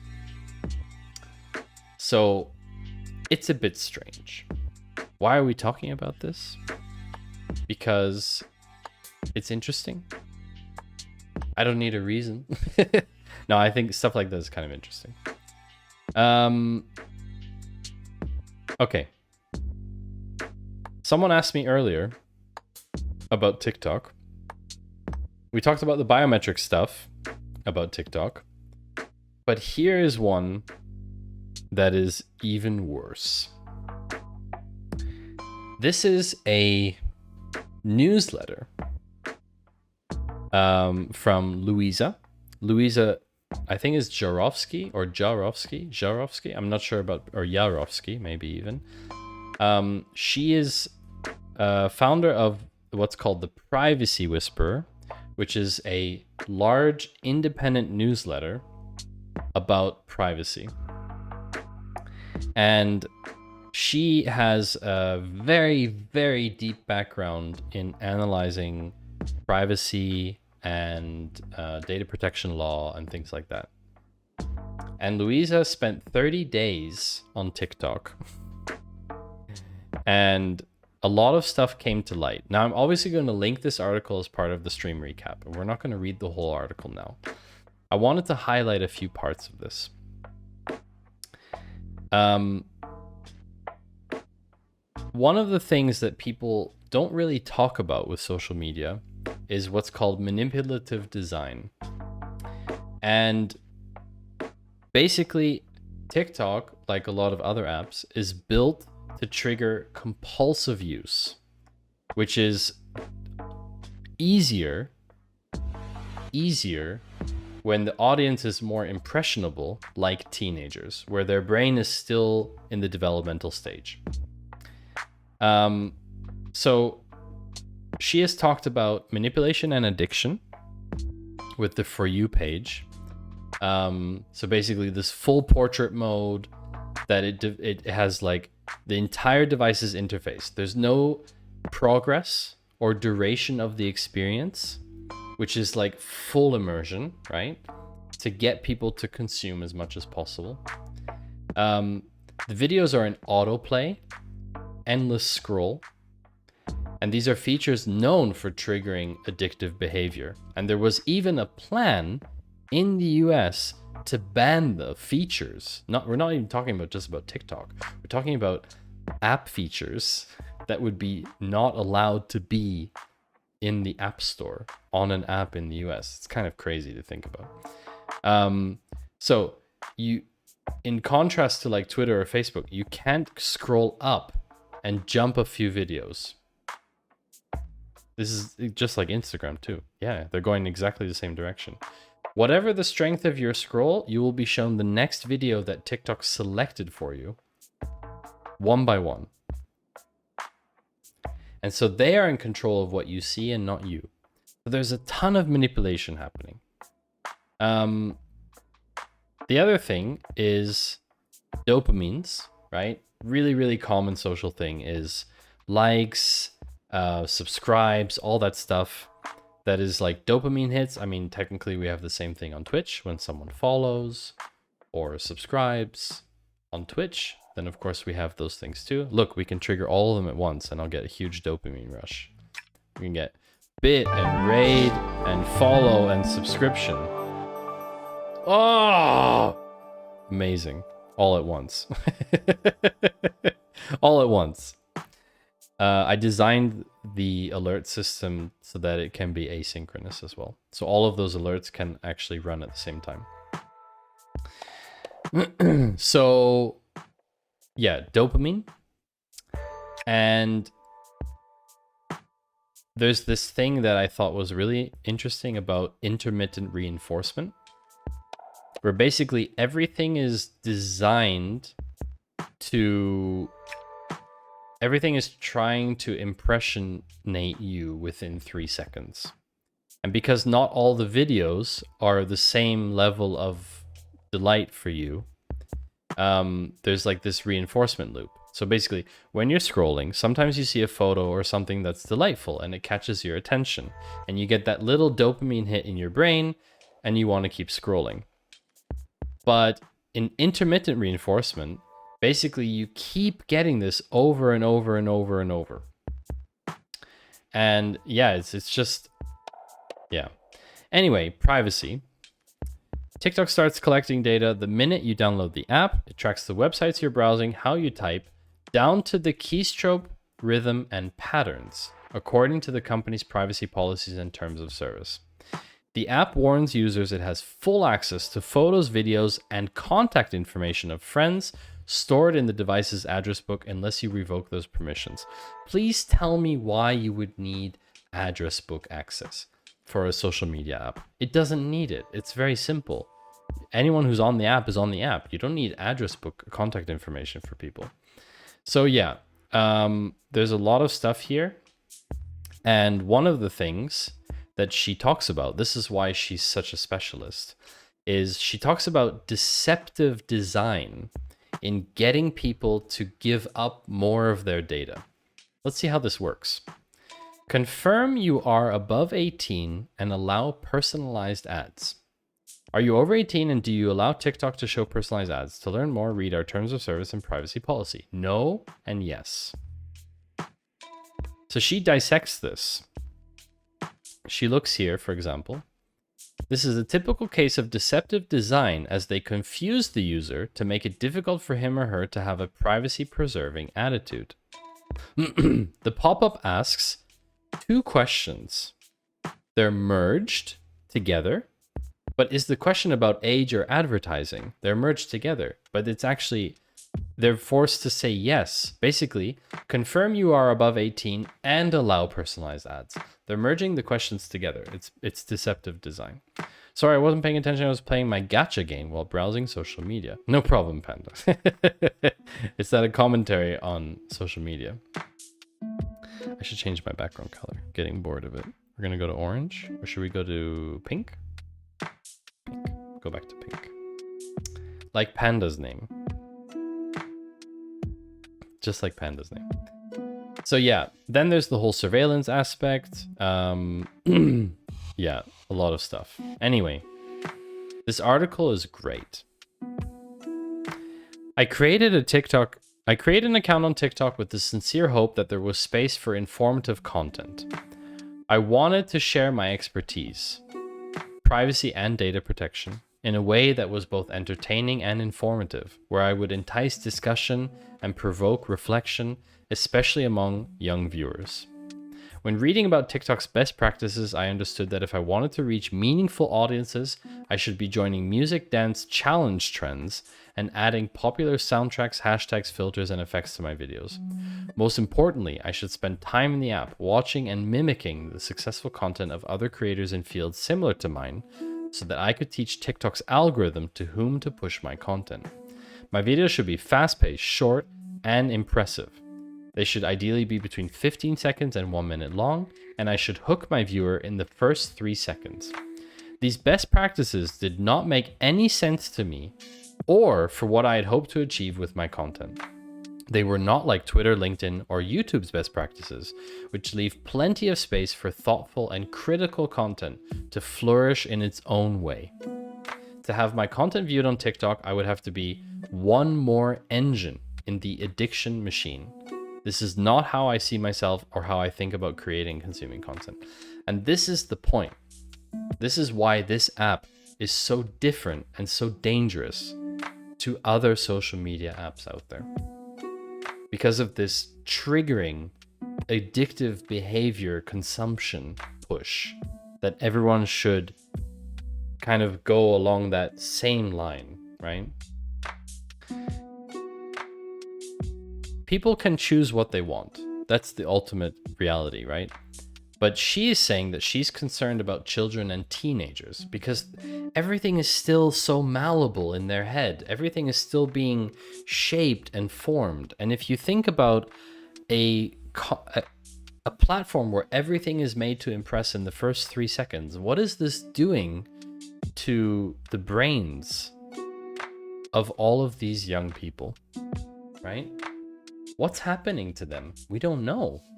We don't ultimately know what the effect is. And that's what's so concerning. My hope as a mother of 3 small kids is that until my kids start getting interested in social networks, there will be a Robin Hood whistleblower that will convince lawmakers, privacy advocates, and public opinion that it makes no sense. It is unfair to use the ultimate power of design and algorithms to manipulate people and invade their privacy, especially the younger generation. So, Louisa, thank you. Thank you very much for writing this, sharing your thoughts, your research, your knowledge about this topic. Thank you so much for doing that, because it's so important that people understand that this is a trend, and you already see YouTube Shorts and Instagram jumping on that trend because it works. And it works because it's human behavior. You're hacking humans to make money as a corporation. It's this whole attention economy. And it's frightening. It's truly frightening. And it's basically referred to in circles, like if you speak to live streamers, right? You hear it all the time. I can't be discovered. The discoverability problem. That is a fact. It is a fact that there's a lot of content creators out there. And so getting discovered is immensely difficult, and keeping people entertained is immensely difficult. But resorting to algorithmic and deceptive design choices to do that is wrong, morally and ethically wrong. And I hope at some point legally as well. So let's have a look at something completely different. Getty, as you remember, banned AI generated artwork from their platform. So Shutterstock swoops in and says, you know what? That's a great opportunity for us. Getty has said they don't want any AI generated images on their platform. Let's open all of them to us. Great, right? So basically they partnered. They partnered with OpenAI, which is the creator of DALL-E, to allow them to use DALL-E's API. I think there's a...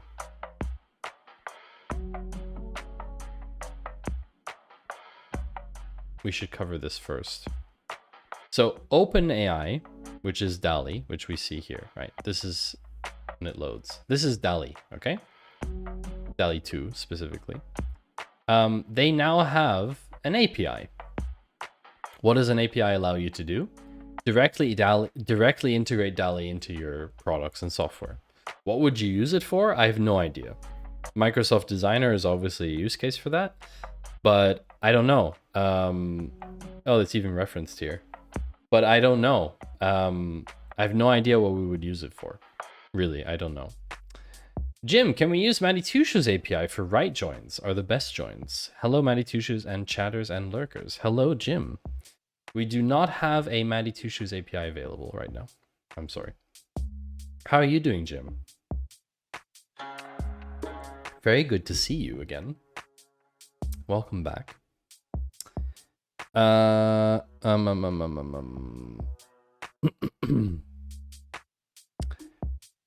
So we already have a few customers building on this in very interesting ways. Some are creative explorations, some are more business oriented. Okay, interesting. You had a semi-productive day helping a nonprofit org with some Python PDF conversion utility. That sounds very interesting. That's cool. I've done some PDF conversion to JSON stuff in the past. All of my shopping receipts from the supermarket are stored in PDF, and I wanted to have the data to analyze, so I converted it to JSON. Miller gave the example of a startup called Mixtiles that is using the API to generate posters and art for home decoration. Okay. Kala is using to help customers design their own clothing. Okay, I could see that. Yeah, okay. That makes sense. Okay. Interesting. So basically, they've opened up an API. So you can make API requests, which means you don't need to go to the DALL-E website yourself. You can just put the DALL-E in your product. That's how it works, right? So, of course, Shutterstock, which sells stock imagery, right? They said, let's just partner with them, with DALL-E, right? With OpenAI. Let's just partner with them to allow people to generate the images that they want. And what's really cool about this, chat, this is the best part. Shutterstock also says it will compensate artists whose works have contributed to develop the AI models. I want to understand how they are going to work out the compensation model for this. How do you even know to what percentage someone's image was used as part of a final piece of art? Look at this, okay? This is an astronaut riding a horse. Obviously it's AI generated. Okay, we can see that. Shutterstock seems to have formulated its announcement message to potentially deflect criticism. For example, when the DALL-E integration launches in the coming months, Shutterstock says that contributors will be compensated for their role, their content played in the development of this technology. But they haven't provided any details on how the compensation scheme is going to work. I don't understand, like, a revenue share compensation model. I don't understand how. Okay, I don't understand the explanation. Basically, a share of the entire contract value paid by platform partners proportionate to the amount of their content in the purchased data sets. Payouts will occur every 6 months. So basically, Shutterstock can license its library to companies to OpenAI to help train their model. Interesting. I still don't really get how it's going to work. I really don't. Just doesn't make any sense to me, chat. Does it make sense to you? I really don't get how they're going to quantify the contribution itself. I really don't know. I really don't know how they're going to do that. Makes sense to you, Panda. Okay. Then that makes one of us. It's not at time of generation. No. It's about the content that helped Jane the generative model, but like basically OpenAI pays them money. OpenAI pays Shutterstock money because Shutterstock says you can use these images to help train your data set. And then based on the purchased data set and how much your photos are in there, they give you money. How the hell do you determine how a model's influence? That's like saying who influenced you the most from all your teachers. Yeah, exactly, Surly. I don't understand how they're going to calculate that actual contribution percentage. How would you quantify the compensation amount? What process would you consider? Wow, Jim, that's a question. That's a question and a half for 10 to 1 in the morning, 10 to 2 in the morning. I honestly don't know. I think it's very complicated still. What I think I would like to see, ultimately, I think the ultimate goal would be to have a ledger. An open ledger that each image that is on the internet, and don't at me with NFT and blockchain, please. I don't have the patience or the knowledge to discuss that. I'm just talking about in principle, not technological principle. I'm just talking about a principle of a ledger that has a unique way to tag and identify content, and that content is then cross-referenced as part of a model. So basically, in Surly Dev's example of the teachers, you had 5 teachers. You had 5 teachers in your high school. Teacher A, B, C, D, E. They have unique identifiers. You later generate some kind of business. And the business is concentrated around something that teacher C told you. It means that teacher C's contribution should technically then be larger if you would sell that business than A, B, D, or E. It's not about calculating the actual amount, but about the contribution percentages between them. So instead of it being 20, 20, 20, 20, 20, it would be like 18, 18, 20, 28, 18, 18%, for example. Maybe for the astronaut on a horse picture, they see how many artists have white horses in their pictures, how many have astronauts, how many have the moon, divide a nominal value by that many, give them all their thousandth of a penny. Yeah, I mean, in this case, right, with with this, I mean, basically you're talking about dissection of the image, right? You have to locate everything that's within the image itself and separate it out into entities. But surely this doesn't cover the style problem. What about generating images in the style of Van Gogh, right? That's really tricky. That's stylistically, I think that's quite a challenge. Yeah. Anyway,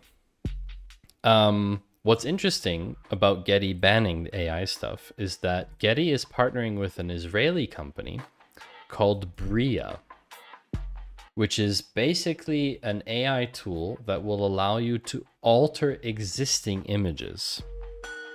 For example, changing a person's expression or skin color. That is very, very crazy, but totally possible. I mean, we've seen DALL-E without painting and stuff, right? So everything is technologically possible. It's just a question of effort. But yeah, so this will be very interesting. Raul, thank you for the follow. Why? Deepfake pictures. Why were you smiling at this funeral? Yeah, exactly, Surly. Or, you know, I don't know, changing the item in your hand from one item to another. You're not holding a sword, you're holding a gun. You're holding a banana at a crime scene, and then suddenly it's a gun. Very, very terrifying. And not only photos, video too. Don't forget. Oh, this surveillance footage shows you walking through this scene at 2:30 in the morning. Yeah, Raul, I'm glad you found the emotes as well. We have Long Bunny, so you can insert into Long Bunny. This is what's great about Long Bunny, is you can insert the midsection of Long Bunny as many times as you want. Up to Twitch's chat limit. But basically, you can insert the midsection so that you get a really long bunny. Let me just do an example for you. You can make the bunny longer, right? Is this headline? Bria partners with Getty Images to transform visual content through responsible AI. Yep, that's the one. October 25th, exactly. It's just from... that's this one here.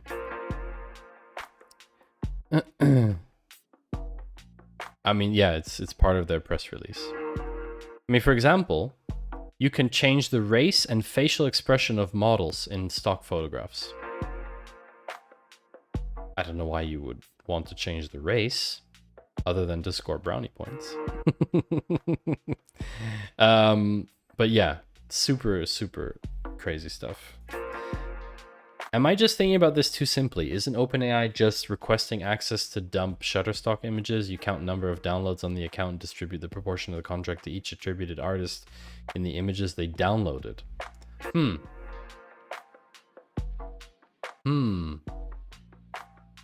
Good question. Panda. I don't know. I don't know, actually. Good question. I mean, even just the perspective on two different pictures of the same can even have totally different meanings. Just Google Prince William perspective hand gesture. Yeah, absolutely. Seeing the same image, two different people can have a different conclusion. Absolutely. Half hidden bunny. No, it's fine, Raul. You can say whatever you want. Chat is, I mean, within reason, of course. So last article. Never mind DALL-E. Google's brought out their own thing now too, called City Dreamer.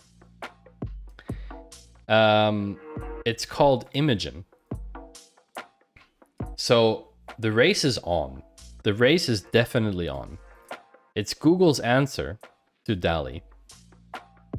And we've already seen images of Imogen come out earlier this year, like a dragon fruit wearing a karate belt in the snow.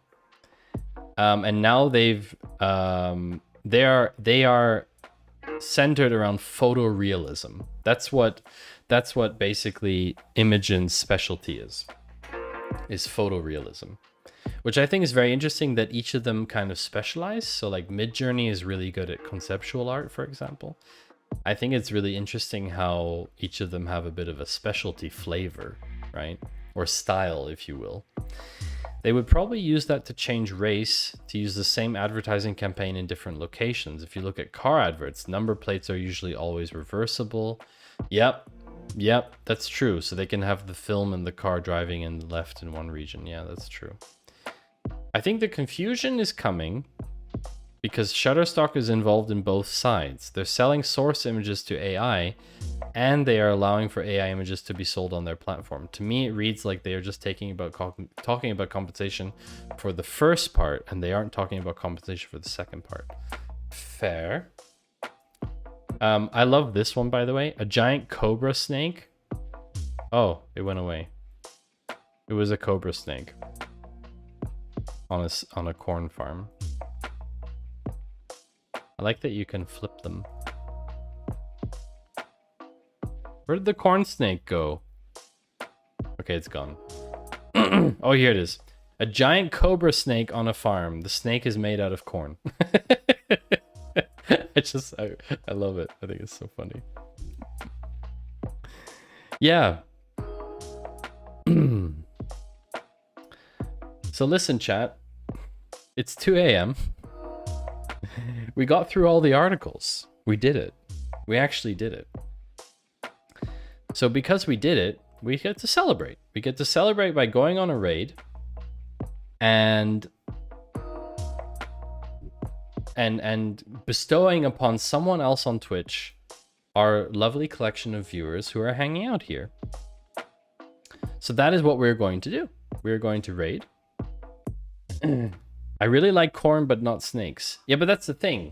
It's a snake made out of corn, right? So that's kind of cool. Raul and Dev Panda and Loka, thank you for those follows today. I appreciate it. Rugman, thanks for the bits. You get to give us all a dopamine rush. Raid! Exactly, I get to give you all dopamine. That's basically a privilege, right?